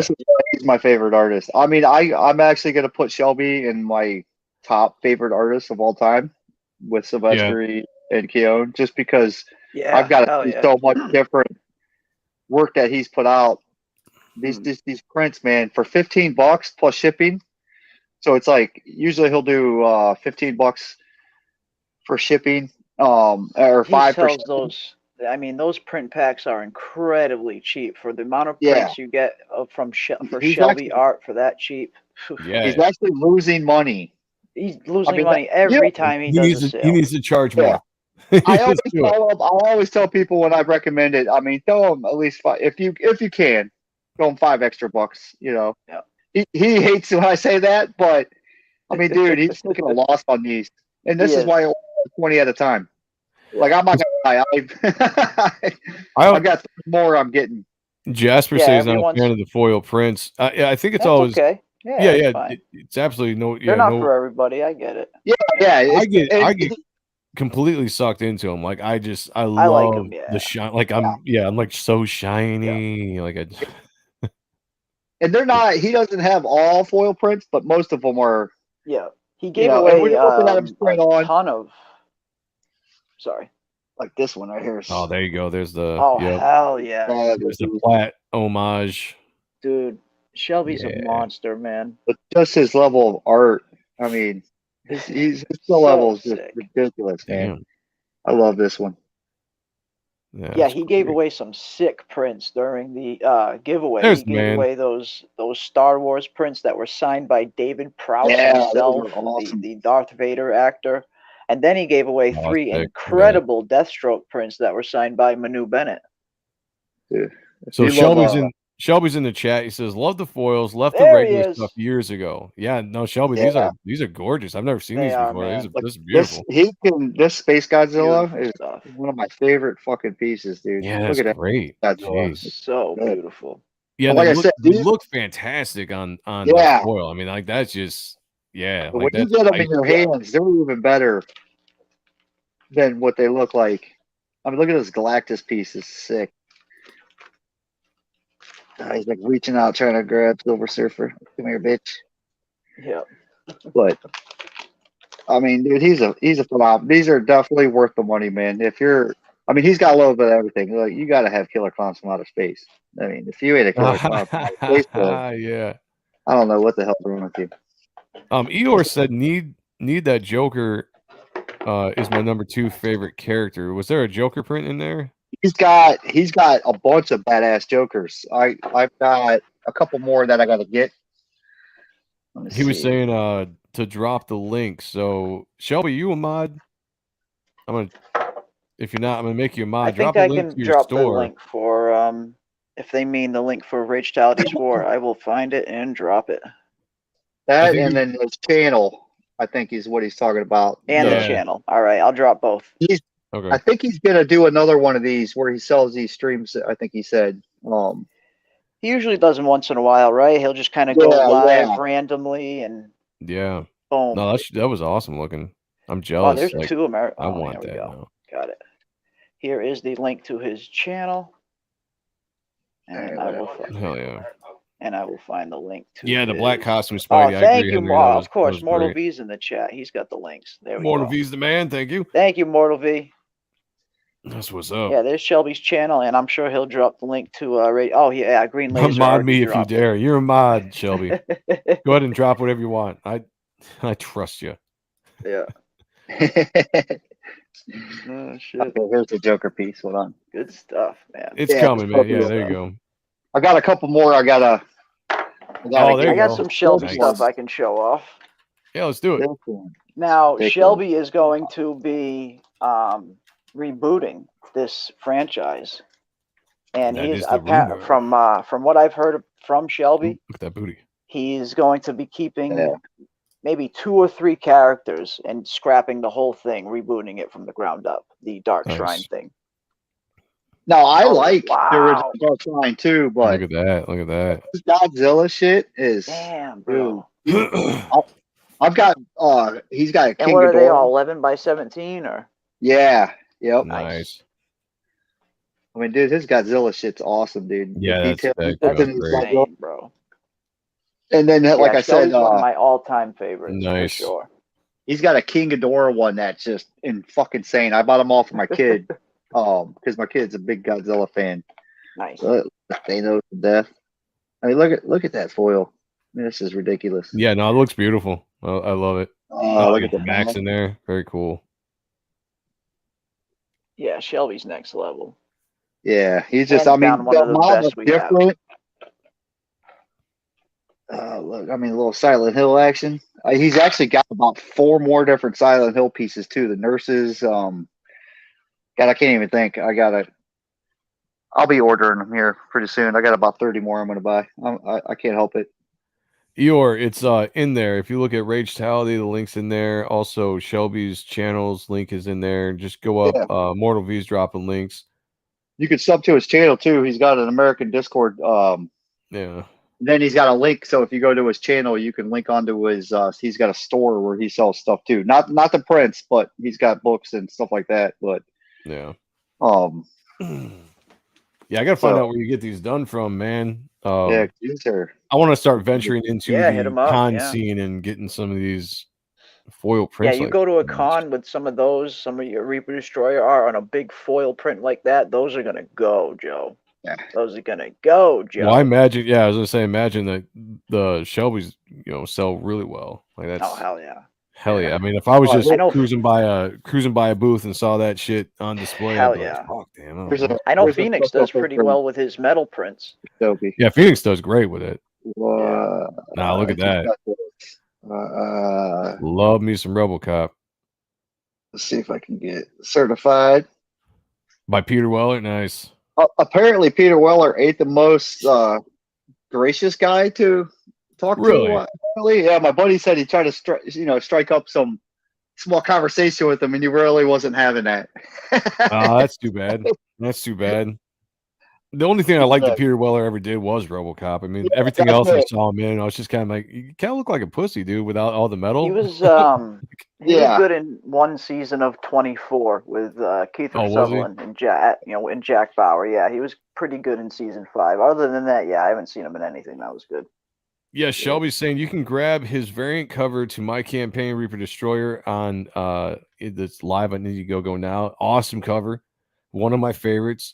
We were showing it off a little earlier in the stream, so if you've been with us, the link is below in the description. Definitely go check that out. Back that cover. Shelby is legit, my friend. Dude, he's definitely in the top. He's definitely underrated in what people say, but people in CG, we know who he is. But Yeah, I mean, he's a king that should have been on the King show because yeah, he puts he most people should in the be. game. I hate to say that, but Yeah, he needs to be. everyone else, but he's with his skill level, man. He's like his Madam Satan. I don't know. I love his design on her. It's sick. So he might even reboot that one too and change it up a little bit. But, I mean, dude, you can see how much I am a complete Shelby fan. Everything on that. These are my new things. I didn't get to show them off because let's see. I could show off Shelby art all day. Yeah, you've got like the definitive collection I can't help it. at your shop there. He shows shit, man. He'll be like, "Hey, check this out." I'm like, "How much?" Oh wow, look at that. Yeah, hit him up. I mean, dude, Ray Thomas Nice. is probably one of my favorite IPs. Just his Hail character Gregory. It's just sick, man. I can't help it. Shelby is the only one that can do McFarlane homages, and I don't get tired of it.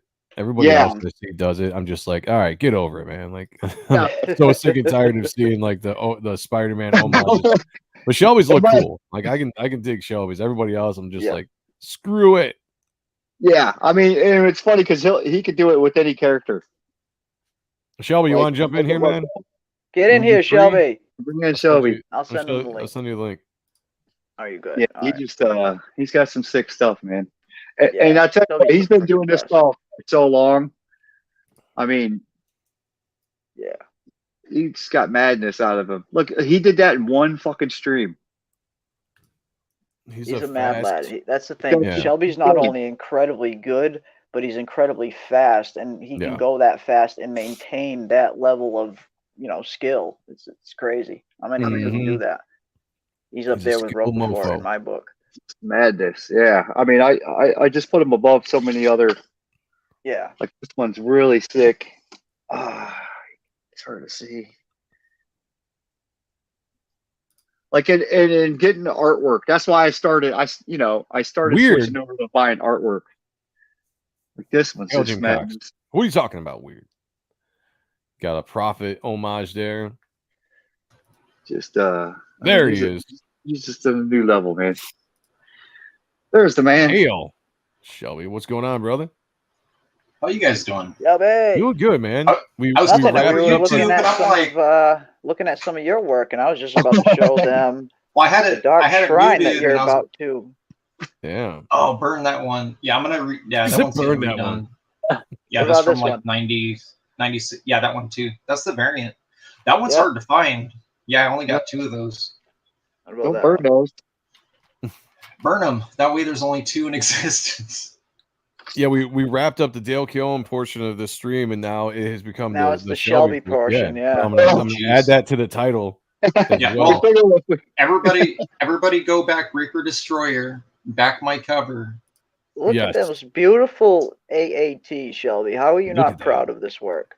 Yeah. Jay $sign for $5. Thank you, brother. I appreciate it. Said Joe is better looking than Crackhead. Well, until we see Crackhead on screen, I guess we would have to go with that as gospel. So hurry up, man. Jump on stream and show all these people. I've said it before, like I said that I thought if you put on a pair of aviator glasses like these, put on a pair of aviator glasses like these, you would look like you would remind me of Shades from Luke Cage. Me? Yeah. Oh, yeah. I'm a handsome devil. You got it. Yeah. The first time I saw you, I was like, I didn't think the voice went with the it wasn't how I pictured you to look. Way more I look way better than I sound. Exactly. Yeah. I was like, get on screen, man. Make it happen. I've seen him one time. I saw him one time, and I go, dude, I gotta tell you, I thought you were like a 60-year-old man, bro. Yeah. Yeah, I actually thought you were older than you were too when you told us your age. I was like, oh shit. No, I'm in my mid-30s. Yeah. He's a young man of the group. Yeah. Yeah, you don't look a day over 21. Yeah, I don't. I really don't. That's the funny thing. Thank you, Mortal V. Appreciate it. Yeah, everybody go check that out. Go check out Shelby's cover, which I'll bring up here in a second if you haven't seen it. If you're new to the channel. Freaking beautiful, man. Yeah, it's amazing. Yeah, Gabe is streaming some colors, but it's way too convoluted. He's got like 10 panel guys on there while he's coloring. So I was scrolling through and I had it muted and I was like, who the hell is showing some of my old shit? Of course, it's Rick. If you guys haven't seen it yet, if you're new to the channel, this is Shelby's cover to my book, Reaper Destroyer. Absolutely killed it. One of my favorites. Love the. Oh, Shelby, how long have you been watching the show for? You could throw me on the bottom, Joe, if you want. As soon as I saw it, I commented. All right, check this out, man. So I've been talking to Joe Chiodo about coloring the Dale Keown homage piece because I'm doing an homage to Pit number 1. And so I got Chance Wolf is going to mock up Reaper Destroyer to make it look like the Pit logo. And I got Joe Chiodo is going to come and color. So I was sending him all these references. And this was one of the ones I sent him for just like how the character looks and everything. And he, out of all the stuff I sent him, including, you know, Kyle and Dan Kemp and Brian Valenza, he looked at this and he's like, dude, this is my favorite. He's like, I love the lighting on this. I love the palette that was used. He's like, I'm going to use this one for reference when I color the cover. Yeah. It might just be the art, dude. In all honesty, man, I was looking at that, the Ashcan cover for when I colored this. I was looking at that. I mean, I think it's pretty close. I'm glad he liked it. Oh, he loved it. He liked everything he did with it. Really is, man. Yeah. I just want to I wanted to make sure you heard that because, you know, dude's a legend in my mind, you know. Thanks, so it's a cool compliment to see. Well, a lot of that has to do with, you know, when I worked in the video game industry, I had to paint my own portraits or else I was going to get fired because our head painter had went to work for Blizzard. This guy his name is Pio. So Pio went to work at Blizzard, and they were like, "Hey, Shelbs, you got to paint your own portraits now for like the in-game." Yeah, for the in-game live portrait art. And I was like, "Yeah, for sure." I didn't know what I was doing, dude. I ran out and bought a Cintiq and tried to figure it out. I didn't know. Well, you're one of the best colorists I've seen amongst some of the other obviously talents that you have. But like legitimately, and we've said this before, if you weren't an artist and an inker, you could have a hell of a career just being a colorist. Because dope, man, dope for sure. Thanks, man. Dude, everything. That's why everybody needs to step up their card game, man. My goal on coloring is I don't want to hear people say you suck. That's like my thing. I'm like, as long as you don't say I suck, I'm all right. They certainly can't say that. You're better than more than half of the colorists that we have here in this space. Oh, absolutely. For sure. Hands down. Got Jamie in the house, who's usually a regular over at Odd Stuff, joining us here. Appreciate you. Thank you. What's up, Jamie? You got J Dollar Sign ABC cover package, Joe M. Sontag. I don't think I have a tier on there to get my cover, Shelby's cover, and Dale's cover all together. That's why you get the Destroyer tier. But that's why you get the Destroyer tier. That's right. That will give you everything. And again, this is a $300 value, you know, crunched into a $200 price tag on this, and it's that's going to be way more than 300. I would say it might be rising too. It probably more than 300 now, actually. Yeah. Hey Joe, are you doing a pencil variant of that one right there? I think at some point I'm going to. Yeah, I haven't got around to doing it just yet. But so I was telling the guys earlier, if you missed it, so I'm going to print Dale's cover out onto Bristol board, mail that to Chiodo. He's going to color on it, do his color guides or whatever, right on the Bristol board, and I'll get that back and get that set and ready for print. And so that will end up being what the homage cover will be. But I definitely want to use this sketch cover for something because it's badass. So we're gonna use it, you know, maybe a sketch cover for another variant or I don't know, something. But we're definitely gonna get some use out of it. Fan art section, who knows? That's cool. Yeah, exactly. Yeah. That RoboCop that's Peter Weller? Yeah. Yes. Hey, did you guys ever see that series, the movies we grew up with, or something like that? Yeah. Yeah. So the RoboCop episode was interesting because Peter Weller apparently was like the most difficult actor to work with. Like, I guess the guy, one of their set designers or the sound guy had to be the body double in like a bunch of the movie because he like walked off set and they were filming like action scenes. So there's a ton of scenes in RoboCop that's like a production dude. It's not even him. Yeah, because he had a dispute with the director, right, on how he wanted to portray RoboCop. Yeah, he was doing ballet. He was trying to say that, so he was doing ballet moves while he shot, and they were like, no, that's not what we want. Yeah. Well, my buddy who stood line for 2.5 hours for that autograph said when he got up there, he tried to create some small talk, and he's like, nope. The guy didn't want to small talk. He's like, oh, I'm a big fan, blah, blah. And he's just like, cold, fucking autograph. Get the hell out of here type. He said he wasn't very personable. He was acting like a real Boddicker, wasn't he? Yeah. Yeah. It was like, take an autograph and get the hell out of here. Jay Dalla, yeah, $200. But I'm going to tell you, this gives you covers A and B, which is my cover and Shelby's cover. It gives you the Dale Keown cover. It gives you the Virgin cover of Shelby's cover and my cover. It gives you the line art edition of the book, which is just a black and white version showcasing Joe Weems and Matt Bat Banning's inks. Gets a full foil ash can.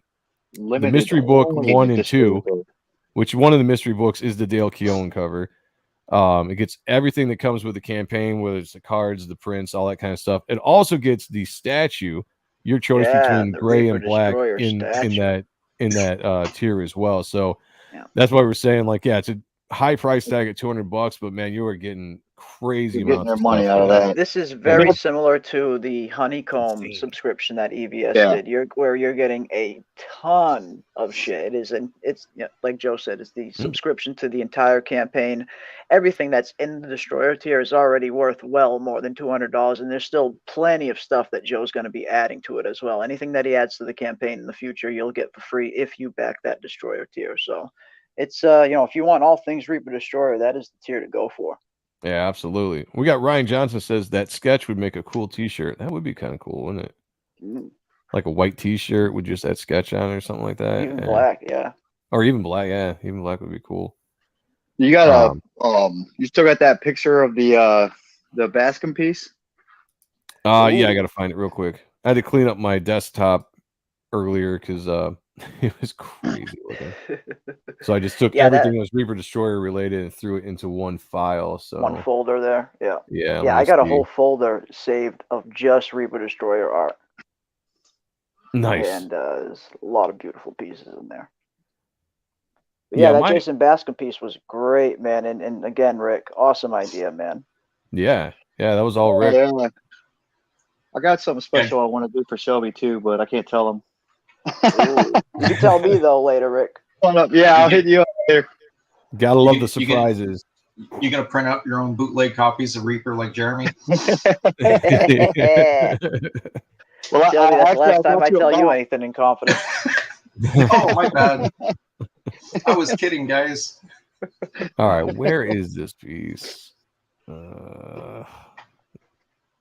It's annoying. I can try. Hopefully, if I can get what I want. Yeah, if somebody else has it, see if we can bring it up. Is that it? No, it's not. Actually, it should be in my DM still with Rick. Let's check. I had to mute myself. I had a Reese's Puff that went down the wrong pipe. That wasn't fun. I'm sitting here trying to hold my composure and just sweat. I was like, dying. You did a pretty good job because I didn't notice. It's like that. Did anyone see that Comics Gate is Comics Great video of like Anna choking on, well, not choking, but that was funny. She's like almost dying on like a hot chip or something. So, yeah. And nobody in the panel notices. No one cared. Nobody noticed John and all of them, and they just keep on. Oh yeah, that's right. That's right. No one noticed Anna's choking. That's right. I saw that one. That was recent, right? Just like a week ago or so. Was it recent? Okay, I wasn't quite sure. I found Jack show very often. Yeah, you found it. One of the last ones. Yeah, I'm DMing it to you. Okay, yeah, send it because I can't find it. Like I said, I cleaned up everything and it's all. Yeah, no worries. Should be in your DMs. And yeah, this is a beautiful piece from Jason Bascom. Come on. Yeah, I love Bascom. That's the second amount of artwork I got is some Bascom stuff. It's he's probably my second favorite. One of my. He does the free comic book day at his shop you go to, doesn't he? Yeah. I've gone up for two years in a row. Yep. Yeah, he was saying something about that. He's like, yeah, I saw Rick at my shop. I'm like, yeah, he must live like pretty close. It's like an hour and a half ride, but it's worth it. Oh, why isn't there a red statue? Good question. He's got a different style. Boy. Yeah, he did a great job on this.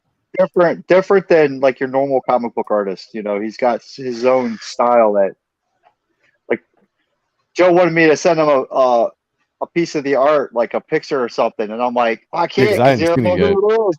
So I zoomed into the eye at the bottom right, and he already knew who it was when it was just the eye. That's all It's you so recognizable the second. I'm like, dude, if you you're see gonna enough know. of yeah, if you see Yeah. enough of Jason Bascom art, if you've read Absolute, anytime from that point on, if you see a piece of art that's Jason Bascom's, you're instantly gonna know it was his.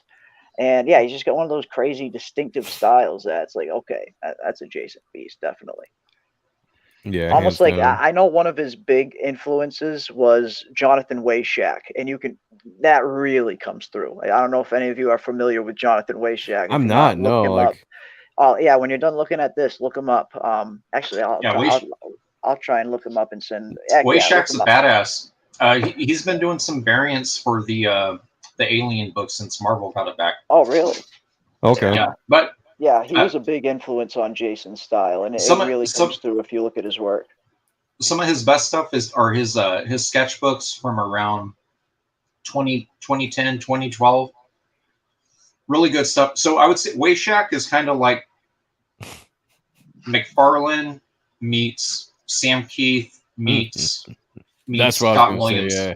Meets Scott Williams though. Like he has a very tight Really? inking style, but his anatomy and stuff is like crazy. Like he pushes and pulls, all of the boundaries to everything. So yeah. I was gonna say with Jason's work, the first thing I thought of when I I'm saw sending his you a work link was right now, Joe. was Sam Keith. Not Oh. just because it was kind of. Yeah, his feathering is very different. Yeah, exactly. Like there's You'll quite a able bit to of stuff see that's this. different, but it just gave me that feel of like a Sam Keith kind of.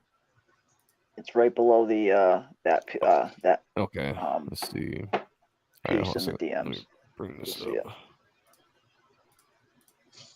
And yeah, as soon as you see these, some of these pieces, that first one, and you scroll down a little bit, you'll be like, oh, okay, you can definitely see the influence he had on Jason. Like he's one. I've been trying to get Jason to do a sketchbook, man, because he's got. Yeah. When you get to see him live and flip through a sketchbook, man, his style is unreal. Oh, here's a. Yeah, I can definitely tell. Whoops. Wait. Mm-hmm. The fuck. Right. Tell me that doesn't scream Jason Bascom. I was just gonna say, yeah, that one definitely. I can definitely tell right there. That's very Jason. Beautiful stuff. Jason like. Yeah, but wait. And this isn't the kind of art that I kind of, was into growing up. At reading comics when I was a little bit younger. It was kind of Marvel and DC stuff mostly, with a little bit of, Star Wars Dark Horse mixed in. It wasn't until later on where I really started getting into indies that I started really liking styles like this. And Jason's is great. Oh, it's wicked. Holy shit. Yeah, you need to see some of his mainstream stuff. Does he have a gallery there of that? Yeah, let me get up here. Yeah, like his Alien and Predator artwork. It's maddening. Awesome. It's maddening. Yeah, I don't think I've seen it. No, yeah, it's amazing. Original comic book art. Let's try this. Oh. Yeah, he did some stuff at IDW last year too. I don't remember what it was. All items. Yeah, he might just be shilling like his own IP stuff. Okay, that might be Xenomorph art by I found some. Xenomorph art by Jonathan Weishak. I'm sending it to you. Okay. All right. There's one. It's funny to see his version of the Max too. It looks like a really, really tight version of Sam Keith. It's kind of hilarious. Yeah. Weishak Xenomorph art. There's another link. Oh shit! What do you got there, Rick? That's another piece of Bascom right there. Oh, that's Bascom? Yeah. Oh damn. Yeah, he just dude, it's just I don't know, man. Something about his just Hail and totally St. different. Cross. We got Apex Comics in the house too. Hail, good to see you guys. Like his Joker piece that he did with his like coming out of him. Oh wow, Yeah, that last one is insane. That that Yeah, newest let me link. find this. Holy crap! Like this was badass. I mean, he can even draw like regular superhero shit. Like I've seen some of his like Superman type stuff, and it's pretty that wild. top one is his. Can I get this bigger? Nope. Probably not knowing Pinterest. What is that? But yeah, I don't know who the rest are, but that top one's his. Okay, yeah, that's badass. It's very Geiger looking. It's crazy. Geiger But and yeah, who's I the can't other really guy? find a Bisley? gallery that's got all of them in one spot. Here, I'll put one in private, Joe. Yeah, this is my favorite. There you go. Piece right there. Oh, I love that. Yeah, the cover too. Yeah, I had to have that thing, man. That's the cover I got as well. It's like I had to have that one. Jason was the first one I backed. I think outside of a comic book guy, and then I think that right after that I found Shelby's sketchbook. Oh, when nice. when he did his his ninja launch, and then tell him, hey, I tried to get everybody on board. Nobody was listening. Who's your Shelby? Yeah, we were. They didn't listen to me either. I heard you. Yeah, I got a couple people, man. My 40 backers, my 120 day 40 backer campaign. Yeah. Dude, I hit that crap up probably like 6 times. I'm like, hey, dude, you got to get this dude on, man. Like, this dude's got good stories, crazy artwork. You got to check him out. Hell yeah. I stalked him. Yeah, I believe I first saw him on Fraga's. I think Fraga brought you on back when Fraga was just starting to stream too. Yeah, you had me at the fart in the bag story. That's hilarious. There we go. Look at that. See, that's madness. Yeah, it's badass. Yeah, I can't find any of his like covers though. Yes, weird. I know he's been doing variants and stuff for these dudes. Anyways, I do like his mainstream stuff more, just because it's like a fresh take on things that we're already kind of indoctrinated to what they should look like. You know, like from the years of seeing these characters. Yeah. Exactly. Yeah, and something like Alien and Predator and stuff like that, they have iconic looks in and of themselves. So when you stray too much from it, not everyone's gonna like it. Yeah. No, that's badass. I like that. I like it. Though. LT Hughes says, what was the inspiration for making Reaper Destroyer? Well, when I first created the design, I was just drawing because I was bored. And back in the day, I wasn't confident enough to draw other people's characters because I never thought I could make them look cool. So I just would draw my own stuff. And I just came up with a design one day and I liked it enough. And the name Reaper Destroyer came to my head and I named it and created a story and a book around that character just based on the original sketch I had, which was, oh shit, I got it right here. The original sketch I had, which was this one right here. I heard you stole it from Death Shroud. I did steal it from Death Shroud. Yeah, that's right. All the way back in 2006, before Death Shroud was ever created, I was like, one day there's going to be this character, and I'm going to rip it off. So I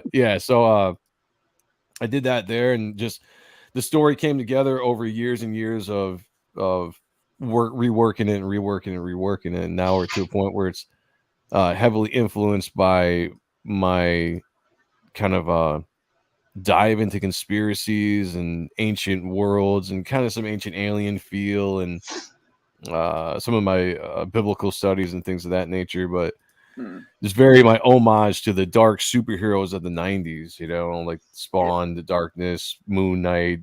The Guyver was a big influence on me for the feel of the characters. So it's it's basically all that stuff. It's I can never say that word when I want to say it. Amalgamation of all the stuff that I grew up loving in the 90s. That's I've right? always said amalgam. I don't know. I've always said amalgam, and I think I'm wrong there. Amalgam. I got to tell you that. Amalgamation, I think is the way you pronounce it. Amalgamation. Yeah, I've always been amalgam. Because remember, DC and Marvel had that company. It was like Stan Lee created. Wasn't it Stan Lee? He made like Sandman, but it was like a DC and a Marvel, two characters. Like I don't know. What was it? Something Wolf Claw or War Claw, something like that. It was Wolverine and Batman combined. Oh yeah. When was? Remember all that? Yeah. Jim Lee did the Wonder Woman book, but she was from like Brazil. It was in the 90s, right? They did that. Mm-hmm. Yeah, they smashed or 2000 maybe. Yeah, they smashed the universes together, and you had like Captain America, Superman, Wolverine, Batman was like Dark Claw or some kind of something like that. Yeah, I do remember that. Yeah, the Fantastic Four. I think the company was Amalgam, or I think it was called Amalgam. Okay. No, well, that's what I kept calling it. So it's We got King Crow in the house. Caw. What is up, King Crow? Good to see you. We got Mick Short as well. Cyber Short. Yes. Man, I'm having a hard time breathing down here. Dark Claw. Yeah. I got stuffed up. Which happens down here in this basement. Well, like it'll get like really, I got allergies or whatever, but it'll just get like really stuffy down here, and like all of a sudden, like I'll get completely stuffed up where I can't breathe through my nose, and it's like hard to breathe. I feel like I'm dying, so I take some whiskey because it makes me feel better. So that's the cure. The cure to everything, boys and girls. Whiskey. Just so you know, that's how you do it. Yeah, the amalgam. It's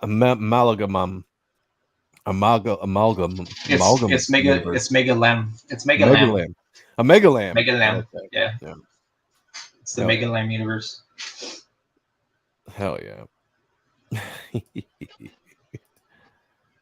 Check for mold. Yeah, well, I could. I mean, it's not that old of a house. I have not seen mold around this place. That which doesn't kill you makes you stronger, or just makes you really sick.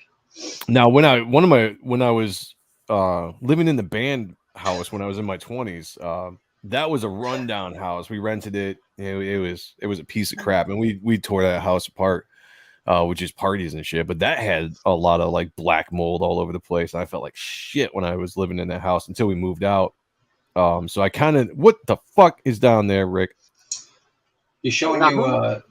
Now, how did he? Okay, how did this asshole get Brett Booth to do this cover? There was a lot of mainstream kind of power behind that campaign, actually. What a disappointment. Yeah.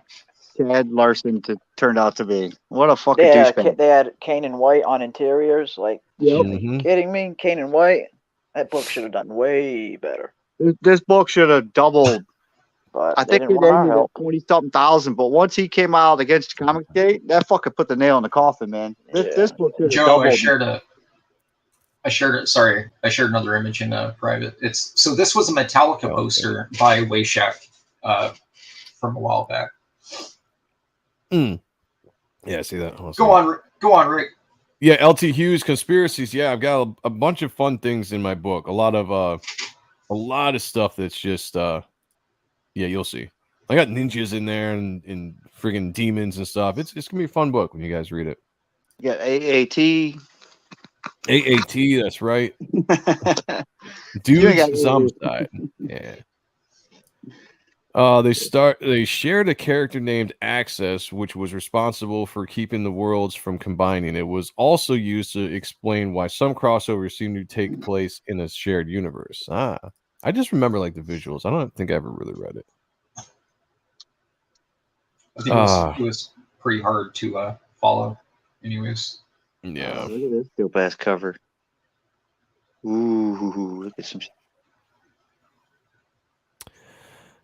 Eeyore said, "Would you be willing to be my artist if I can get a story fixed for a book?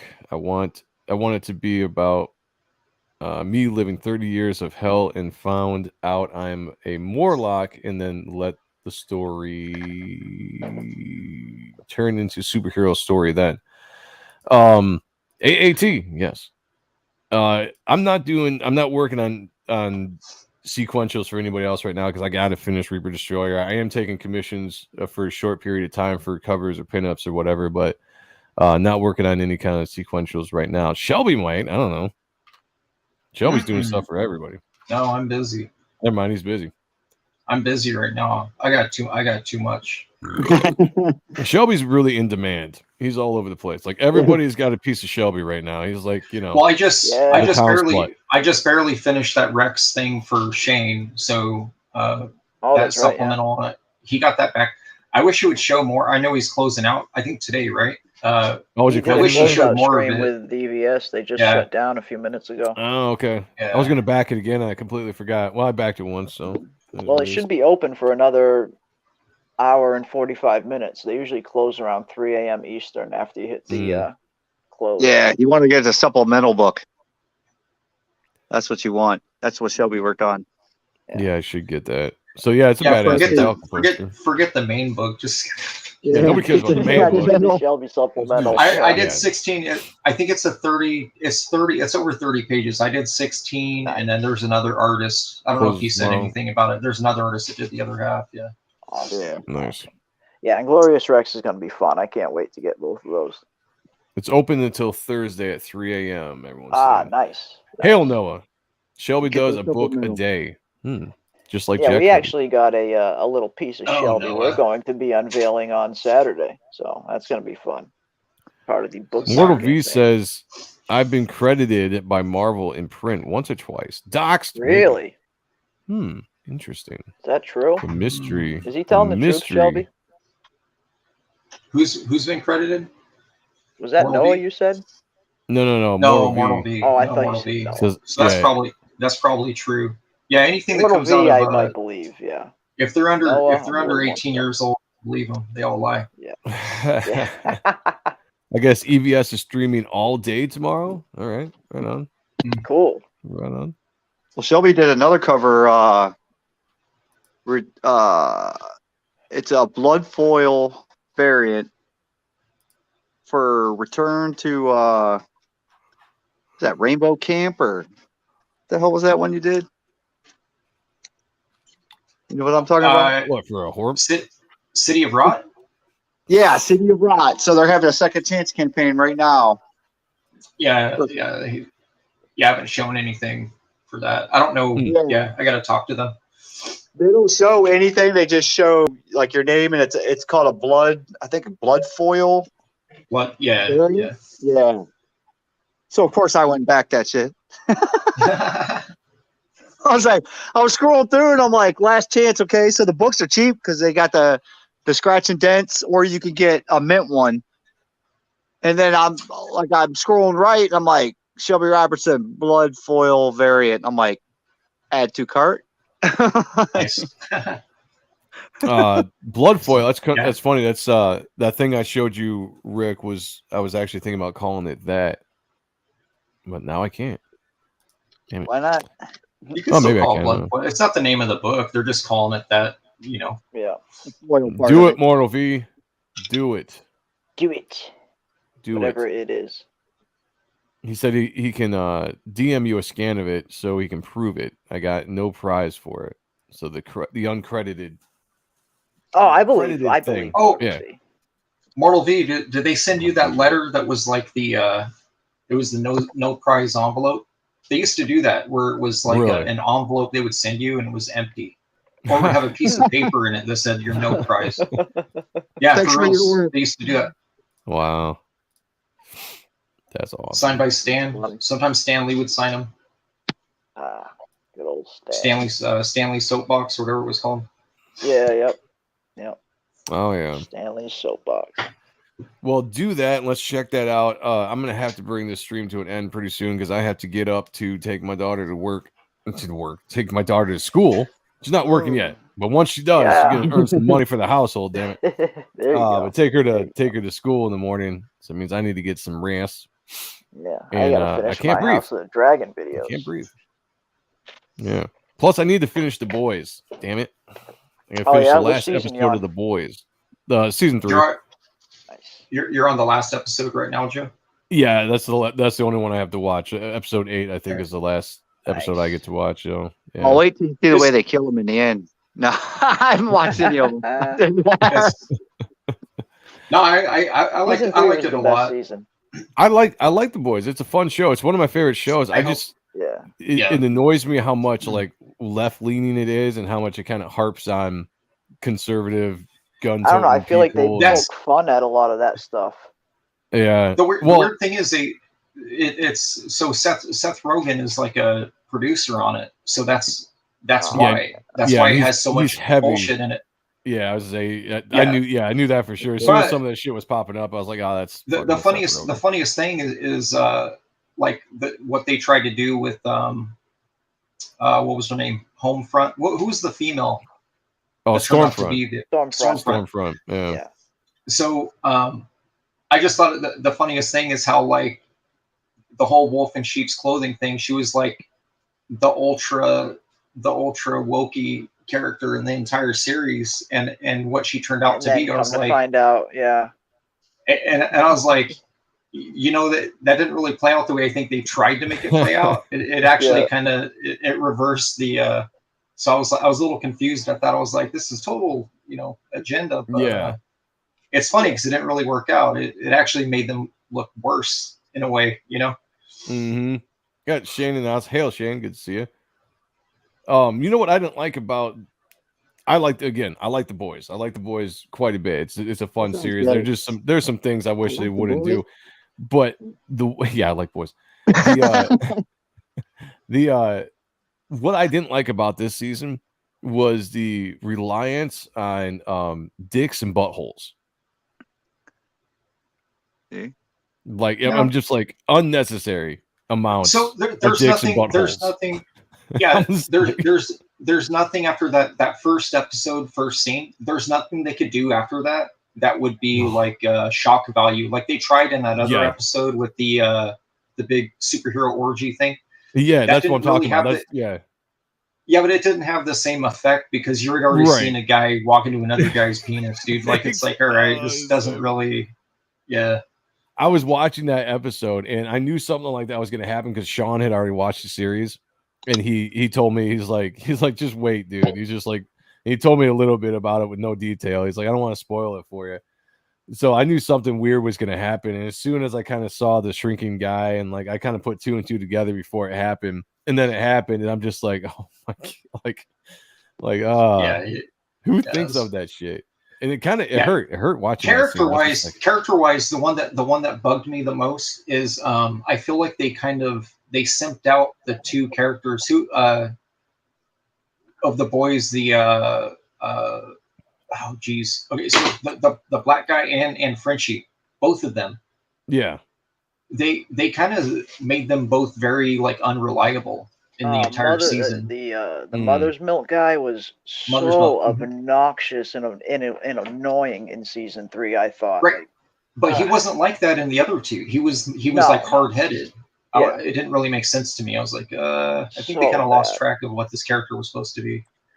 Yeah, some of the decisions they made with some of the characters. I mean, overall, again, like I like the series in general. It's good. You know, I think some of the acting is great. You know, like the dude that plays Homelander is fantastic at pulling off that. Yeah, like he's one of my favorite characters because he's my favorite character in the show, dude. Yeah, mine too. Yeah, he's the favorite character of the whole show. He really is. I did like Jensen Ackles though as Soldier Boy. He was good. Oh, he did a great job. Yeah.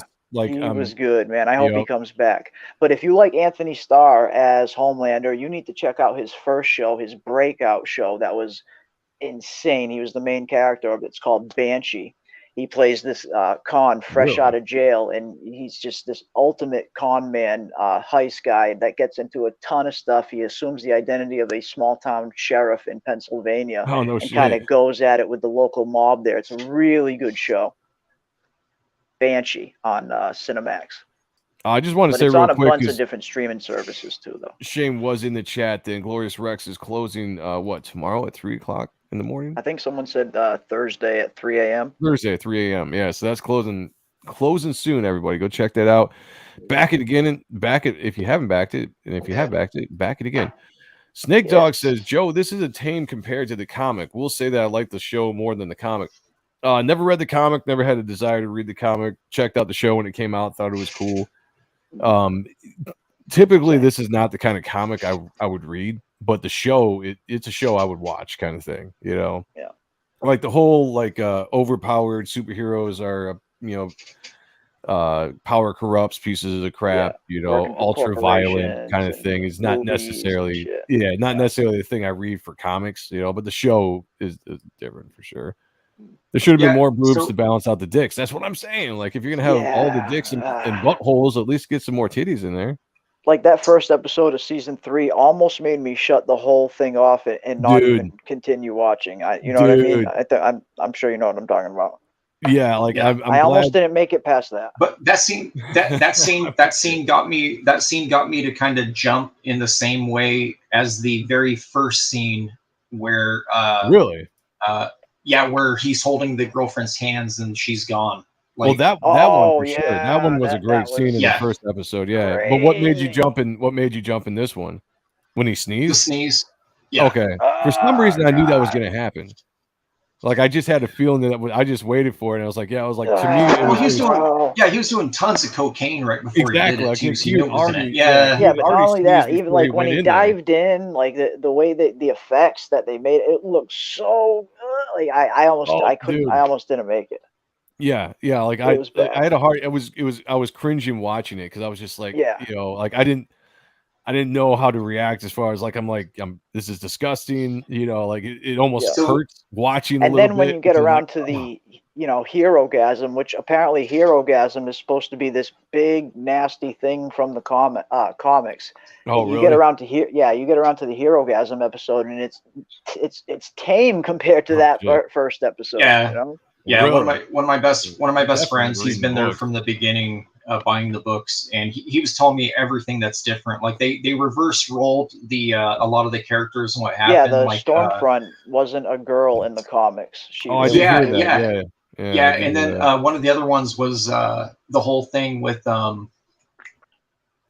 the whole blowjob incident in the beginning where. With Starlight. Starlight. It actually happens with Homelander, not with. Not with, really? Not the Deep guy. Yeah, the Deep. Yeah. Hey, there's a rumor Anthony Starr being Dracula for like Tomb of Dracula for Marvel. Huh. Oh, I did hear something. Yeah, I did hear that. Could be good. Not too long ago. Yeah. I could get Snake Dog. The thing that bothers me about that. I don't. Yeah, there's a lot of superheroes. I agree. Yeah, Orgy. Yeah, the Deep. Oh, the Deep was black? Really? Huh. Anaconda penis. Yeah, that was that was interesting. Although the stuff that they're doing the Deep this season with the octopuses and everything, I'm just kind of like I don't know. I would prefer that he just stays with them and makes at least another season of The Boys. Like I'm interested to see what happens with the son. It kind of gave me that vibe of what was that movie that James Gunn did when he was he was sort of canceled, the Superman, but it was like dark. Oh yeah. I never watched it, but I know what you're talking about. I saw it. It was really good. Yeah, like I said, Brightburn. That's it. Yeah. So that's kind of what this kid reminds me of in a strange way, because you can see him turning towards the end. You could definitely. Well, if I get a chance, I might try finishing. I might try finishing the season tonight after we get done streaming. And just because I really want to finish it, and I can't watch it when my daughter's around. Stranger Things was great. I got like the last hour to watch of the final episode. That's about it. Did you know that dude that plays Eddie Munson or whatever his name is? He actually Game of Thrones? Yeah, he actually learned how to play that Master of the Puppet song. No way.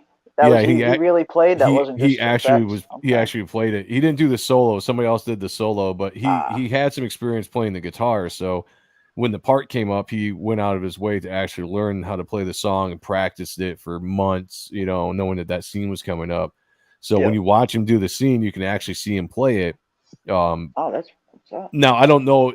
I think they used the actual Metallica track in the show, but for the scene, he's actually hitting the notes. He's actually, so it looks legit, So I was respect. Cool. I always respect actors that can do that. Yeah, actors that learn, something like that just for a role, definitely get a little bit more respect. Yeah, he could. Wish you could see more method actors like that. Yeah, he couldn't actually play it, or they couldn't actually use him playing it in the show because he would have got sued by Lars. Yeah, probably. yeah. LT Hughes says main reason I don't watch The Boys is because he hates Homelander. Like, I don't know the character in the comic my wife at hates all. the show too. I mean, I understand. A lot of people don't it's like not it. for It's everybody. not for every. Yeah, it's definitely Oh, not it's for definitely everybody. not for everybody. That's for damn sure. The first 2 seasons I didn't really like that much, to be honest. I remember when season 2 came around, it took me forever to get through season 2. There was a lot of parts where I had to struggle just to watch it. Yeah, I wasn't a big fan of the first 2 seasons, but season 3 I thought was great.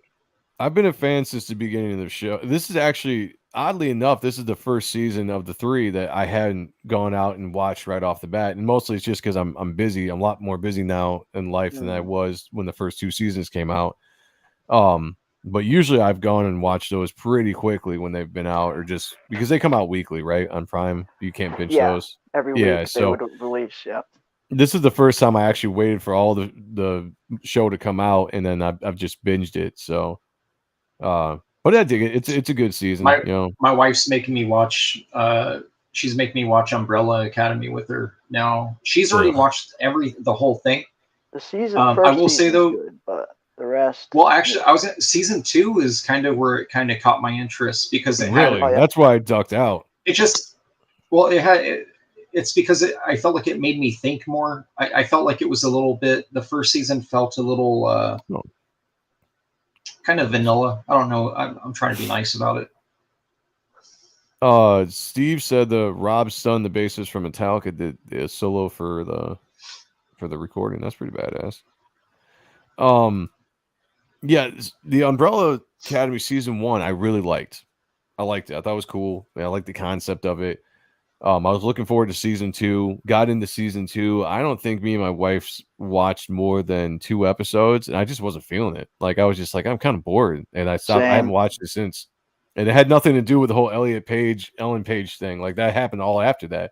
Like, it was just like I was just kind of like, well, it didn't capture me. They went back and changed. Yeah, they went back and changed some stuff. The title cards and all that they changed. Oh, did they? Does that? Yeah. Nice. Yeah, I'm kind of curious. We're going to be getting some 4K releases and some Blu-ray releases of Whip It and Juno and stuff. I'm just curious if they're going to flip everything on every media on the new release. Oh, I'm sure. Yeah, I'm almost positive of that. King Crow says, I thought it was worse than I thought. It was like all the dudes on the team like gang blow 3 dudes. Gay sex. In the comic? Yeah, it must be. Again, like that's not the kind of shit I like to read in comics. Like, I have no desire. Sorry. So I'm a twice removed cousin of Derek Robertson, who's a co-creator on The Boys. Oh, really? I didn't know that. He told me, yeah, he did the 21. Yeah. He came over to me at Phoenix Comic Con and told me, he goes, hey, dude, do you know we're related on the Scottish side? I was like, oh, all right, man. Nice to meet you. I get your comics all the time. Sometimes I even sign them. I don't want to print them. I'm like, yeah, I'll sign this. They just see Robertson above me and they just assume, they come with their fat stack of Wolverines. And I'm like, shit, I wish. Nice. I wish I was anyway. It'd be like $20 a signature, guys. Yeah. Sometimes they'll come up with a short box of, Transmetropolitan, that long book. And I'm like, as much as I'd like to sign these I'm not going to ruin your collection here. Ryan Johnson says, get ready to be beat over the head with the Elliot Page shit in season 3, I'm assuming, Shelby. Yep. Yeah. It's blowing 3 dudes sounds like White Boy Summer from John Malin. So maybe it's because of stuff I grew up reading. This season 2 right now, to me, it's screaming Dark Phoenix Saga, and I don't know why. There's something about it that has that it has like a Byrne era X-Men feel, where the first season of Umbrella reminded me a lot of Guillermo del Toro's Hellboy movies. Oh, I don't know why for that either. It's like it felt like a times piece. It didn't feel like current, Yeah. Yeah, like season one, like I said, I didn't never finish season 2, but season 1 I really liked. Season 2 was just like, I don't know, I think I was just, there were so many, the problem with these shows in streaming is there were so many good shows that started to come out. And it was just like, like The Witcher came out, I got big into The Witcher.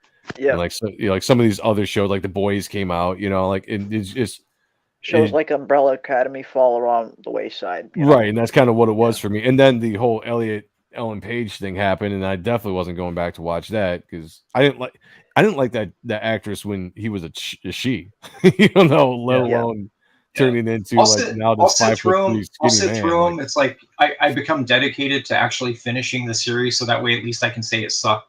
But I did the same thing recently with that show Eureka. I've never watched an episode in my life, and I just started that, and I'm on season 2 now, and it's weird, but I'm like, it's something for me to do. What I do when I'm not streaming, I go sit on the couch and I have I got a board and I'll draw on the couch and watch shows when everyone else is asleep, See, I can't do that because I'll focus. If it's something I'm interested in, I'll just end up sitting there watching the show. Instead of drawing. So like the only way I can do that is if it's like a documentary or something I've seen before, and then I can kind of draw and watch something at the same time. Well, otherwise I'll just be like, oh shit. Yeah. Most of these shows are trash, so it's easy to focus on the art. Yeah, good point. Yeah, season 3 is kind of dog shit. Yeah, I'll probably never watch season 3. I'm never going to finish season 2. I Am a Boys. Oh, good call, man. Good call. What's up, Phil? Yeah, season 2 is more like a comedy. I feel like it's different. Paige is pretty insufferable. Always has been, in my opinion. Watch Orville, the best version of Star Trek out there. That could be true. World of Conan, Hale, he says, I'm so with Joe. I've never liked Ellen Page, so this trans stuff is no way. Season 3 must be really bad since that's going to be the focus. Season 2 was already bad. Yeah, I've never been a Ellen Page, Elliot, whatever, in general. I've never liked the actress going back to Juno. Overall, it was way better than current day Star Trek. My roommate puts a trash I can read. My roommate puts trash I can read or draw through everything. My roommate puts out trash I can read or draw. I think I know what you're saying. I got you. What do you think of Doom Patrol? I haven't finished watching the 3rd season of Doom Patrol, or the 2nd season. The 2nd season? How is that show? The 1st season was great. I liked it, but I think it's the same thing that happened with the Umbrella Academy. I started watching the next season of Doom Patrol, and it just didn't grab me. Like I found myself kind of just like after the 1st episode, and I just never went back. So I meant to watch that, but just never got around to it. The Teen Titans was okay for the 1st season. I didn't see any more of it, but the live action Titans show they did. Yeah, I watched season 2 was all right. I take that back. I haven't finished season 2. Like I watched like 7 episodes of season 2. I think there's like 1 episode left or 2 episodes left of the season, and I haven't finished it. A lot of this was coming out when HBO started streaming, right? Like it was only on the streaming service, which I didn't have. Right before the merger as well. Yeah. So what about Oh, thanks, kid. It's also KSSS birthday, so everyone wish KSSS it is a happy KSSS birthday. That's happy right. birthday, KSSS. Hail, by the way. Swamp Thing. What's your guys' opinion of Swamp Thing? Which I've never watched yet. I do want to watch it though. I only saw the first like 4 episodes or so, but the first few episodes seemed okay. Yeah, here's the thing with Swamp Thing. I was really excited about it, and right before they're going to launch the 1st season, they cancel it. So I know that there's not a 2nd season coming. So I decided, I'm like, all right, screw it. I'll still watch it. So I started to watch it. And it was all right. It wasn't bad, but the problem was I couldn't get into it knowing that there wasn't going to be a 2nd season. Me too. So that's the same thing. And they killed that show way too early. Only 1 or 2 episodes had aired officially on the streaming service, and they already announced there's not going to be a season 2. Yeah, of course, and so I didn't watch the rest of the season. I was just, so I still don't know. So the show was good or that not. show could have been saved. It was produced by James Wan, and I'm a little bit of a James Wan simp. Yeah, that's why I was excited. He did the first Aquaman. Yeah. He did the first. Well, he did the first Saw. He did all of my favorite. Yeah, he's done a lot of my stuff. favorite current horror anthology is the Insidious movies. He did those. Yeah. And it did have Conjuring, a cool, creepy vibe to the show. Like I think it could have been a Kinda, very yeah. good show. I thought the special effects and stuff were decent as far as like Swamp Thing went. Like I think I watched the first episode. Like I watched when he became Swamp Thing, and I don't think I came back after that just because again, those were shows that dropped like every week. And so like the next time it aired, I didn't watch it and I just never went back to the show. And I thought to myself, it's not gonna be the second season. No point. So if I do get into this show and it ends on a cliffhanger, I'm gonna be really pissed. So I might as well just stop watching now, And then like my thing is like I'm a little tired of this. Like, is it canon? Is it not canon? Oh yeah. Is it canon to what? Like, what is it canon to? Exactly. Yeah. Like that. Is it part of the DC universe? Is it connected in any way? Is it part of Titans? Is it part of what is it? Yeah. And they give an automatic pass. They give an automatic pass to anything like a Batman office related, right? Like the Batwoman show. Yeah. Oh yeah. And it's like that should have been a side quest. Anything that's woke, they're gonna make sure they give ample opportunity. Yeah, happy birthday, Noah. Yeah, Batwoman dragged Happy on birthday, for... Noah. Happy birthday, Noah. Happy birthday, Noah. Happy 16th birthday, Noah. Hail Lord, Hail Lord Ravener. Good to see you. Ravener. Yep. But to answer, I don't know, man. Batwoman dragged on way too long. And that show like that gets canceled that immediately. early. Come on. They How many canceled actors that, did but they go through on that? yeah, two.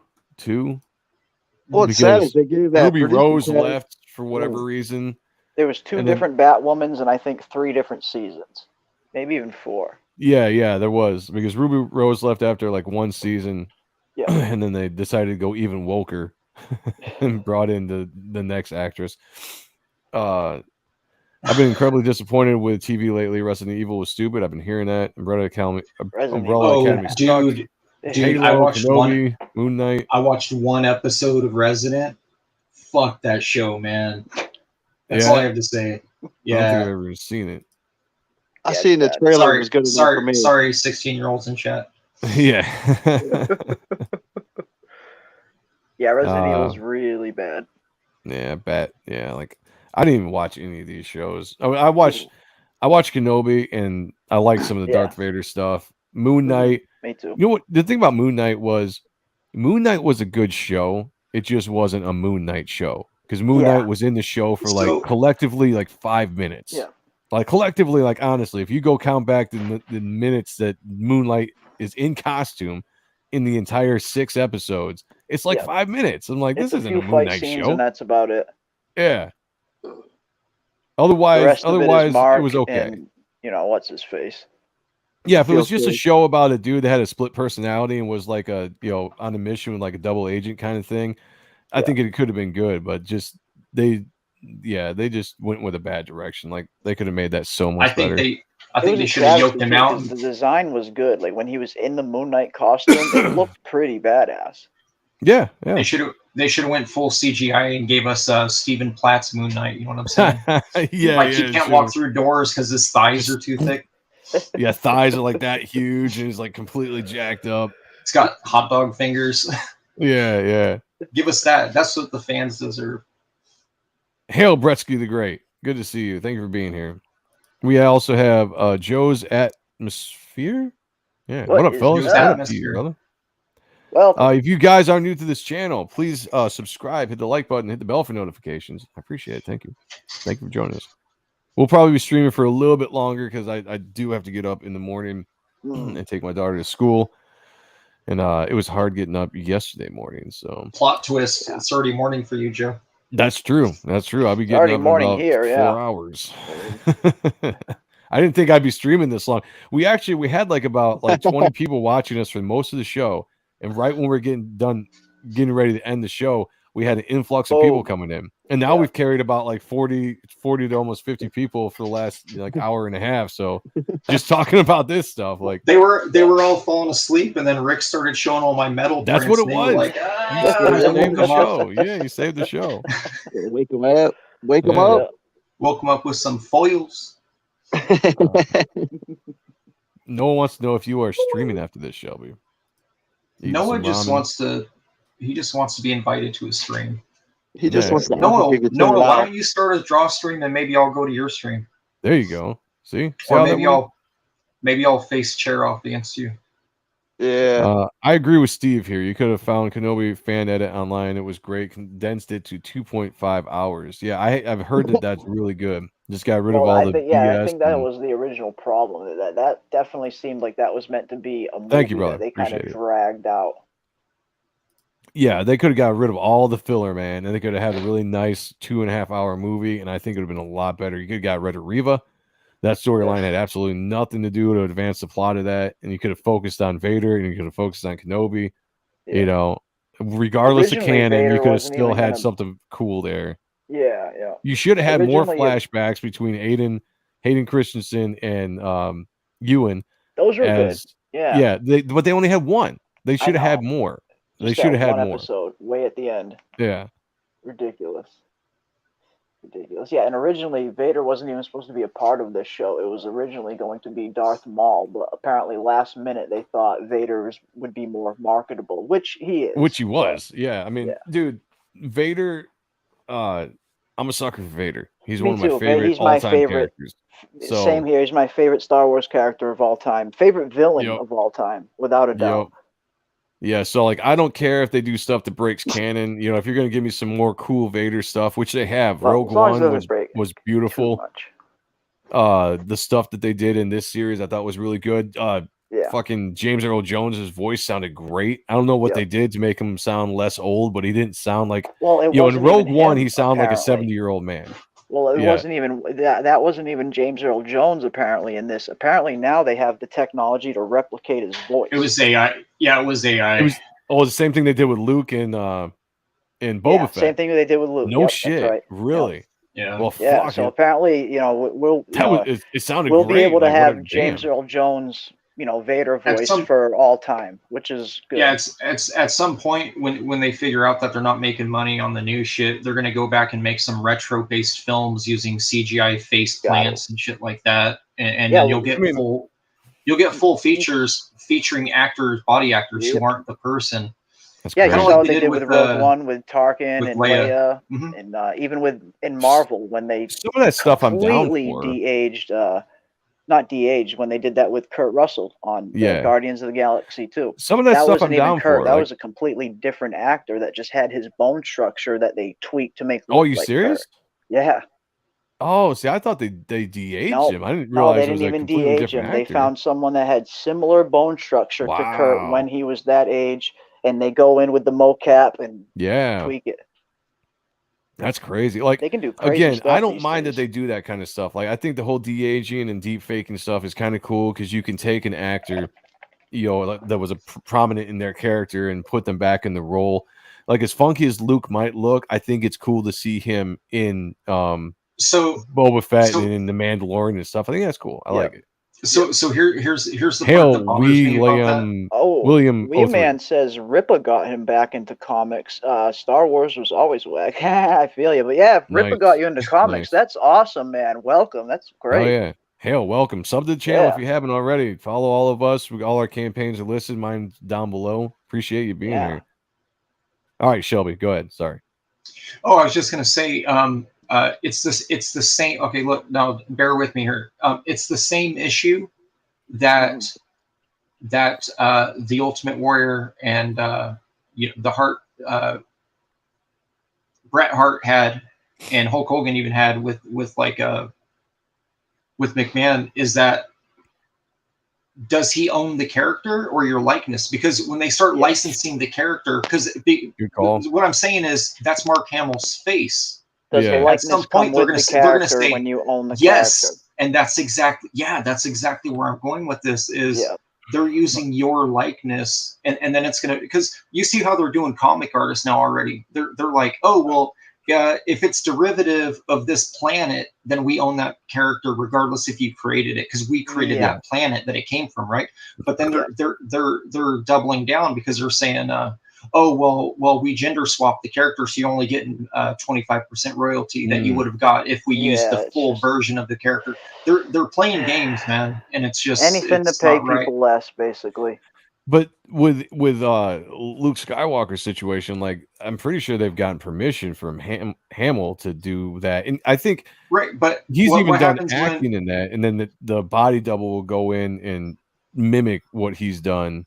Yeah, which is kind of odd to me. Like, you know, what about the deceased actors 50 years from now when there's no family members to pay? It's like the Jack Kirby scenario where you're paying great grandchildren who have no idea why they're getting $1 million check. Well, that's why a lot of people had problem with the Grand Moff Tarkin one when Rogue One came out. A lot of people were pissed about, oh, you know, you shouldn't be using his image. But didn't they get the right from his estate to do that? I imagine they did. I don't. Yeah, see like that. I read but that's the something. thing. Did they get the rights, or do they even need to get the rights, considering they own A New Hope? Dude, that's the question. And the way the way that they're lawyered up too, they know how to play it. They know how to play, even if they know they're wrong, they're still going to do it because they've already weighed it out. And they're like, you know what, this can drag on in court until you're dead. What are you going to get from us? You know? Exactly. You want to go to court with Disney, you know? Disney is a faceless corporation. They're literally the epitome of a faceless corporation.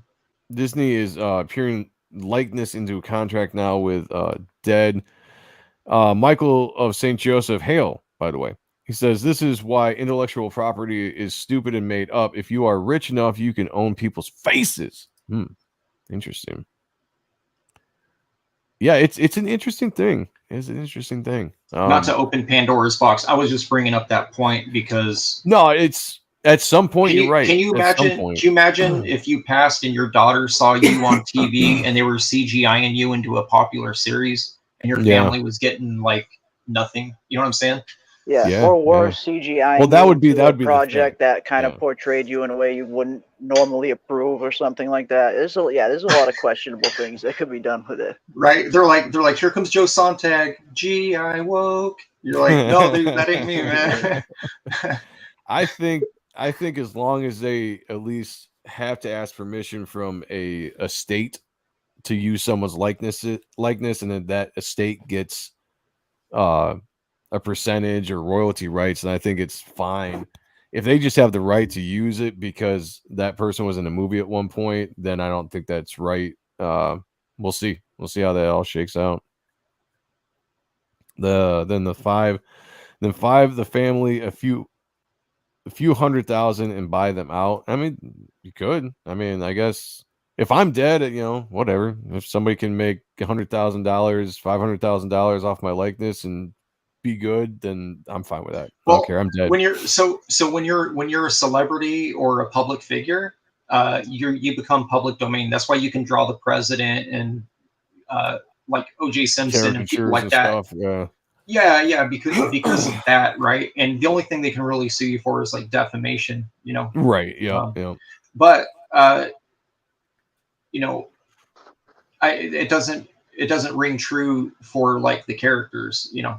Like I don't think that applies. Here's Phil name dropping us. He says, guys, I talked to my buds Simon Bisley and Dale Keown today. Awesome, he talked to me too. I see how it is, Phil. Yeah. So Shelby doesn't, huh? But whatever. I get it. Well, I talked to Dale too. Whatever, Philip. Yeah, bastard. Disney Star Wars cast with will one day be CGI, just like their audience. Imagine if they made you a beta. Oh, watch out now. Watch out now. What if they made you crawl into a pee-pee hole? A penis? Yeah. All right. Now he's backtracking. He says, Shelby, wait. Yeah. See? You got scared. Yeah. You gotta watch. You gotta think. Before you speak, Phil. Gotta do it. Ryan Johnson says, you all know the original Disney is gone when they tear down Walt Disney statue in the parks. No, I didn't even know that. They've already taken him out of the anniversary grand opening speech. I did not know that. That was crazy.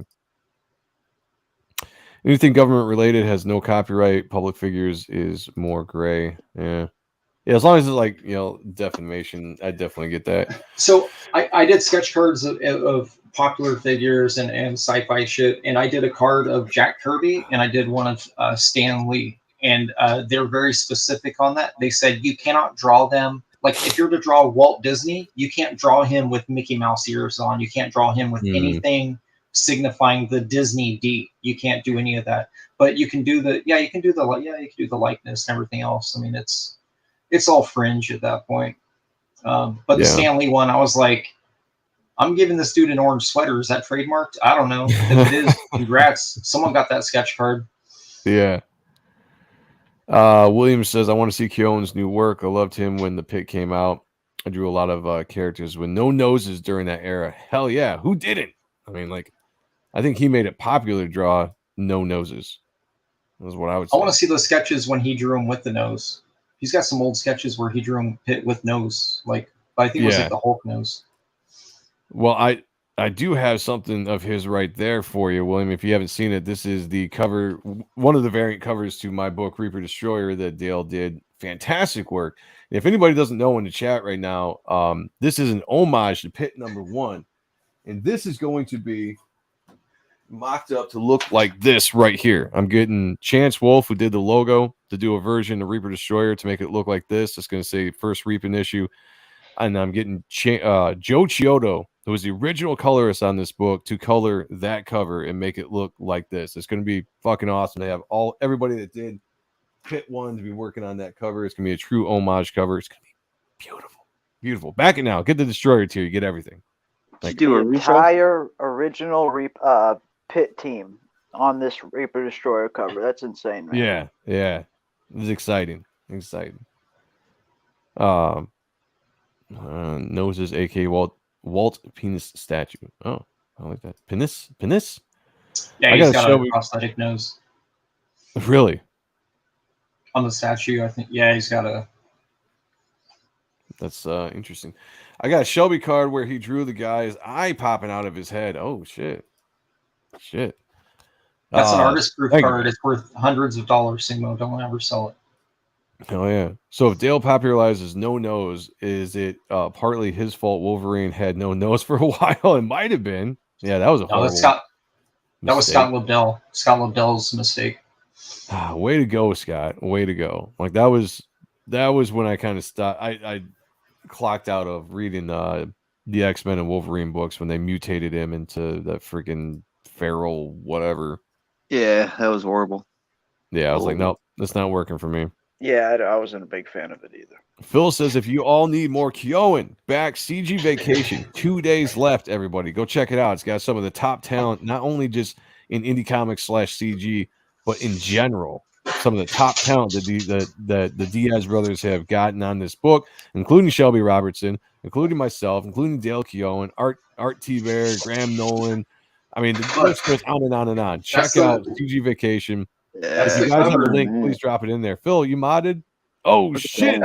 That's the cover, guys. That's the wraparound. That's the wraparound cover. Man, the inks came out so insanely good, Shelby. Fuck, man, you killed it. I knew you were gonna kill it, man, but damn, did you kill it?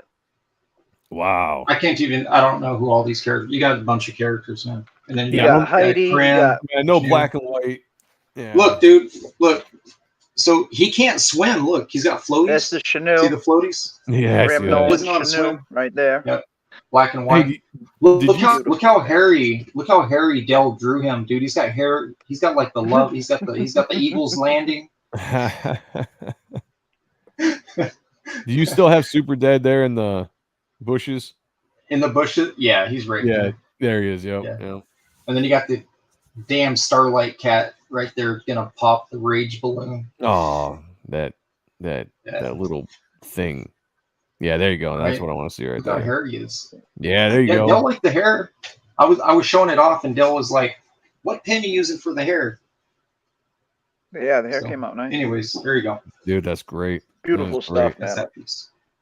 Yeah, check out CG Vacation, people. It's got the biggest collection of talent that on one project that I've ever seen, and wraparound hardcover. Yeah, hands down. Got a bunch of stuff in it. Hands down. Ryan Johnson said, "Such a good job, Shelby. It was nice watching you ink this on stream. Yeah, it was really cool watching that happen. Yeah, sick art. Jelly Bean is a terror. Booty. I see Waldo. Looks badass. Yeah. Beautiful work. Beautiful work. Has anyone ever heard this crazy law that if you depict a crime in a comic that it make it illegal to exist and can't wait? What? I think that already exists. I think that the oh geez, what's his name? That comic Faust. I think Faust is illegal in Canada. Huh? Really?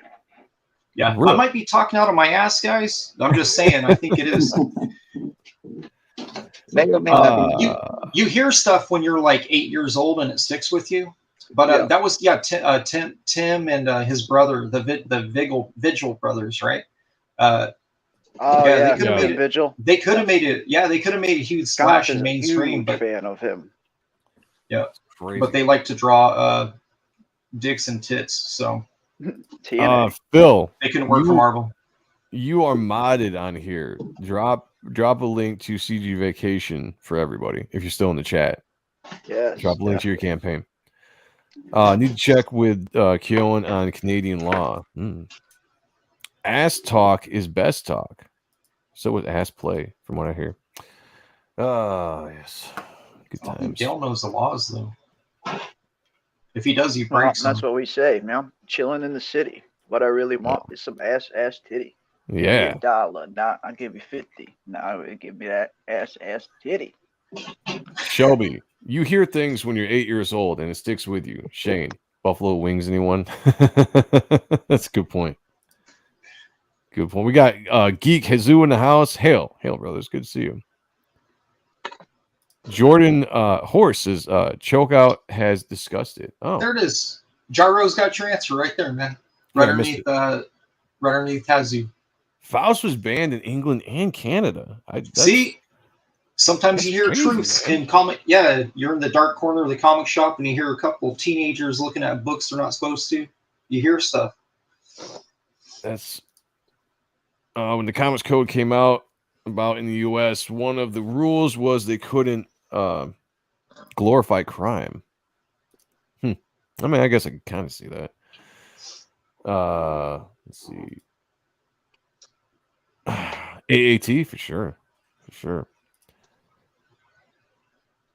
I have a seized comic. Crime is the government.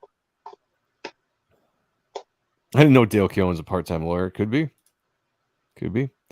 At the border right now because of that, I guess. Oh shit.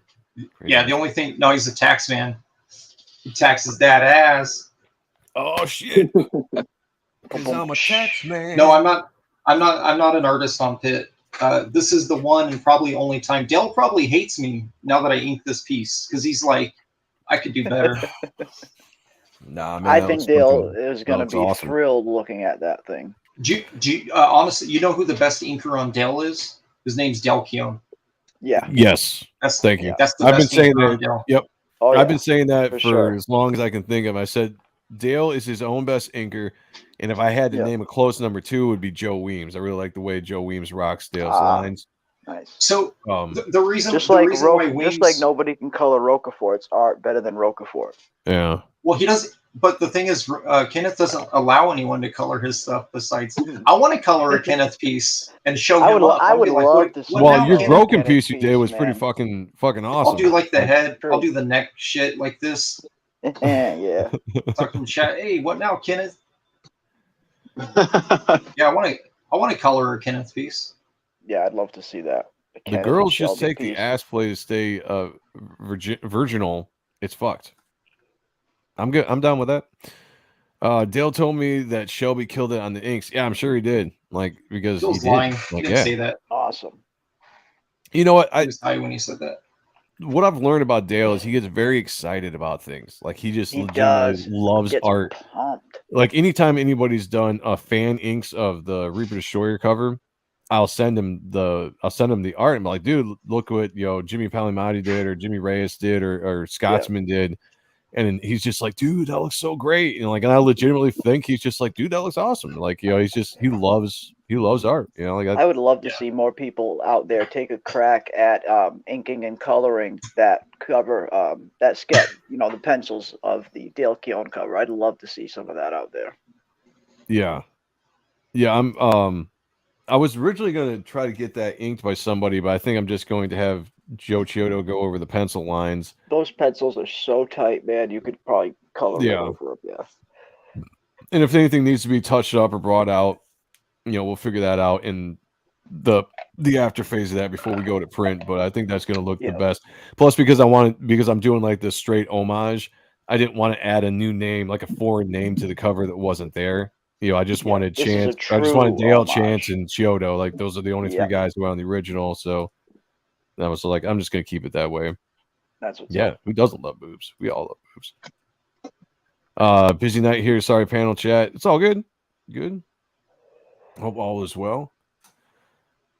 Dale is very supportive. Never has a bad thing to say about anyone's. Like that's what I love about Dale. Yeah. Like I mean, he like legitimately very supportive, encouraging.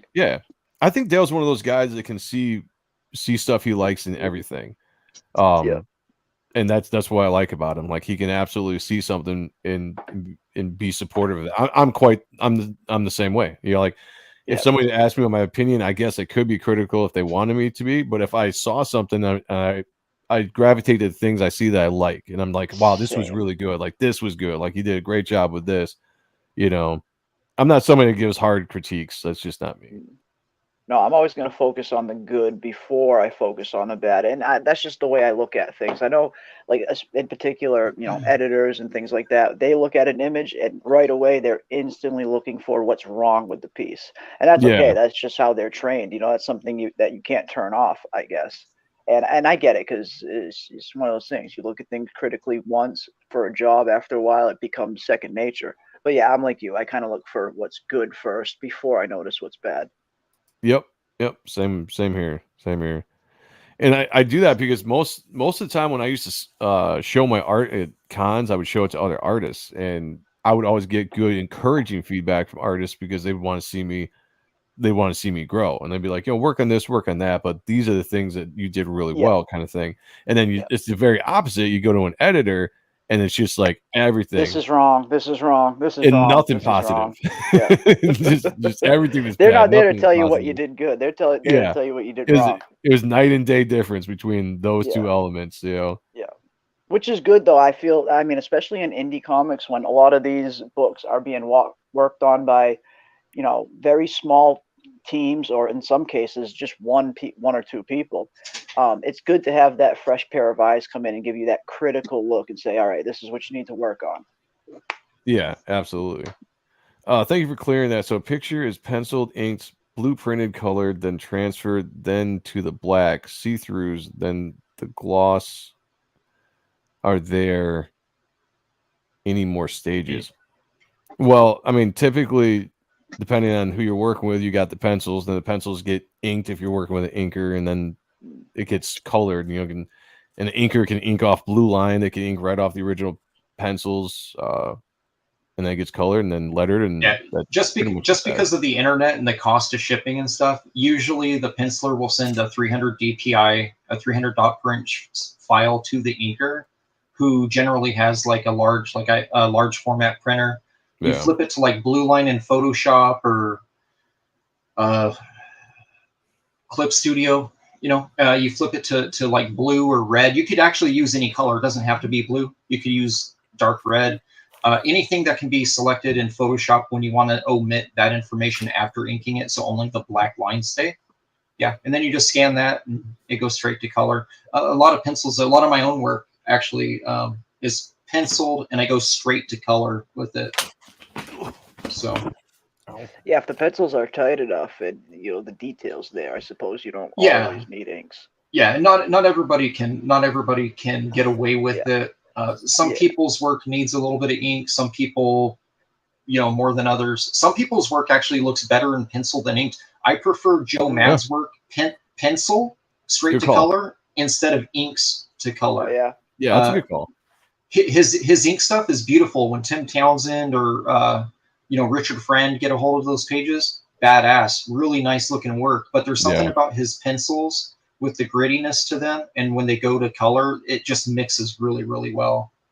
Yeah. Now what's cool is I've been experimenting a little bit with doing some digital sketching and then printing that on blue line and then just inking that. This was a piece I did real quick, and this was all printed out on blue line, and I just inked it physically. Oh, wow. Yeah, that's how I've been enjoying that way. Yeah, I'm not going to do that all the time, but like it saves some time, Phil, I haven't got it yet. Sean's sending me the book, and he hasn't sent it, I don't think, or maybe he did. I'm still just waiting, but it's coming.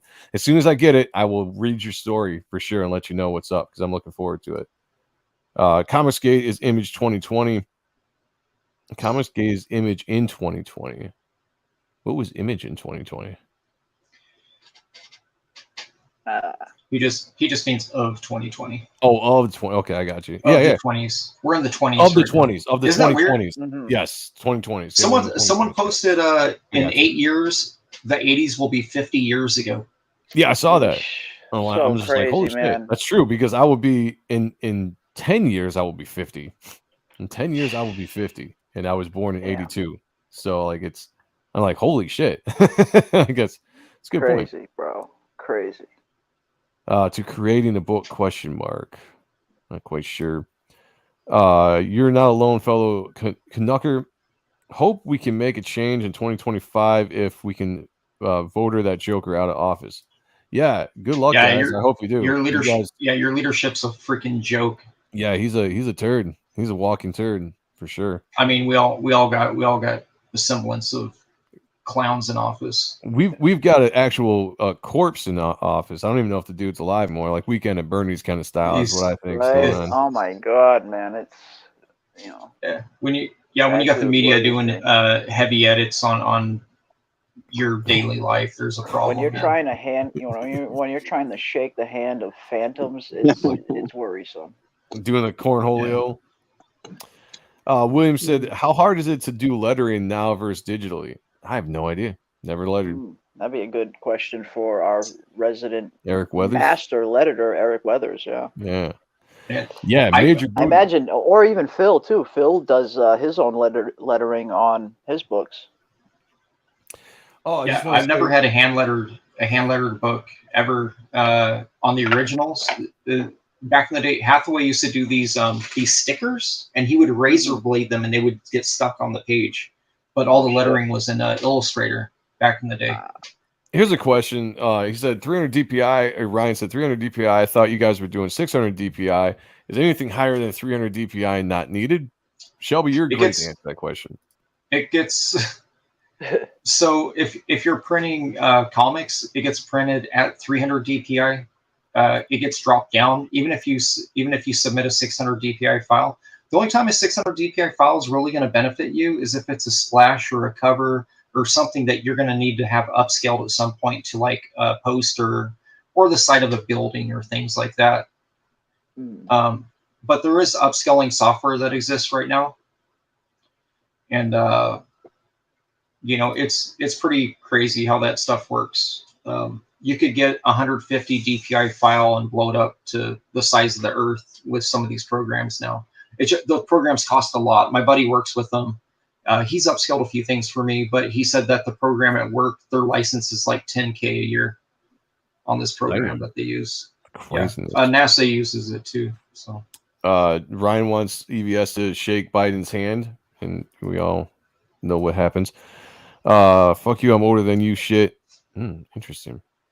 601 DPI. That's even better.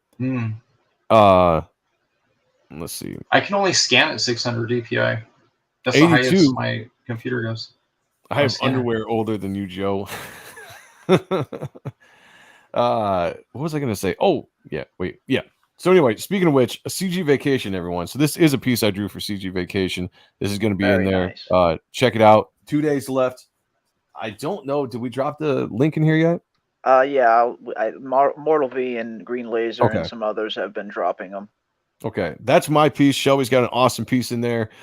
Again, Dale's doing the wraparound cover. You got huge names, everybody you can think of. There's like friggin' fucking what, 50 people or It's an something like insane amount. It's the biggest collection that I've ever seen in the 5 years I've been here. Everybody back Reaper Destroyer, specifically my cover. Yeah, specifically my cover. And then also, back CG Vacation. Tons of people. Back listen. You got to back Rage Tality's War as well.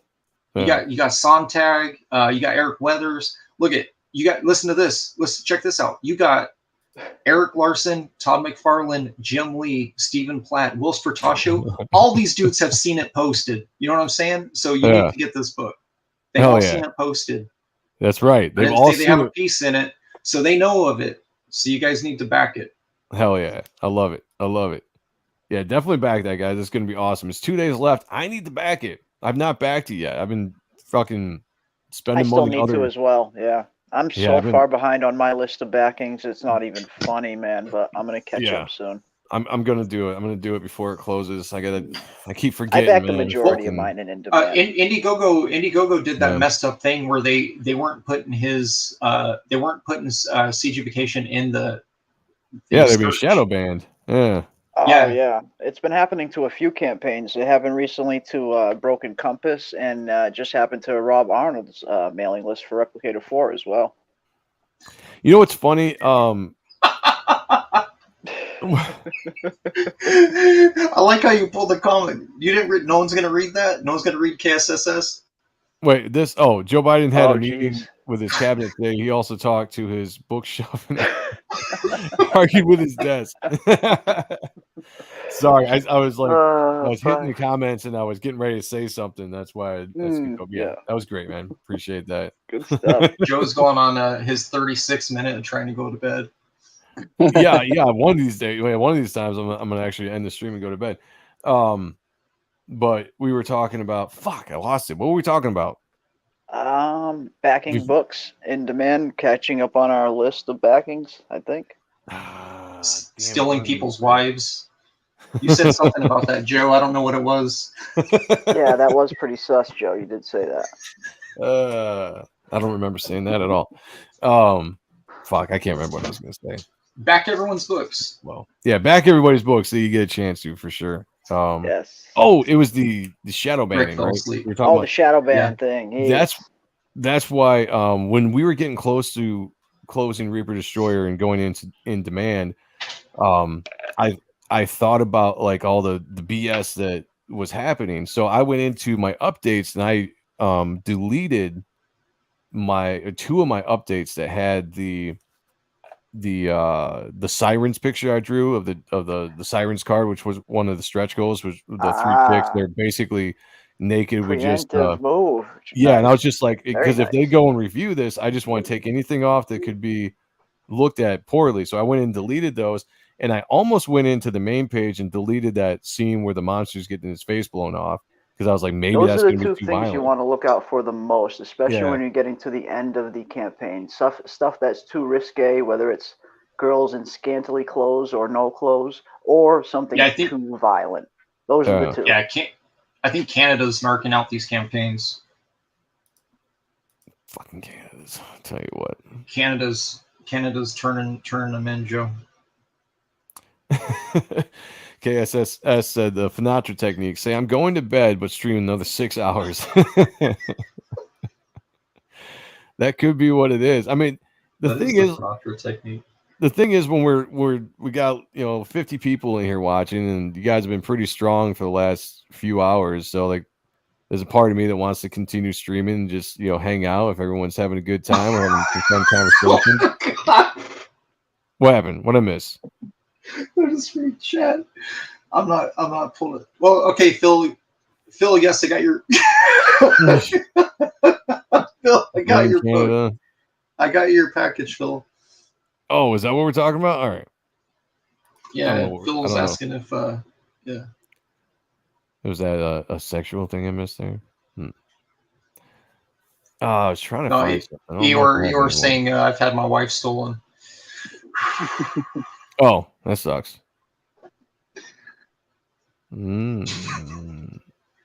I feel like I shut my camera off.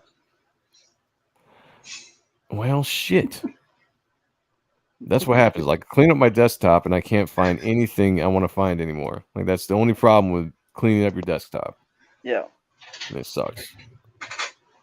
Fuck, where'd it go? Yeah, all right, whatever. Fuck it. Never mind. Look, do I got to cover that? Here we go. I got a Zaid package. There you go. Nice. I don't know why I covered my address. I put it on all my things I send out. William said scantily clad girls and violence is the only reason I buy though. Yeah, that's what I'm saying. Hell. But for some reason, IGG has issues with certain things. They do. And will hold your money, I guess. We got Henry Bemis in the house. Hail. He says, press F for everyone's wife. Hail, Phoenix. Good to see you, brother. He was the first one in the chat today. Number uno mas. Uno mas. There you go. F. There we go. Filthy Fiddles. I like it. We here Shelby opening up Why do you send me this? the package. Is it a dick pic? I feel like it's a dick pic. Uh-oh. Yeah. If it's from Phil, there's a good chance. Yeah, I'm thinking. Yeah, it's pretty much. Phil and Brandon. They're what do they call this? Porting. What is this? No, he sent me a blank. He sent me a Gunslinger blank. Phil, why'd you send me this? Yeah. Commission. Honestly, well, no, I thought it was that Phil got $100 Bisley variant for the last Ronin. He got it from Simon at that show. Yeah. I thought he was sending me that. That was the only thing I forgot to do was to meet Bisley. I was so wrapped up with Capullo and Silvestri, I forgot to just cruise over to Bisley's table and shake his hand and say, hey. Yeah, he was in Boston not too long ago, and I missed out. I couldn't get away to get up there and meet him. Oh, Phil said it's called docking. Docking, okay. Yeah. Joe's Atmosphere says, as an aspiring comic book publisher, what is the best way to go? Indiegogo, Kickstarter, etc. At this point, that's a good question. I don't even know. I still think Indiegogo is the best option if you're a new creator, because it's just got the best kind of built-in network right now and a little bit of foot traffic that you might get. Well, but as far as building a campaign, Indiegogo is the most intuitive, because you don't have to deal with backer kit and all that other stuff at the end of your campaign. Yeah, it's better than you literally Kickstarter, just fulfill it and then show stuff fulfilled when you're done. Like you add tracking and stuff. So it's very easy to do. It's just like it's almost like an eBay. It's almost like eBay. You just enter the info as you go. But it's more intuitive. With Kickstarter, there's campaigns that I've backed. Stone is one of them on Kickstarter. And there's people here that just won't even. They still haven't charged me. Yeah, but they still haven't even charged me. Now, this is like a year ago. They still haven't charged me my shipping on that campaign yet. That's the thing about Kickstarter, man. I hate that. You go to purchase a book and they don't charge you right away. You got to wait till the campaign closes, and then all of a sudden your credit card will get hit with that charge. Yep. It's a weird system. Yeah. Yeah, and with Indiegogo, it's automatic. As soon as you back something, it comes out, and then what you do is you just sit back, treat it like a stock. Anytime you back a campaign, treat it like a stock. Don't be checking your computer. Don't be doing nothing. Just wait. And when it shows up, it shows up. That's kind of the way that's sort of my approach with it, because, everyone is dealing with different stuff and trying to get things done at different paces. Some people are very fast and they're able to get stuff done a lot earlier than others. But yeah, don't treat it like like the whole what do they say, the Wednesday warrior. Like don't think of it like going to the comic shop on a Wednesday and grabbing shit off the rack. And expecting it. You're helping fund the process. You're helping fund the process of the product that you're going to get, and you're going to be psyched about, and it's going to be great. Yeah. It's a completely different pre-order in a sense, where you're ordering a copy of a book and waiting for someone to send it to you. You're like Shelby said, you're putting money in to fund the actual creation of the book. Yeah. That's why everyone's make it happen, right? Yeah. Yep. Help William said this is This is the craziest thing ever. I never thought I'd be talking to you guys, my heroes as kids, like this. Shelby? You're talking about Dale. Well, certainly ain't me. That's for damn sure. I was about to say, like, you know, you're a hero. He likes Dale. Yeah, Dale for sure. Rick, Dale, AKA Rick Sailor. Diamond Rick, Hand. yeah. No, Keown, Rick AKA Sailor, Rick Sailor. yes, is a hero. Rick Sailor's a legend. Rick's my hero. Young Rippin needs to open up his site to other creators or creatives. That'd be interesting if he goes that way and like. If I was Rippa, I would what the percentage would be, you know, to bring people on.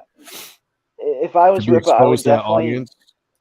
Yeah, I would wait on that. If I was Rippa, I would be kind of focused on building my own thing for right now, get myself established, get a good foothold into what he's doing, get that site nice and secure. And then, yeah, maybe in the future, who knows? It could turn into an actual publishing house where he brings in other people's IPs. That could be awesome. That'd be interesting. I mean, it depends. And here's the thing, like, depends on if someone's going to publish your book, like how much say they want to have in certain things, or if they're just bringing you on and be like, I'll just publish you through this, do that, you know, because that's the thing about independent books, that you don't have to deal with that. You know, like if somebody, you know, if somebody offers, like, have this giant platform, but I'm going to want to take a look at your, you know, where you going with your story and like all this kind of stuff. That's just something you got to weigh. I'm not saying that he would do that necessarily, but as an independent creator, you have complete the freedom. Quality that it would be coming into his publishing house. Like he's not just going to want to probably publish any old book. If he ever did do it, he would want it to be quality that matches his, I'd imagine. But yeah, I mean, like, that's not something I would focus on if I was him for any time soon. I would, you know, build his brand right now and worry about, you know, expanding later. It's the Gremlins. It's the Gremlins Viewmaster. Hold on. Look, it's it's an actual Viewmaster. It almost looked like something else from the first episode of The Boys. I was just gonna say.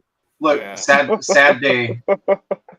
Look, Gizmo's going home. Oh yeah, there it is. Yep. There it is. Oh, Shelby, you're giving me flashbacks. Go up a little bit. There we go. Yeah. You're giving me flashbacks, Shelby. It's backwards. Look at that. Oh man, that's yeah. You know, my daughter took this off my shelf. I'm like, why is this over here right now? Doing my first book at age 57. That's awesome, man. That's wow, awesome. Hell yeah. I'm doing my first book at 40. You know, like see? That's what's great about, you know, crowdfunding and indie comics these days. Literally anybody can become a creator now. Yep. If you put in the work. And that's one thing, you know, I was talking to Silvestri a few weeks back when I was there at the con. And I just, you know, said like, hey, you know, I'm 40 years old now. Like I'm finally doing my own comic. And, you know, you were a big inspiration when I was 14 years old. And he was just like, he's like, that's the cool thing about being an artist. He's like, you know, we're not athletes. He's like, you know, we can sit here and we can draw until the day we die. We can't hold pencils anymore. You know, it's like, so it's like, you're never too old to start. He's like, Jack Kirby was 44 when he did Fantastic Four, you know? So yeah, like that's the kind of inspiration I take. You could be the ugliest dude on the planet and be successful in comics. You know what I'm saying? Exactly. Like it don't matter. We don't have an expiration. Yep. As long as you can hold a pencil or write a story or whatever, you know, you're viable for a long time, and that's what's cool about it. Yeah.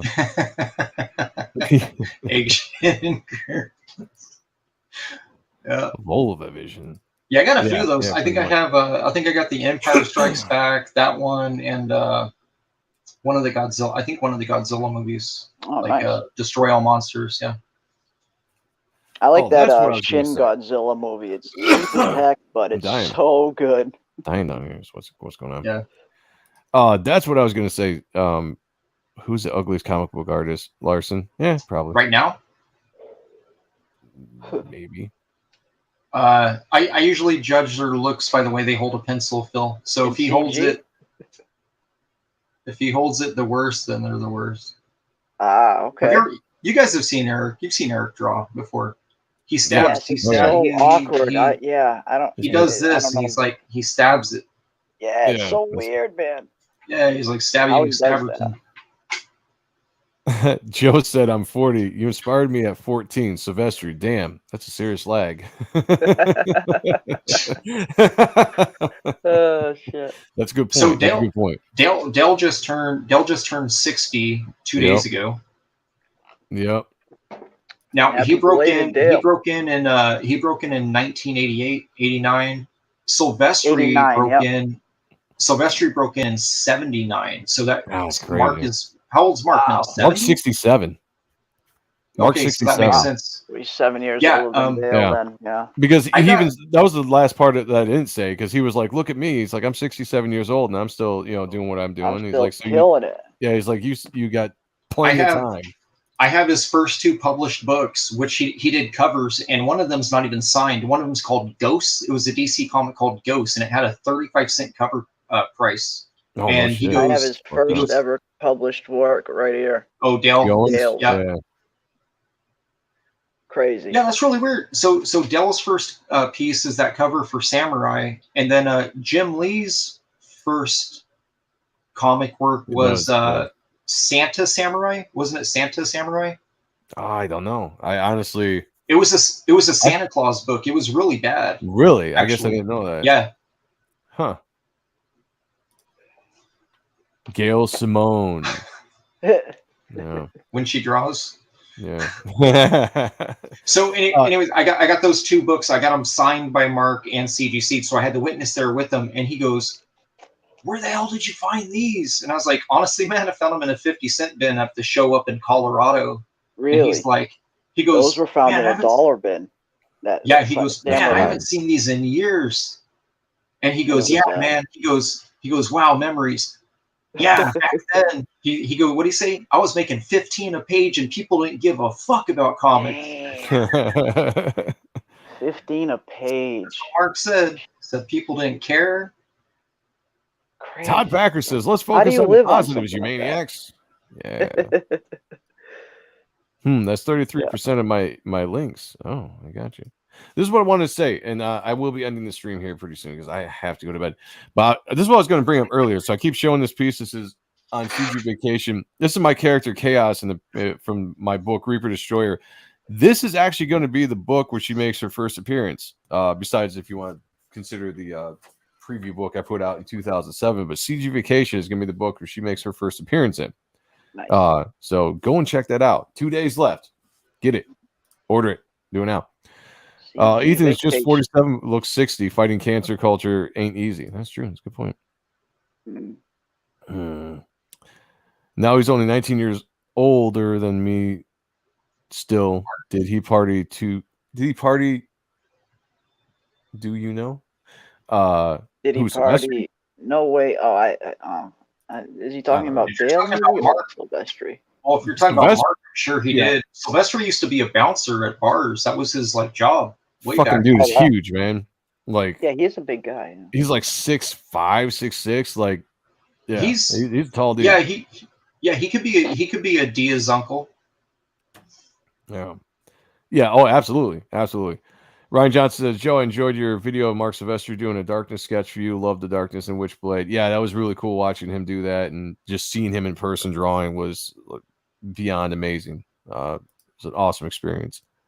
The ugliest in comics, I'm gonna go with Kelly Sue DeConnick. Yeah, I get down with that.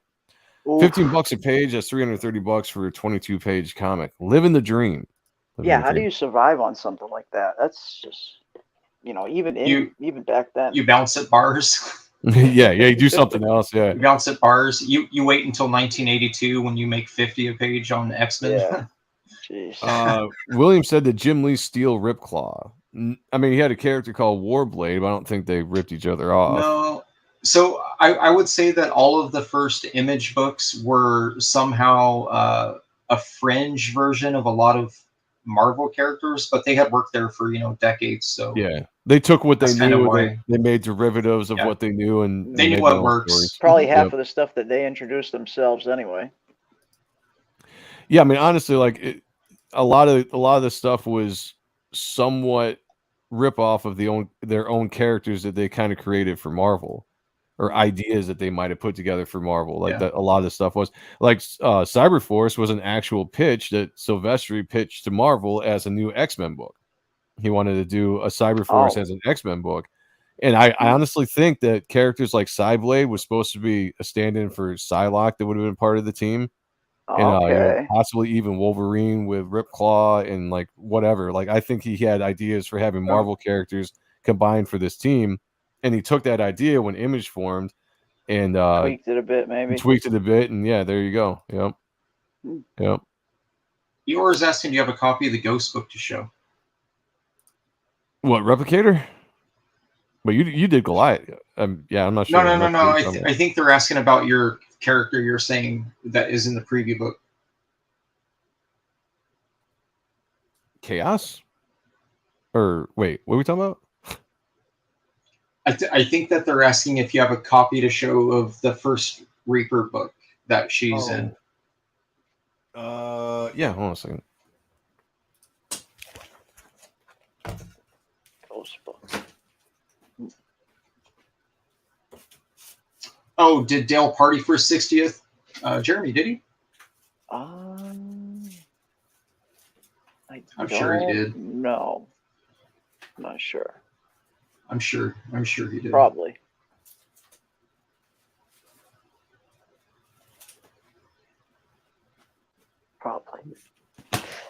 Dale turned 60 during the Baller stream, apparently. PTP even posted my happy birthday Dale comment. So yeah, they probably went a little hard on the Baller stream recently.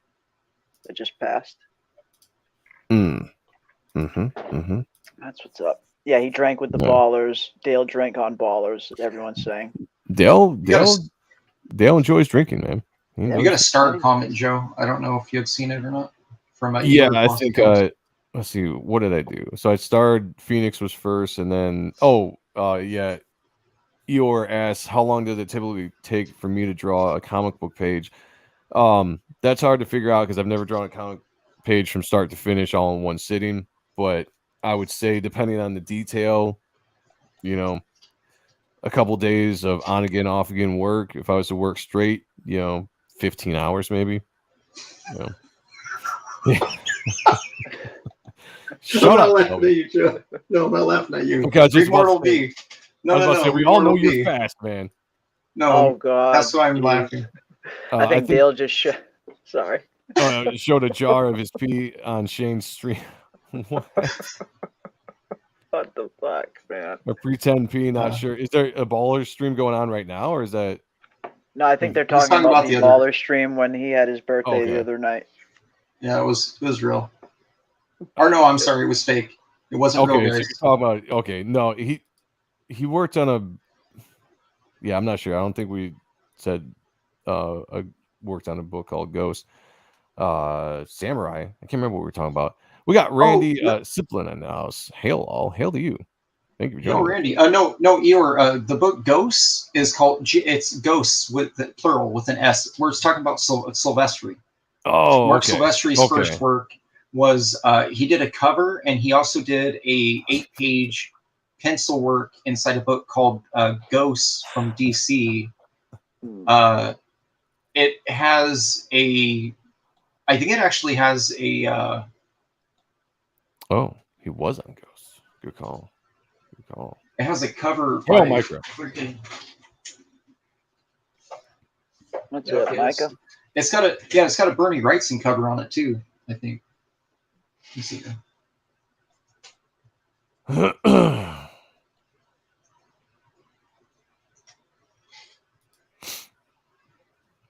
right. 2:40 in the morning. Good Lord, people.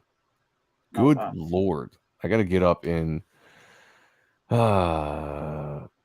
hours, 4 hours. Yeah, I got about 4. Here, I'll share this real quick, and then that's here. Let me see here. Okay. Here what we are go. You doing? I'm showing you Mark Silvestri's first published piece of work right there. Oh, so it's this and the interiors. So yeah, it's Ghosts September number 104. This was the book that I brought to him, and he was like, "What the f?" That's crazy. And the funniest thing, his name's not even inside of this. They didn't give credit. So prior to the 70s, prior to the 70s, comic artists were just like stable artists. They weren't really getting names. They weren't getting name credit. Or a lot of times with Marvel and DC, if you look at the first like dozen issues of like Star Wars, they're incorrect. It'll say it's Howard Chaykin's art when it's like literally not his work. It's someone. It's like Al Williamson or somebody. Yeah. So, anyways, yeah, it's this ghost Welcome book back, here. Noel. That's Mark's first, and then he also did a cover. He did some covers for a company called Atlas. Some company Okay. called Yeah. Atlas. Yeah, and those ones he did sign. He signed them next. They're all signed in the same spot next to the UPC upwards, kind of like his X-Men, Uncanny X-Men stuff. All right, Shane just went live, so everybody go check out Shane. If you haven't yet, please go back. Reaper Destroyer, we're damn close to hitting 50K. Back to Destroyer tier, which gets you everything on this campaign, including Shelby's awesome cover, my cover, Dale's cover, the full foil cover, the black and white cover, all that stuff, including the statues that are available on this campaign as well. For $200, it's the best bang for your buck. It's a $300 value, all for $200. Otherwise, check out the campaign. Got a lot of cool stuff on here. That's it. Go back, Rage Tality's War. Go sub to Jeremy Lord Crackhead's channel. He's got an awesome show on Wednesdays and on Saturdays. One of the best shows around. And Rick might be doing something soon, looking at all of his awesome stuff in his man cave there. So, Joe, why don't you have a perk with Keown cover and your cover 2-pack? Well, everything can be gotten in the purchased in the Destroyer tier. However, I want to say that there's an add-on. So if you buy Dale Keown's cover, you can add my cover on at checkout as well. So try that as well. Otherwise, I'm just throwing up so many just random tiers. I think it might get kind of confusing, but a lot of the stuff is add-on at checkout. Yes, I agree. Thanks a lot for the input. We'll check out Reaper. Appreciate it, guys. Yeah, that's it. Thank you for checking out Appreciating Comic Book Art Live tonight, where we looked at Dale Keown art, we looked at Shelby art, and hung out and had a very fun stream for holy shit, 5.5 hours. Good lord. Damn. There you that go, went man. by fast. That Time went by flies real by fast. when you're looking at badass art with some with a good chat and a good panel. Yeah, absolutely. All right, everyone, have a great night. I will talk to you all probably next Tuesday, because I don't know if we're having art and stuff this Friday or not. So, where's my outro? Okay. All right. Peace, everybody. I'm a dark hero, here to punish the cowards and prey on the innocent.